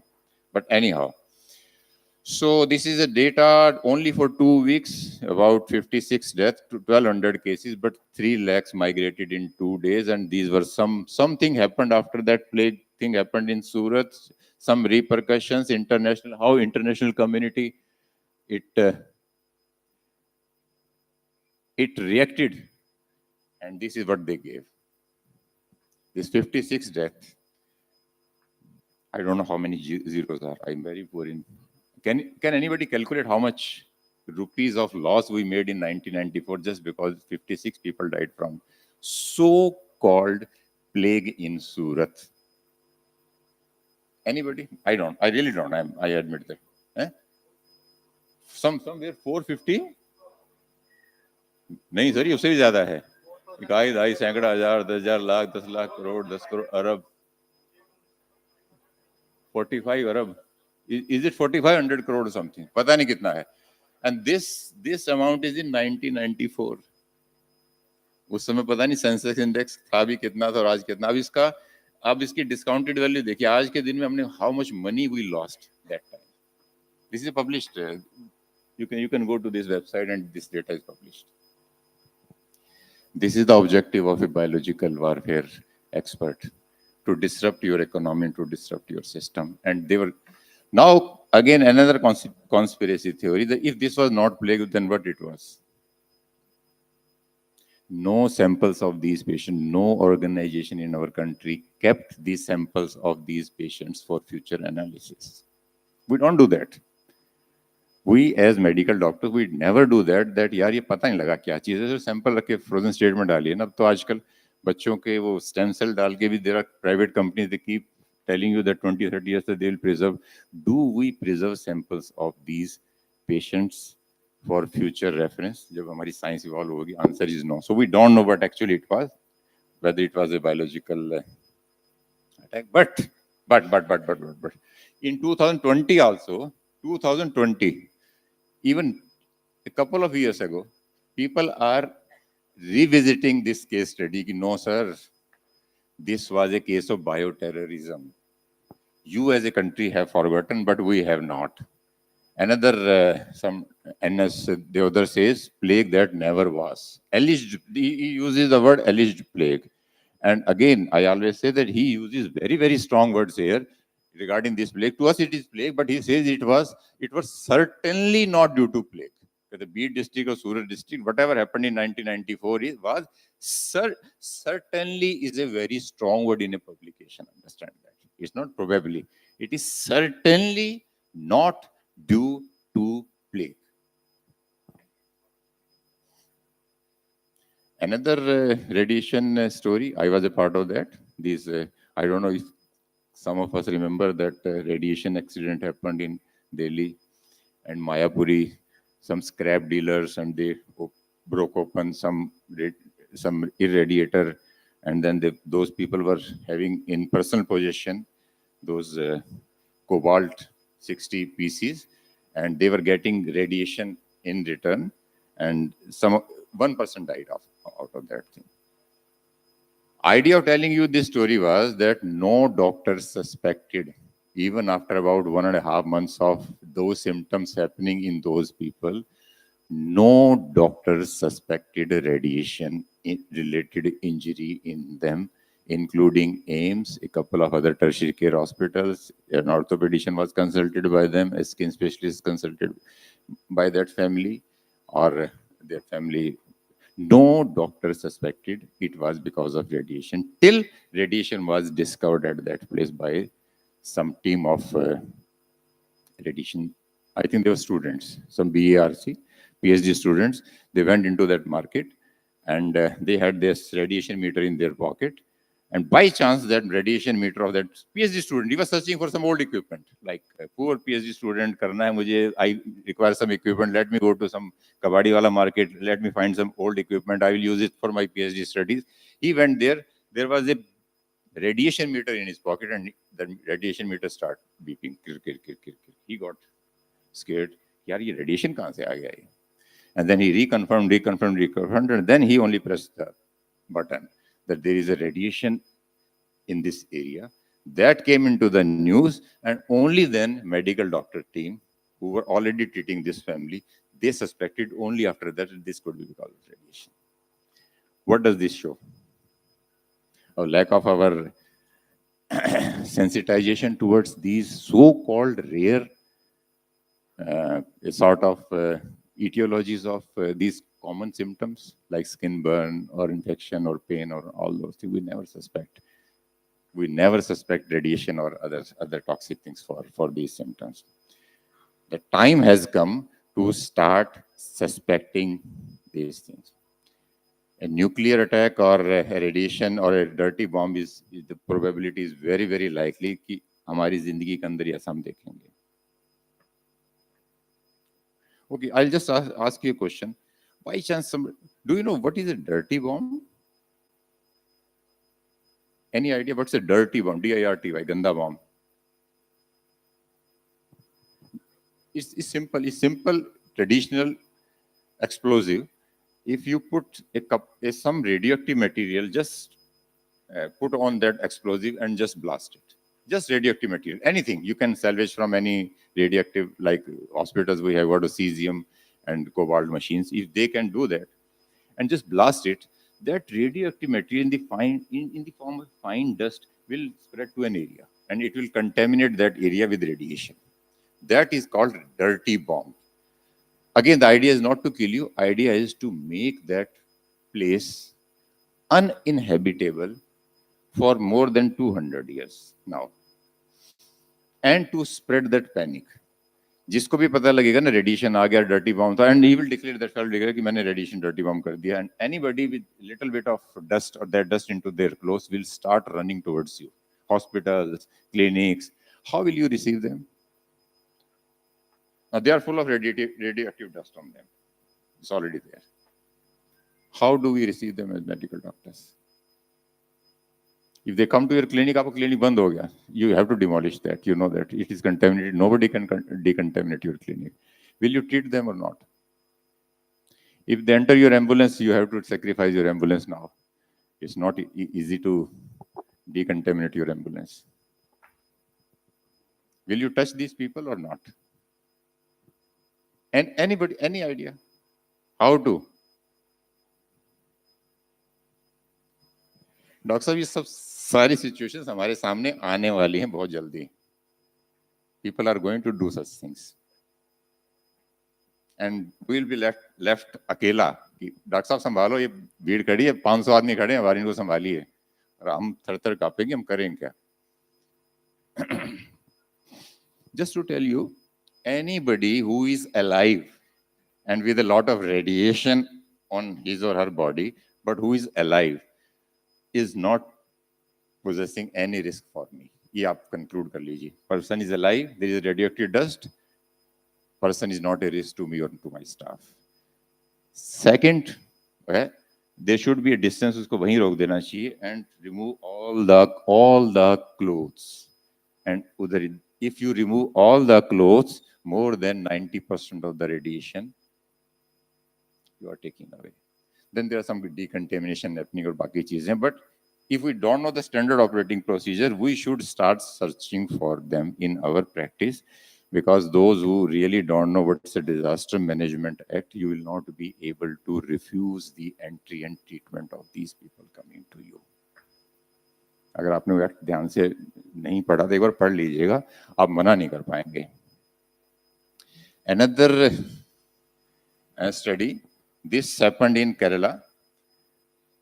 There's a lot of endosulfan, and then there were some studies that yes, because of this endosulfan which was happening in Kerala, there were a lot of genetic defect. And people fought for that thing for decades together. They went into the court, and ultimately endosulfan, a pesticide, and it was banned from spraying in Kerala. Here also, this was not the team of medical doctors who initiated this. So there was some Dr. Saeed, there's no doubt about it, National Institute of Occupational Health. He was a researcher and he did that study. And in 2002, he concluded that yes, there is a strong increase in the prevalence of birth defects in these children who were exposed to endosulfan. There's no doubt about that, Dr. Sayed did. But in 1981, a simple environmental generalist had done that. Dr. Sayed did in 2002. और ban कब किया endosulfan? 81 environmental journalist ने बता दिया endosulfan problem करता है. 2002 it was proved beyond doubt by scientific studies. Yes, it does. The ban कब किया? In 2011. Understand the timeline. Okay. So these was a couple of those toxic things, which may be radiation, maybe biological thing, maybe chemicals, which we medical doctors who usually miss that. Is there anything else also? Are these diseases which we call communicable or non-communicable disease, are they really non-communicable? For example, in this case, this study was done on an existing data of Framingham Heart Study, which is an ongoing study. In 1948, it started. The main objective was to see the coronary risk factor, whether smoking is good or bad, whether cholesterol is good or bad, and all other things. It's just a performer-based and simple test-based studies. It's going on. It's still going on. But a couple of researchers just did the data analysis, and they found that study of interconnectedness in obesity. अगर आपके मित्र, आपके spouse, आपके siblings मोटे हैं, तो आपका मोटा होने के चांसेस बढ़ जाते हैं. Just a data analysis. So according to them, obesity is a contagious disease. So the exact data says you have got 57% more chances of becoming obese if one of your friend is obese. If one of your sibling becomes obese, you have got 40% chances of becoming obese. This is after neutralizing all other data कि आप एक दूसरे की habit को कर रहे हैं या you are sharing the same food. No. You have neutralized all this data. Just a simple interconnected data analysis that if your friend becomes obese, you have got 57% chances of becoming obese. That is highest actually. 37% if your spouse becomes obese. But there is no influence on neighborhood. And same gender influence more than opposite sex. Not so. Beyond that, this is slightly tricky to understand. See, these are very tricky data analysis studies. The study just says कि यार आपका अगर friend obese हो गया तो आपको 57% chances है आपके obese होने के. So it's slightly tricky to understand. We think in terms of lot of objectivity. No. Maybe we are sharing common food. Maybe we are sharing common habits. Maybe we are talking and we are going together. No. Everything they have neutralized. Forget about your friend. Your friends, if a person is obese, his friend has got 57% chances. His friend's friend, who is not connected to it's called ego alter and alter's alter, also has got 45% chances higher. And friend's friend has got 20% chances. Friends, 10% chances. They don't know each other. There's no influence. They don't meet each other. Still somebody in the दोस्त के दोस्त का दोस्त कुछ भाई मोटा था तो यार मैं इसलिए मोटा हूं. See the influence. See the no explanation is given in this study. No explanation is given. It's just a data analysis study. There's a human relations are very complex things.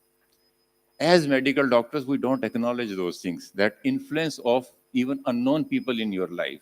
It affects your health. It might be affecting something else also. In this study, they took obesity as a candidate disease. It might be affecting something else also. We have to understand that. And sometimes I wonder when some spiritual people, they say that I do meditation ki Vishwa ka kalyan ho. Might be they are right. If, as Dr. Natara sitting here, if he's meditating and thinking positively, even the people who are not known to him, he might be affecting them. Who knows that? At least this study proved that up to 3 degrees of separation, the influence could go.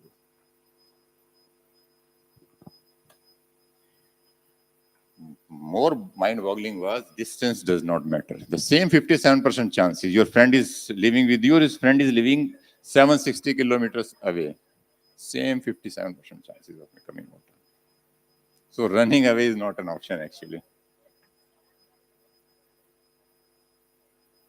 But anyhow, these are my thoughts on this study. They are not these authors' thoughts. Interpretation, ultimate message of this study is that we influence each other. How do we influence? We don't know.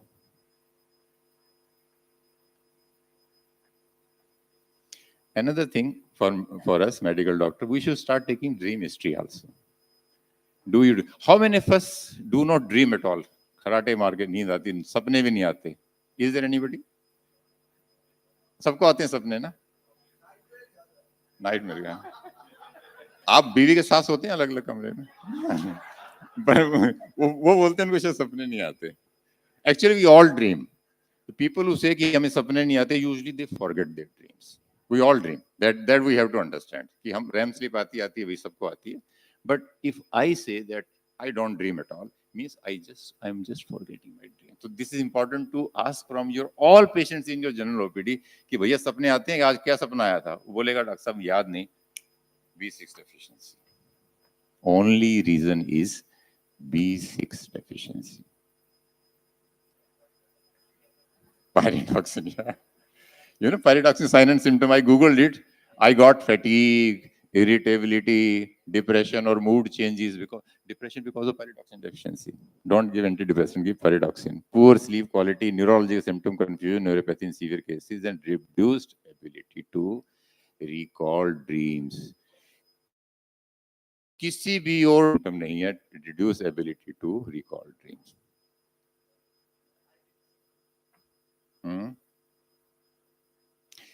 This is treatable. I have seen people जो बोलते हैं मुझे सपने नहीं आते, उनको simple पारिकॉन्टिन 40 milligram 1 महीने तक दिया, उनको सपने आने शुरू. In their words, मुझे सपने आने शुरू हो गए. वो मैंने नहीं पूछा कैसे सपने आते हैं, but okay. Regarding depression की बात आई तो there is this study that definitely depression is the antidepressant are not the solution. Maybe withdrawal of sugar could be the solution to treat your depression cases. ये important है. This is proved beyond doubt that sugar eating. Actually, Calcutta में खड़ा होकर मैं गलत बात बोल रहा हूँ. And so could be related with our depression withdrawal. Pardon, sir?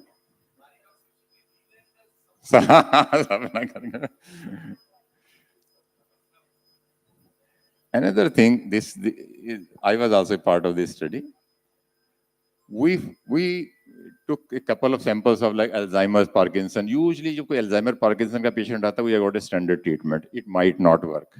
It might be again toxin accumulation. In our case, it was pesticide accumulation. So we proved beyond doubt that these pesticides, they change your genetic expression. That was first conclusion.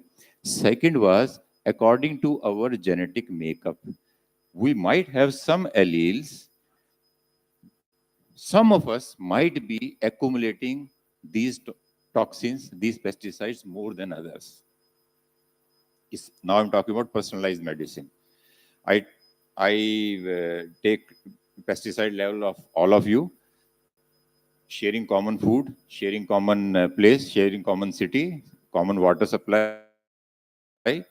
Some did these pesticides more than others if these funny name of alleles are there in you. So you're not processing those pesticides. You will be affected more than others. And there's a positive correlation of pesticides in Alzheimer's and Parkinson's. You have to understand that. Same between lead toxicity and Parkinson's disease. Lead toxicity as a reason for Parkinson's disease. Parkinson disease and carbon monoxide exposure. People who are exposed to carbon monoxide can develop Parkinson disease. Never forget that. And this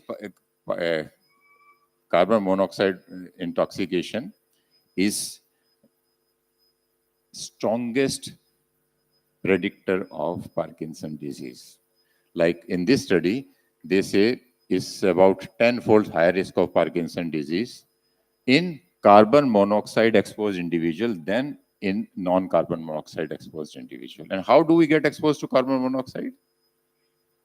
I'm sorry? Cigarette is one. Vehicle. Pardon? Car fumes, yes, vehicle, these are all carbon. Anything else which exposes us to carbon monoxide? But cigarette में क्या मैं आगे बताऊंगा? Cigarette smokers have got less prevalence of Parkinson disease than. See, there are so many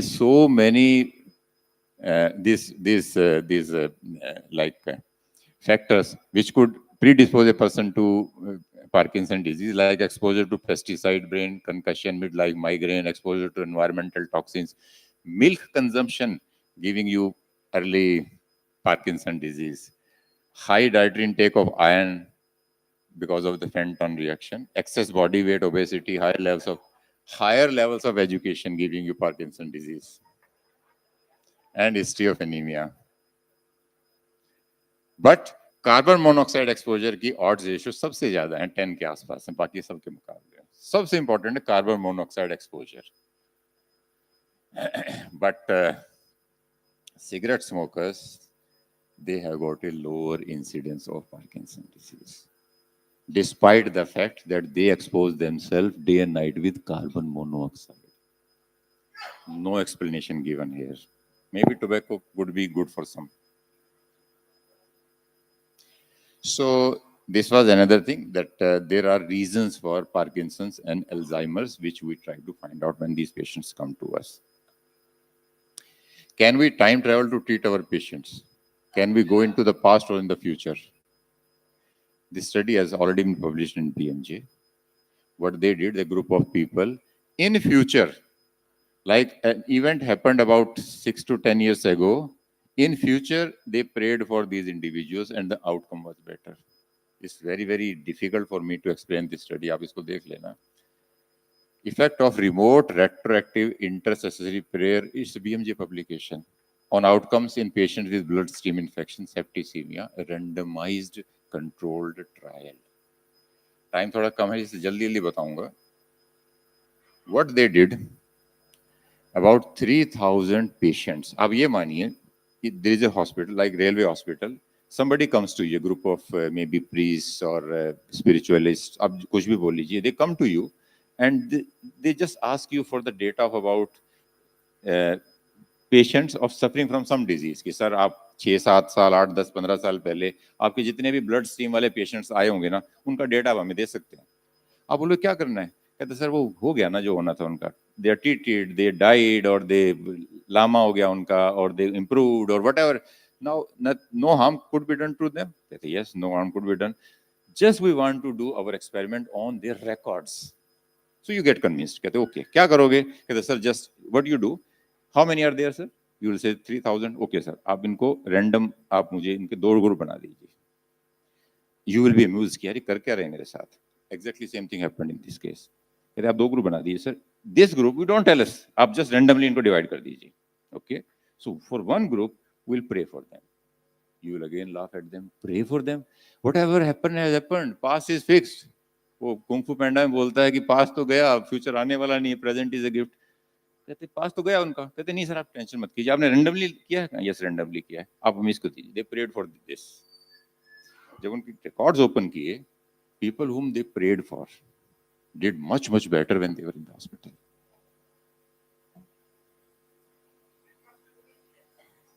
कुछ भी हो सकता. It was a randomized controlled trial, statistically so strong, BMJ, British Medical Journal, could not refuse publishing this study.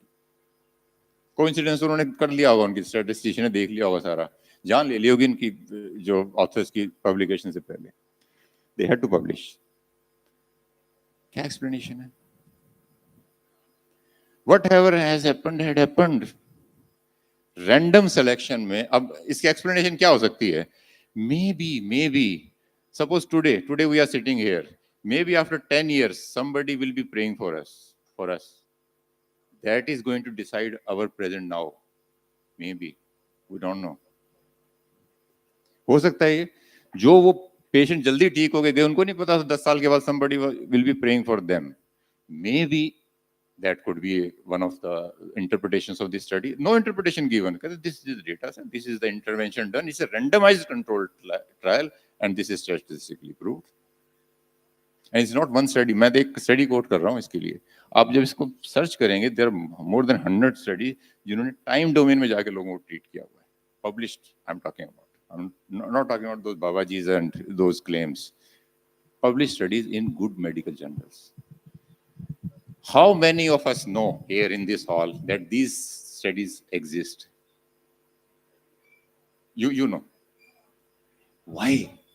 Why we are blind to these observations? See, I'm also a medical doctor. हम इन चीजों को acknowledge क्यों नहीं कर? Even to disprove them. Why are we not acknowledging that this is also a publication which is a part of modern science? And what could be the explanation? क्या इसकी explanation ये हो सकती है कि suppose I am like in our country एक बहुत अच्छा tradition मुझे लगता है, you take care of your ancestors. आप ancestors की पूजा हम सब करते हैं, पितृ का उनका तर्पण करते हैं, पिंडदान करते हैं. Is it, and many a time we get this argument, यार मरते समय तो कुछ किया नहीं, मरने के बाद ये बहुत कर रहे हैं, अब क्या मिलेगा उसको? We get this argument. ये स्टडी तो कुछ और बताती है, ये तो कहती है कि नहीं, मैं आज भी अगर उनके लिए कुछ कर रहा हूँ ना, अपने ग्रैंडफादर, ग्रैंडमदर, ग्रेट ग्रैंडफादर के लिए, that might have affected his life 50 years ago. Because 50 years after, somebody in his lineage will be praying for this fellow. Maybe we are affecting that thing. I don't know. I don't know whether this interpretation is right or wrong, but at least in this study, it happened. Sir, can you sum up your... That's right. So, if a priest can change the outcome with a procedure, why doctors we cannot do? So, that is my last study to you. Female tears. They have got a property which can reduce male aggression without any odor percept, without any smell. Just tears of the females, they have got some unknown substance. It reduces the aggression of males, has already been proved by study. You can start.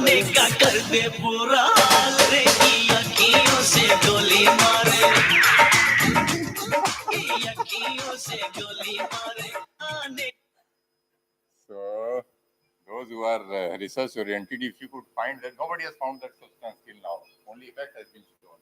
अगर आपको substance मिल गया, तो आप करोड़पति बनने वाले हैं. ये idea है आपका. Thank you so much.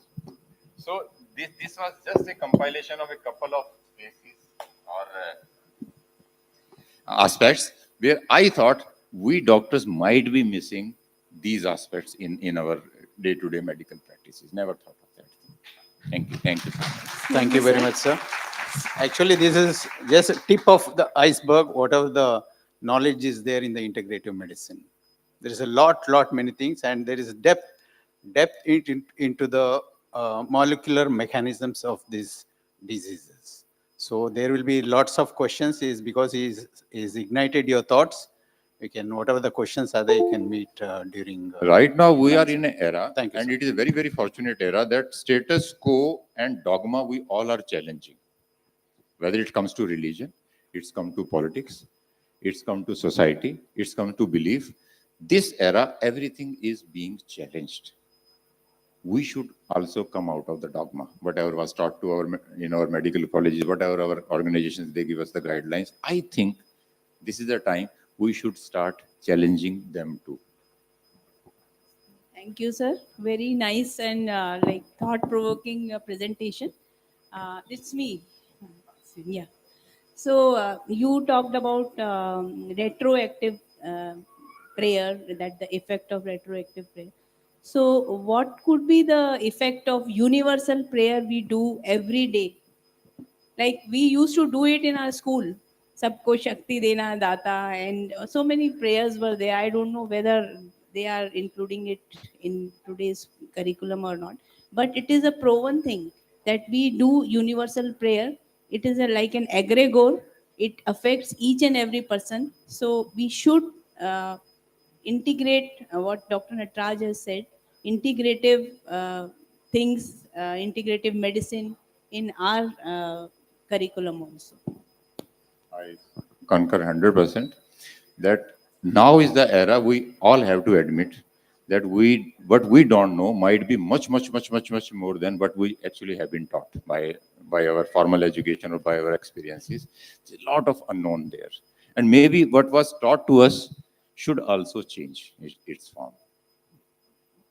I don't know what prayer is actually. Whether it's, yeah. Actually, what you're telling is that that's right, absolutely right. Thoughts and emotions are influence, they influence the matter, and they are considered to be a modulator epigenetics. Yeah, that's what they change the matter, so they do have effect on the DNA. That's how, if there is negative emotion, there could be mutations in the genes. If there is a positive emotion, some genes may be suppressed, harmful genes. It's like that. So this is actually, there is a depth into that. We don't have much research on this aspect, but there definitely there is. You can conclude that thoughts do have effect on body, effect on matter. There is no doubt in it. But I don't know. We don't have much research. Probably we are not accessible to the research must be happening, but we are not sure about it. Sir, There is an effect on it. Sir, you have told that heavy metals, pesticides, they cause so much of damage and all. Did you exactly get your, I hope you don't mind if I ask you, did you get your blood tested any time for this, and what guidelines you give to your patients in your clinics?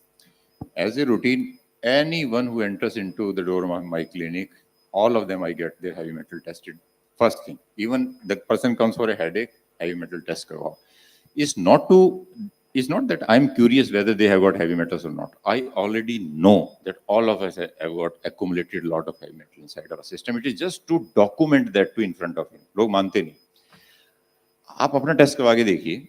Now is the simplest is Thyrocare lab. They get 22 metals in 2,000 rupees. 22 metals they get it done. And you will be surprised at those readings जब आपको मिलेगा कि not even a single person in our country has got zero heavy metals in their system.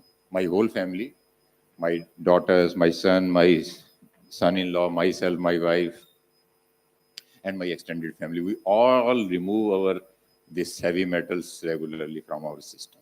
All of us.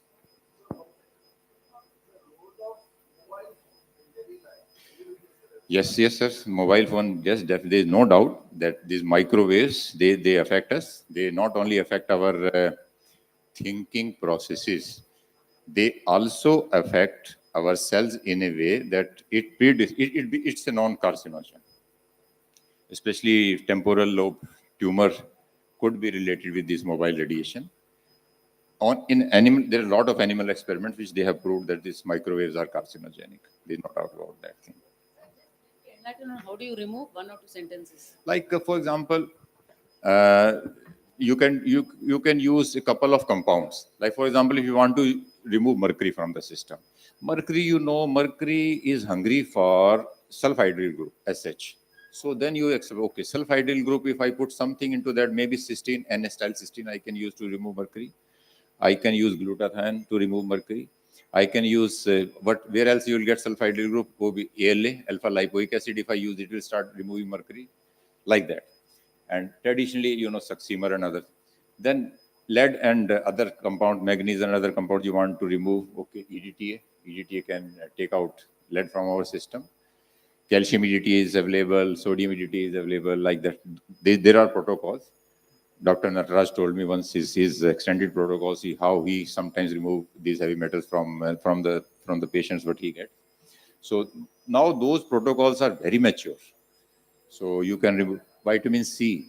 You will be surprised if I tell you high dose of vitamin C can neutralize anything at cellular level. If it cannot chelate, it cannot remove these heavy metals or pesticides out of your system, it will neutralize their effect at cellular level. Something as simple as vitamin C. Magnesium. Now there is a competition. Bivalent iron, Mg 2+.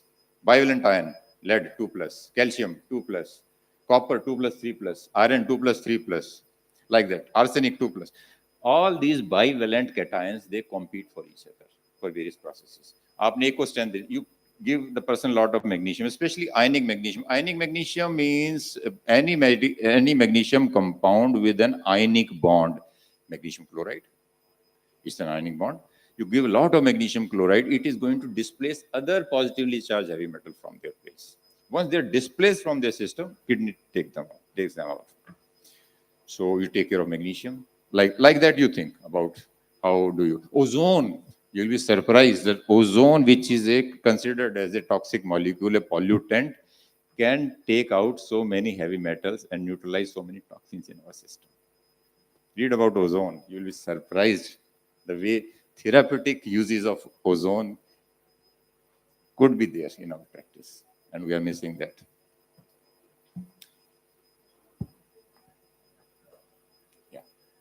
So if there are no further questions, yeah.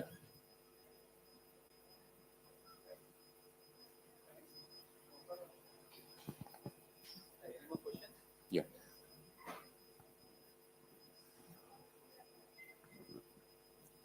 So it was an excellent presentation, extremely thought-provoking. So Mike, I'm just trying to point out at a certain incident that happened in the remote past in one of the countries, where initially there was a idea that whether the cause of deaths were being audited. So the first time they found that there was an uniform cardiovascular death, respiratory death, and other causes of death. But suddenly, at a point of time about 10 to 15 years later in that particular country, what happened was the number of deaths for cardiovascular deaths went up. So everybody was wondering why that was happening. And it happened so that that was the point of time when the coding system of the deaths were changed.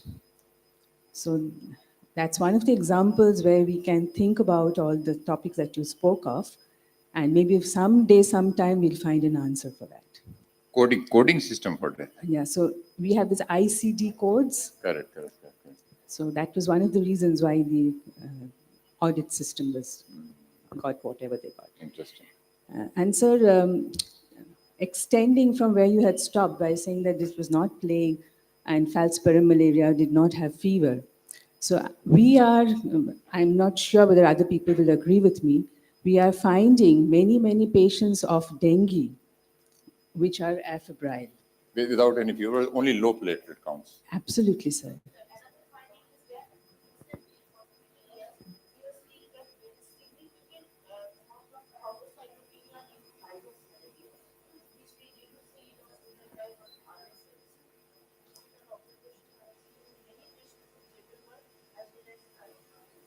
I see.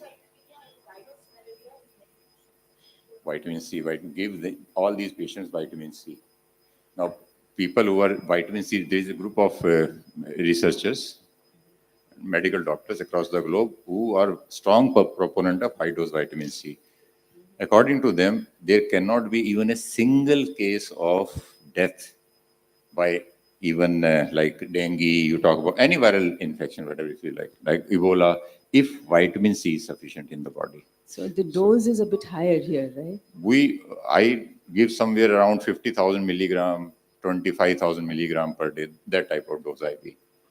So how many times? I'll tell you. More than 10,000 milligram, 10 grams per day is called high dose vitamin C. Less than that is normal, your usual dose. Our recommended dose of vitamin C may be around 50 to 60 milligram. RDA of vitamin C is how much? 50, 60, 70 milligram per day. Per day. 500 milligram. उसको भी हम बहुत ज़्यादा मानते हैं, but it's not even RDA. RDA recommended is somewhere less than 100 milligram. So why not? For our understanding, this is very, very, very, very, very, very low RDA recommended.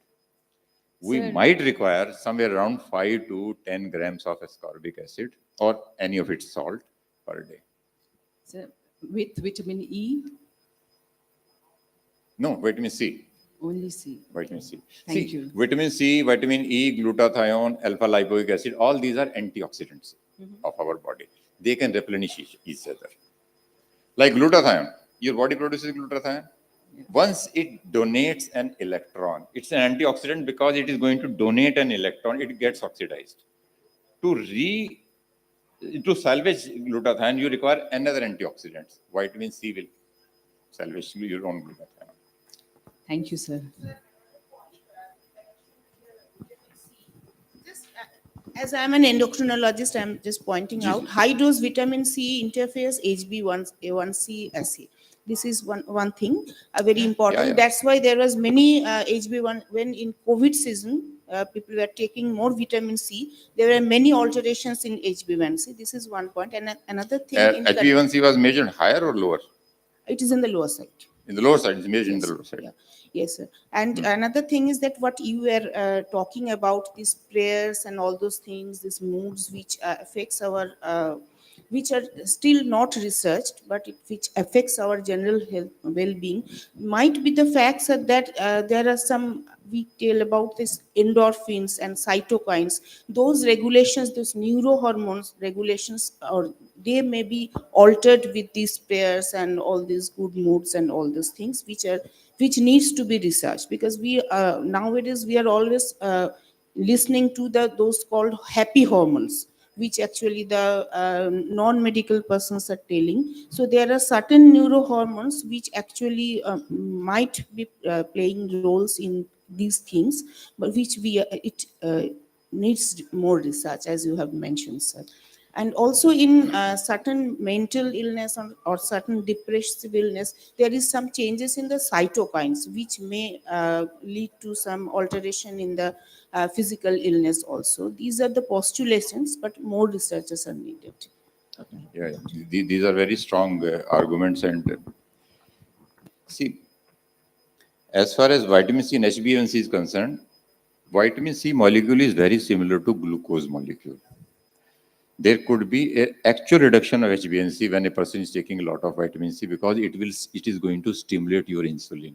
Insulin beta cells think that a lot of glucose has come to, and you can demonstrate that.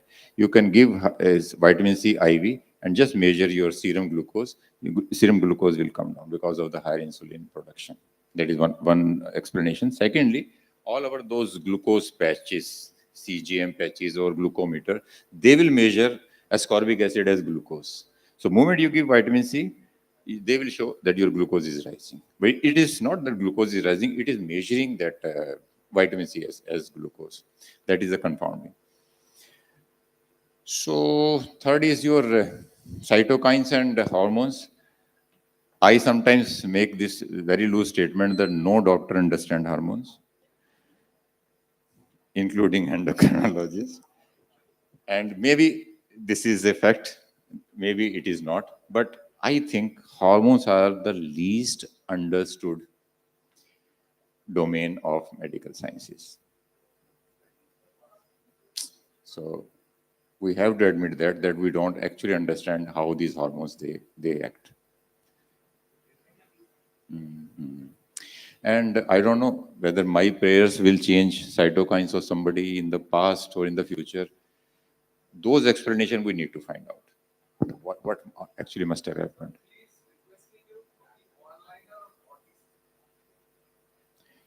Sir, one-liner, autism. Autism is bad. What to say about it? Sir, one of the cause for autism is lead toxicity. heavy metal toxicity. I Heavy metal, need not every- be lead. It's a heavy aluminium, metal yeah. toxicity. You test your autistic kids and you will come to know the amount of heavy metal toxicity. Number one. Number two is there is a lot of dysbiosis. So gut dysbiosis. Even vaccines are now, they are getting blamed. I don't know whether that is a true fact or not, but even vaccines are now getting blamed because of autism. I don't know whether that theory holds true. Some metals, I believe, aluminum. Aluminum, they say aluminium, that nanonized aluminium as an adjuvant in these vaccines might be crossing your blood-brain barrier. But there is a lot of aluminium, there is a lot of, what I have seen in my patients is a lot of aluminium accumulation, lot of manganese accumulation. Manganese causes Parkinson-like disease. Globus pallidus goes to globus pallidus. It's called manganism. So manganese causes that Parkinson disease. There's a lot of accumulation of strontium I see in my day-to-day reports. Strontium is there in these construction, cement and other things. So a lot of strontium accumulation. There's a lot of lead, high lead levels after the age of 50, especially in females. I have seen lead levels are very high after the age of 50 because it is coming out from their bones.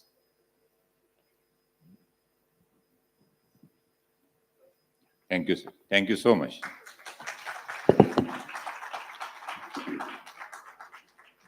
So after a very fascinating session, we come to the last session of today's program. And before that, I'll request our speaker and our chairperson to move on to the memento dais to kindly receive the mementos. And the last session, Oncosynergy, disease awareness in cervical cancer. The speaker, Dr. Ashish Upadhyay, and the chairpersons of the session, Dr. Biplab Banerjee and Dr. Shumon Mayur. I'll request Dr. Biplab Banerjee and Dr. Shumon Mayur to kindly come onto the stage.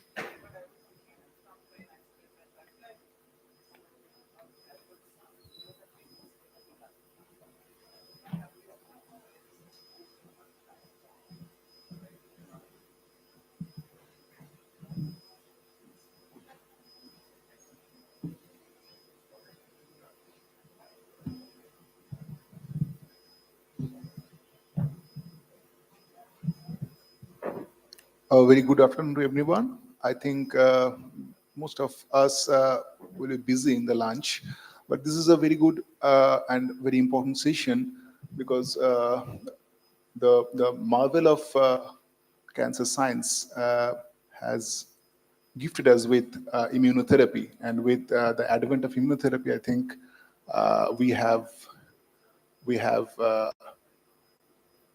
proceeded further enough in the battle of winning the battle of the cancer.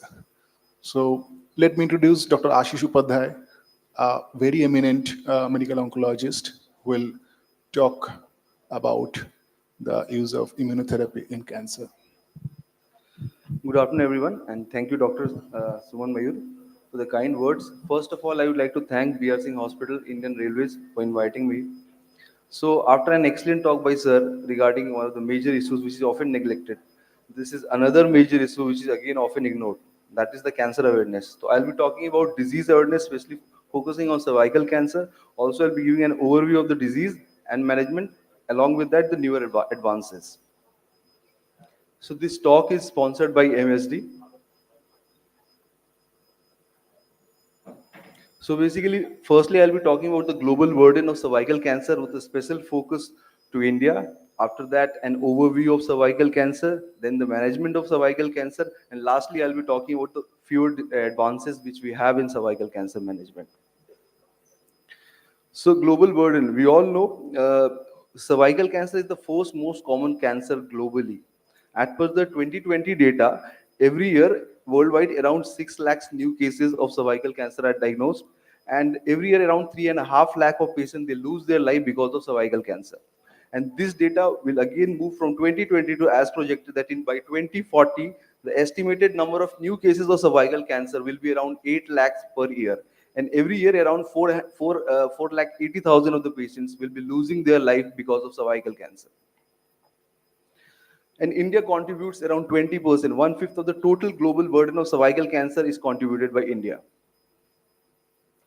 So we also know the prevalence of it is the second most common cancer among women in India. The most common is breast cancer. Around 15-20 years back, cervical cancer was the most common cancer among women, but now it has come to second, mostly because of the sedentary lifestyle.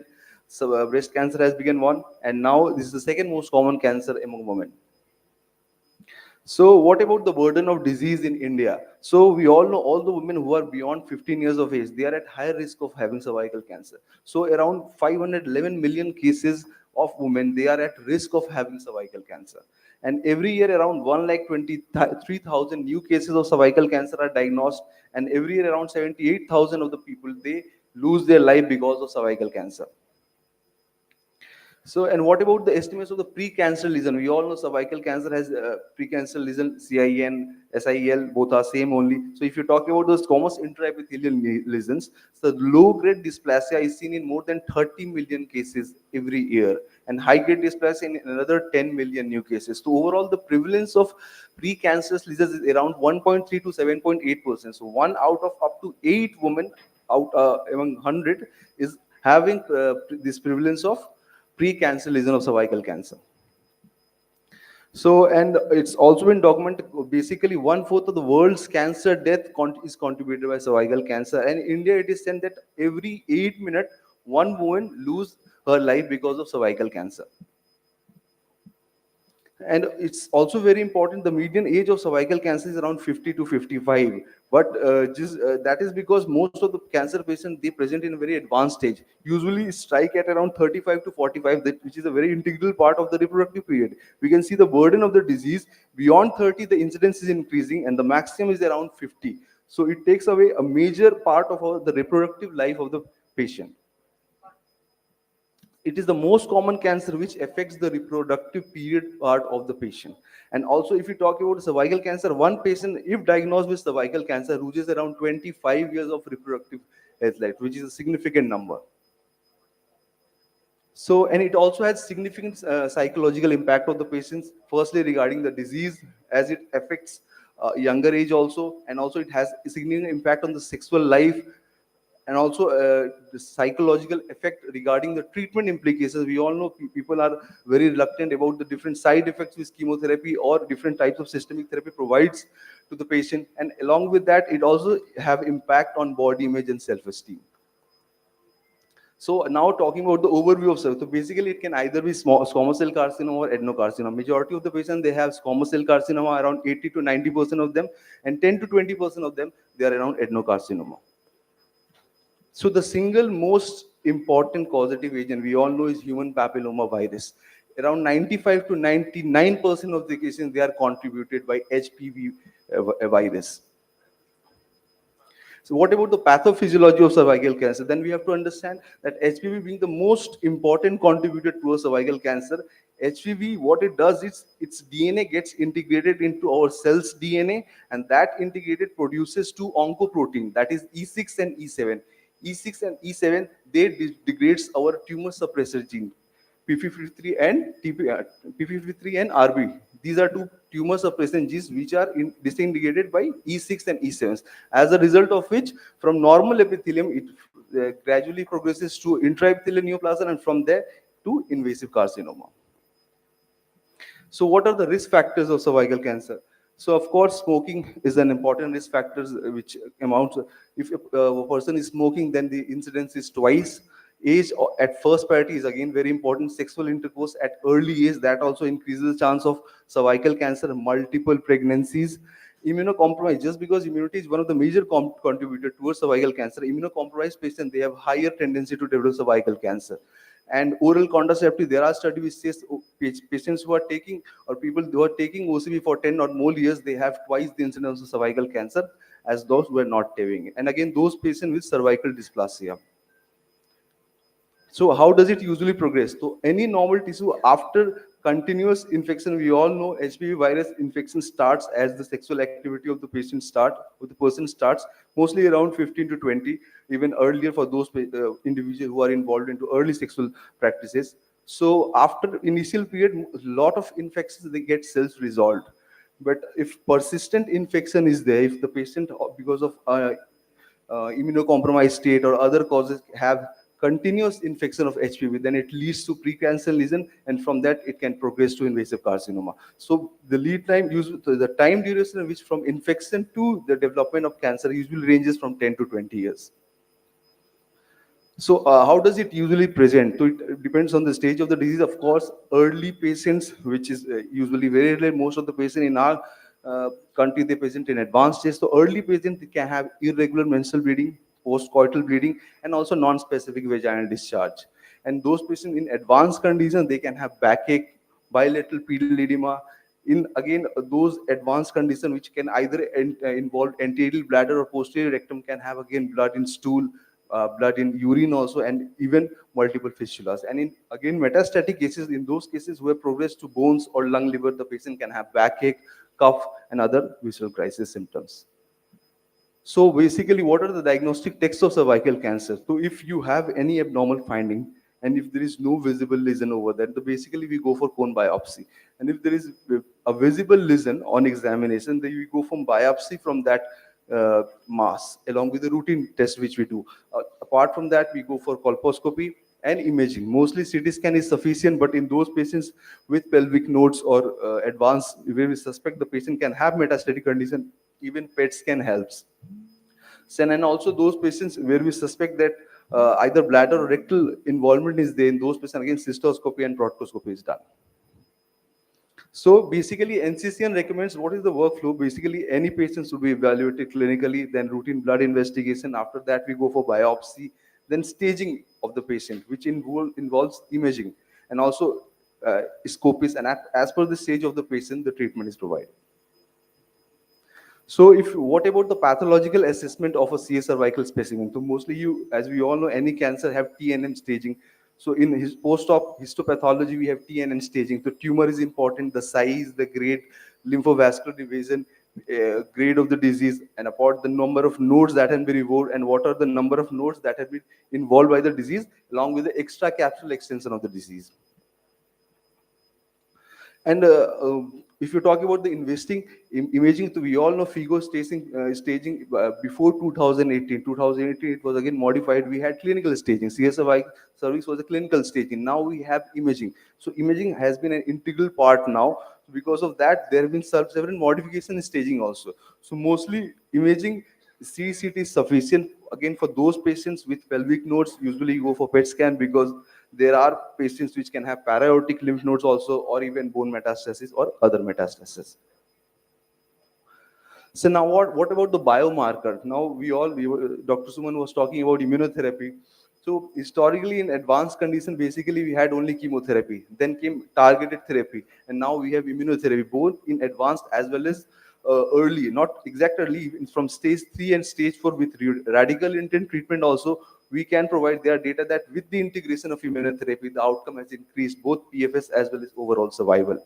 So that the marker which is responsible for the evaluation of immunotherapy outcome is PD-L1 in metastatic conditions. So what we do is, PD-L1 is an immune checkpoint, which is a marker for those patients who have high PD-L1, that is with a score of 1 or more.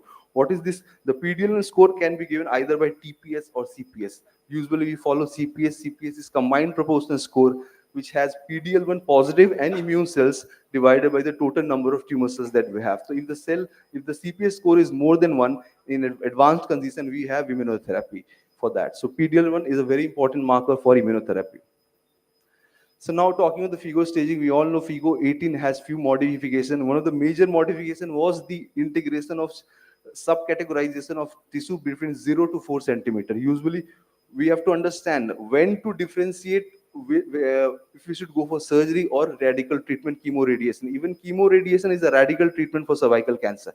So for early stage, especially those lesions up to 4 centimeter, we go for surgery. Those lesions beyond 4 centimeter, we go for radiation. So this was again taken into consideration in stage 1B. Stage 1B was further subcategorized into up to 2 centimeters, stage 1B1, 2 to 4 was 1B2, and more than 4, that is 1B3. This more than 4 subset 1B3 patient, they are usually treated by chemoradiation, not by surgery. And this again subcategorization was done in stage 2A as well. 2A was less than 4, 2A2 was more than 4, just because more than 4 should be given towards radical CTRT and up to 4 centimeter can be taken towards surgery. Again, we had integration of lymph node involvement also. This 3C1 and 2, that is 3C1 is pelvic lymph node involvement and 3C2 is para-aortic lymph node involvement. This again is an addition to the FIGO 2014 staging that we had previously. So now what about the management of cervical cancer? So basically before that, we have to talk about cervical elimination. Why is it important? So WHO has given a 90-70-90 strategy. What is that 90-70-90 strategy? We know there are two important ways to prevent cervical cancer. First is vaccination, because 95 to 99% of the patients, they are because of HPV virus. So HPV vaccination can prevent cervical cancer. Second is treatment of precancerous lesion. Okay, that we can do by screening. So again, screening and treatment of precancerous lesion can decrease the incidence of cervical cancer. So this goal was, if we give vaccination to 90% of the goal till 15 years of their age, if we screen 70% of the women till 35 and another 10%, another the same 70% of the patients should be screened again after 10 years, that is twice till 45. And if we treat the 90% of those patients who have precancer lesion during screening, then we can eliminate cervical cancer. What is this elimination? Elimination means the incidence of cervical cancer is a major issue for us right now, for the world. If we follow this 90-70-90 strategy, then the incidence of cervical cancer, which will come down to such an extent that it will no longer remain a major health burden for us. So this is what we have to achieve by 2030. This is what WHO recommends. So 90% vaccination, 70% screening. I'll also give you the data of ours, what we're having. So the strategies we already discussed. Primary prevention is by HPV vaccination. I'll be discussing about it later. Secondary prevention by screening and treatment of precancers or earliest lesion. And after that, we are left only with cancer treatment. The earlier the stage, the better is the outcome, the less is the treatment duration. So how to prevent cervical cancer? Another important thing is to practice safe sexual practices. Multiple sexual partners should be avoided. Use of barrier contraceptive during sexual intercourse. This is very important because safe sexual practices is very important for the prevention of cervical cancer. After that, we have HPV vaccination. We have Gardasil 9 nonavalent vaccine available with us, which has coverage of more than 90% of most of the HPV strains. And along with that, we have routine screening also. In screening, what we do is we do pap smear. Along with that, HPV testing is done to diagnose either in pre-cancer condition or in early stage, so that better treatment could be given to the patient. So what about the cervical cancer screening practices in India? The goal is to screen at least 70% by the age of 35. What we are achieving is around 3.1%. This is what the cervical cancer percentage of us is. That too by from the age group 25 to 65. Forget about the 70% that we have to achieve. And if you talk about the vaccination, it is even less than 1% of the population of Indian. They are getting HPV vaccination. I'm talking about women. So these numbers are very low, and towards 2030 strategy, this awareness is very important. So now what about the routine?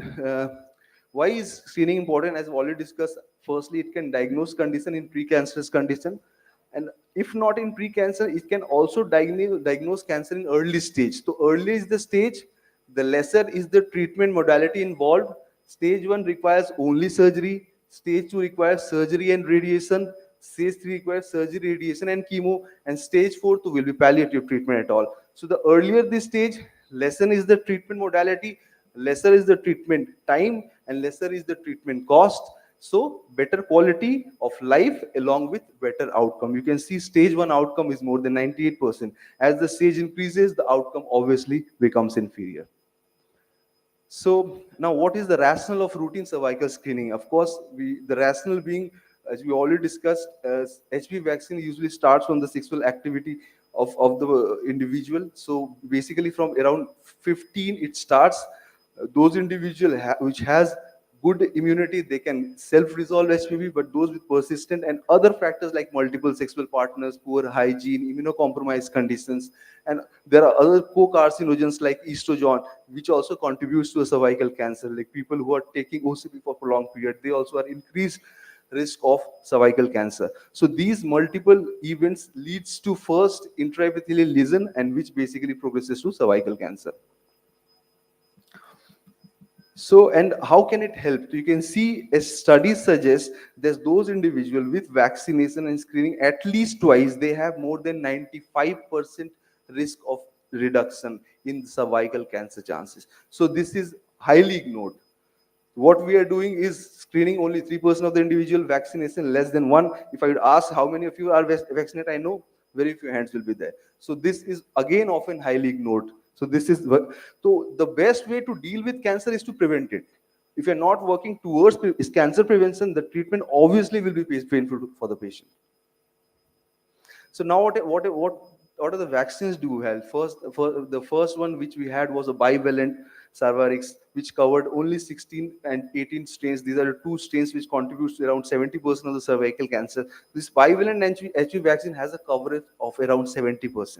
This quadrivalent, again, strain 6 and 11 is involved with genital warts, 16, 18 again cervical cancer. This again gives a rough coverage of 70%. But now with the advent of Gardasil 9, that nonavalent vaccine, it covers 9 different high-risk strains of HPV, which are responsible for cervical cancer. So this contributes around 90% of the cervical cancer. So this coverage of nonavalent vaccine is 90% as compared to the 70% of bivalent and quadrivalent vaccine which we had before.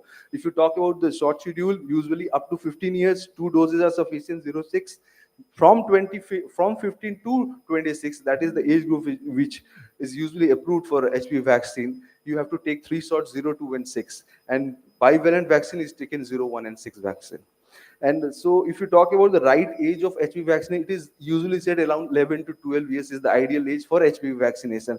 But not ideally, the maximum you should focus is to be till 15 years of age. But the recommendation is till 26, and even after 26 till 45, you can take HPV vaccine with shared decision making with your doctor. You have to see a lot of other factors about the high risk category of the patient. If the patient is involved if the patient is having multiple sexual partners, if the hygiene is bad, or if the overall immunity of the patient is bad. These all multiple factors needs to be taken into account, and then after shared decision making, we reach to a consensus if that individual should be vaccinated by HPV or not. So what about the cervical cancer screening? Again, visual inspection, then we do Pap smear, and then HPV DNA testing. HPV DNA testing, again, is not a very costly testing, around 3,000 to 4,000 rupees. So these are the basic important things for cervical cancer. So now we have different guidelines for cervical cancer, mostly for women less than 21, we don't go for cervical cancer screening. From individuals, from females of age 21 to 30, every 3 yearly Pap smear is sufficient. 3 yearly Pap smear, a very small thing, it's not a major thing. And from 31 to 65, ideally we suggest co-testing. Every 5 yearly, go for Pap smear and HPV testing. This is, and beyond 65 years, if the findings are normal, the patient is not found to have a high risk category, and those individual, we stop screening. So now we'll talk about the treatment of cervical cancer. So basically, any cancer treatment, they basically can be treated by 3 modalities, either by surgery or by radiation or by medicine. So surgery, radiation, medicine, here we are talking about chemotherapy. It's not only chemotherapy, it's by medicine, which can have chemotherapy, which can have targeted therapy, which can have immunotherapy, and even hormonal therapy. And we have newer advances also, in which therapeutic viruses, therapeutic precision oncology, where the patient's T cells is taken genetically modified in a lab, and that genetically modified T cell has more capacity to identify the tumor cells, and also more capacity to destroy the tumor cells. This is called adoptive T cell therapy. Is the new way forwards for most of the solid and liquid malignancies. So, and what are the factors that influence this thing? As we've discussed, the most important being stage, early stage, less number of treatment modality, everything will be less cost, outcome will be better. Apart from that, extent of cervical cancer progression. size of the tumor. I told you major category because those with more than 4 centimeter, we take the patient towards chemoradiation, and those with T size less than 4 centimeter, we take towards surgery. And also the patient age and overall health.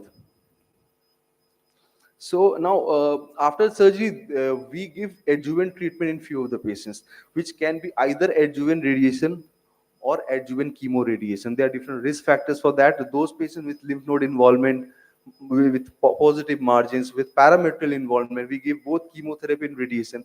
And those patients with high T size, lymphovascular invasion, and stromal invasion, we again assess few of the factors, and we decide to give adjuvant radiation to those patients. So what are the different surgery? We all know early stage of the cancer and also pre-malignant cancer, they have different surgery like cryosurgery, laser, leap, conization, and simple hysterectomy. And mostly for most common surgery, we all know Wardheim's and radical hysterectomy. And in case of recurrent disease, we go for pelvic exentration. So now what about the role of minimal surgery? Is this a safe option? So what they are saying in cervical cancer, they are mixed study. So mostly we don't go for minimally invasive surgery. We go for the conventional surgery.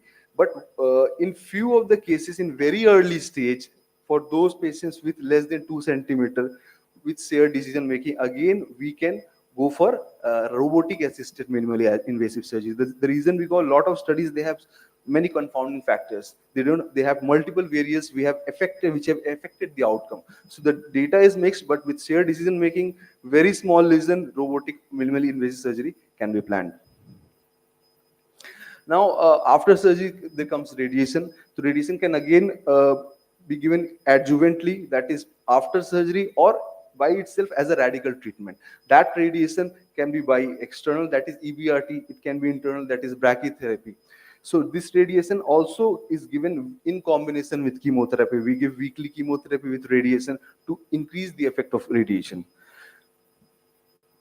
So what are the different radiation? We've already discussed. EBRT is the radiation from the external sources. In brachytherapy, we keep a radioactive substance inside the patient so that there is less damage to the surrounding structure, because external beam radiation will cover those organs which are there in the portal.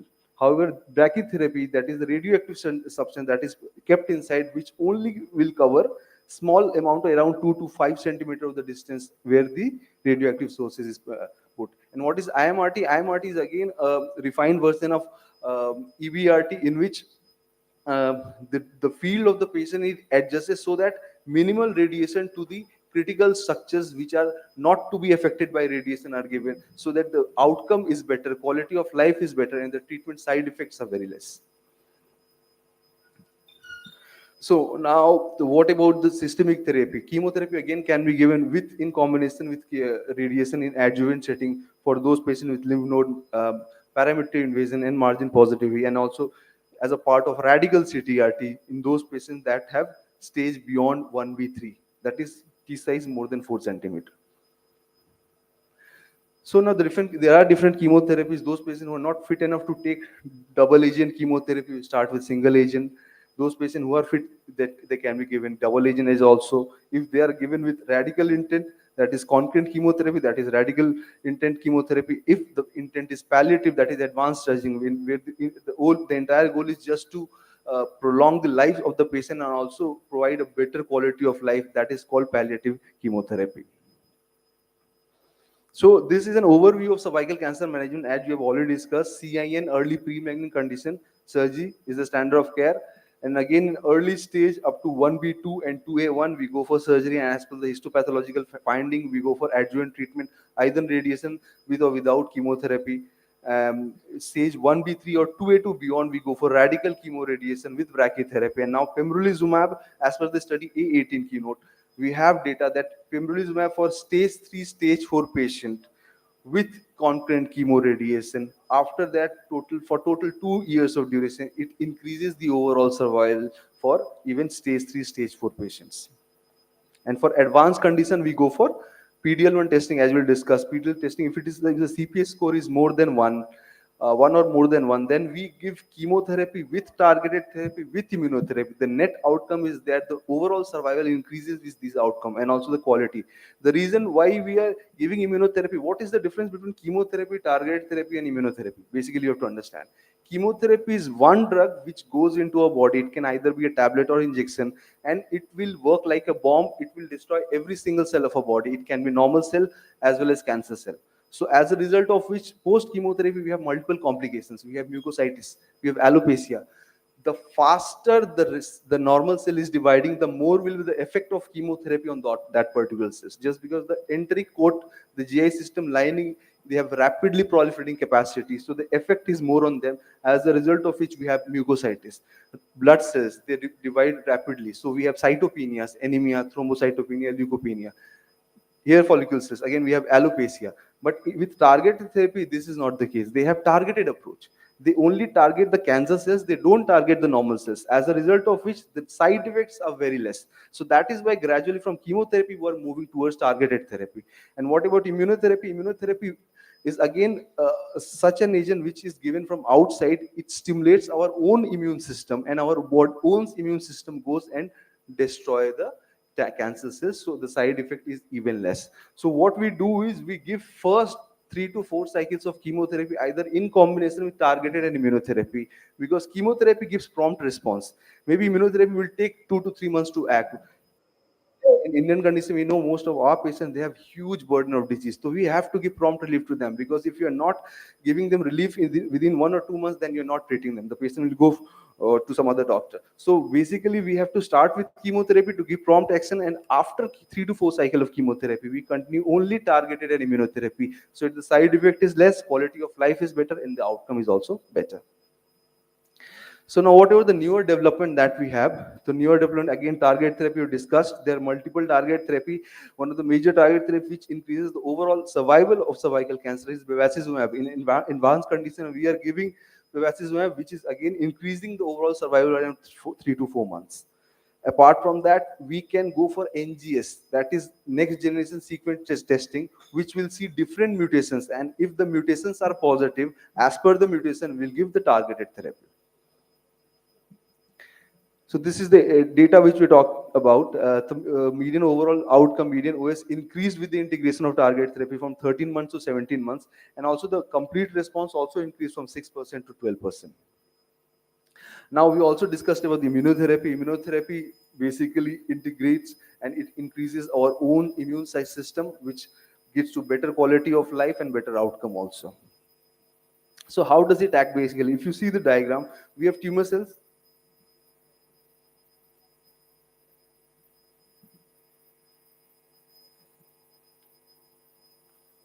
Is there anyone? Screen is on.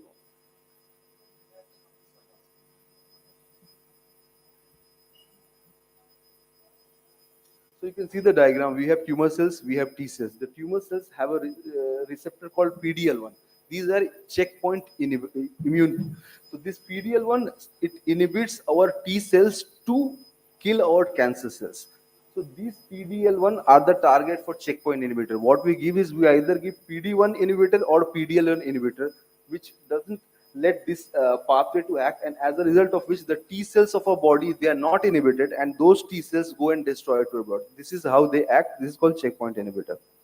So we have different checkpoint inhibitors approved for cervical cancer, pembrolizumab, as discussed in both in advanced as well as radical setting.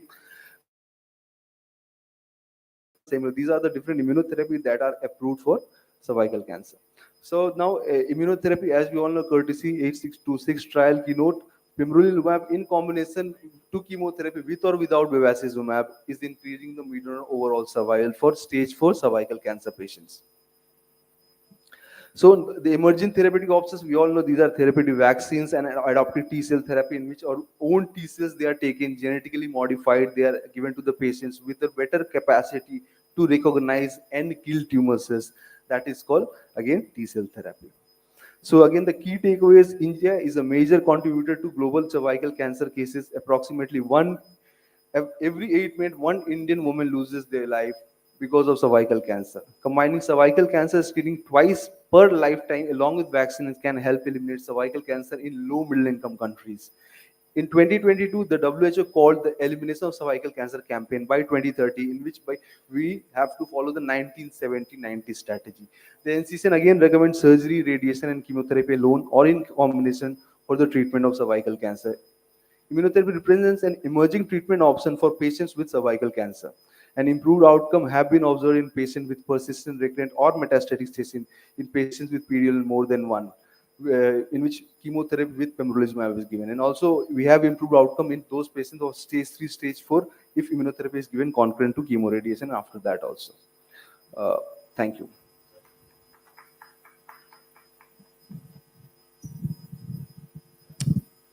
Thank you very much for your. That was right. Just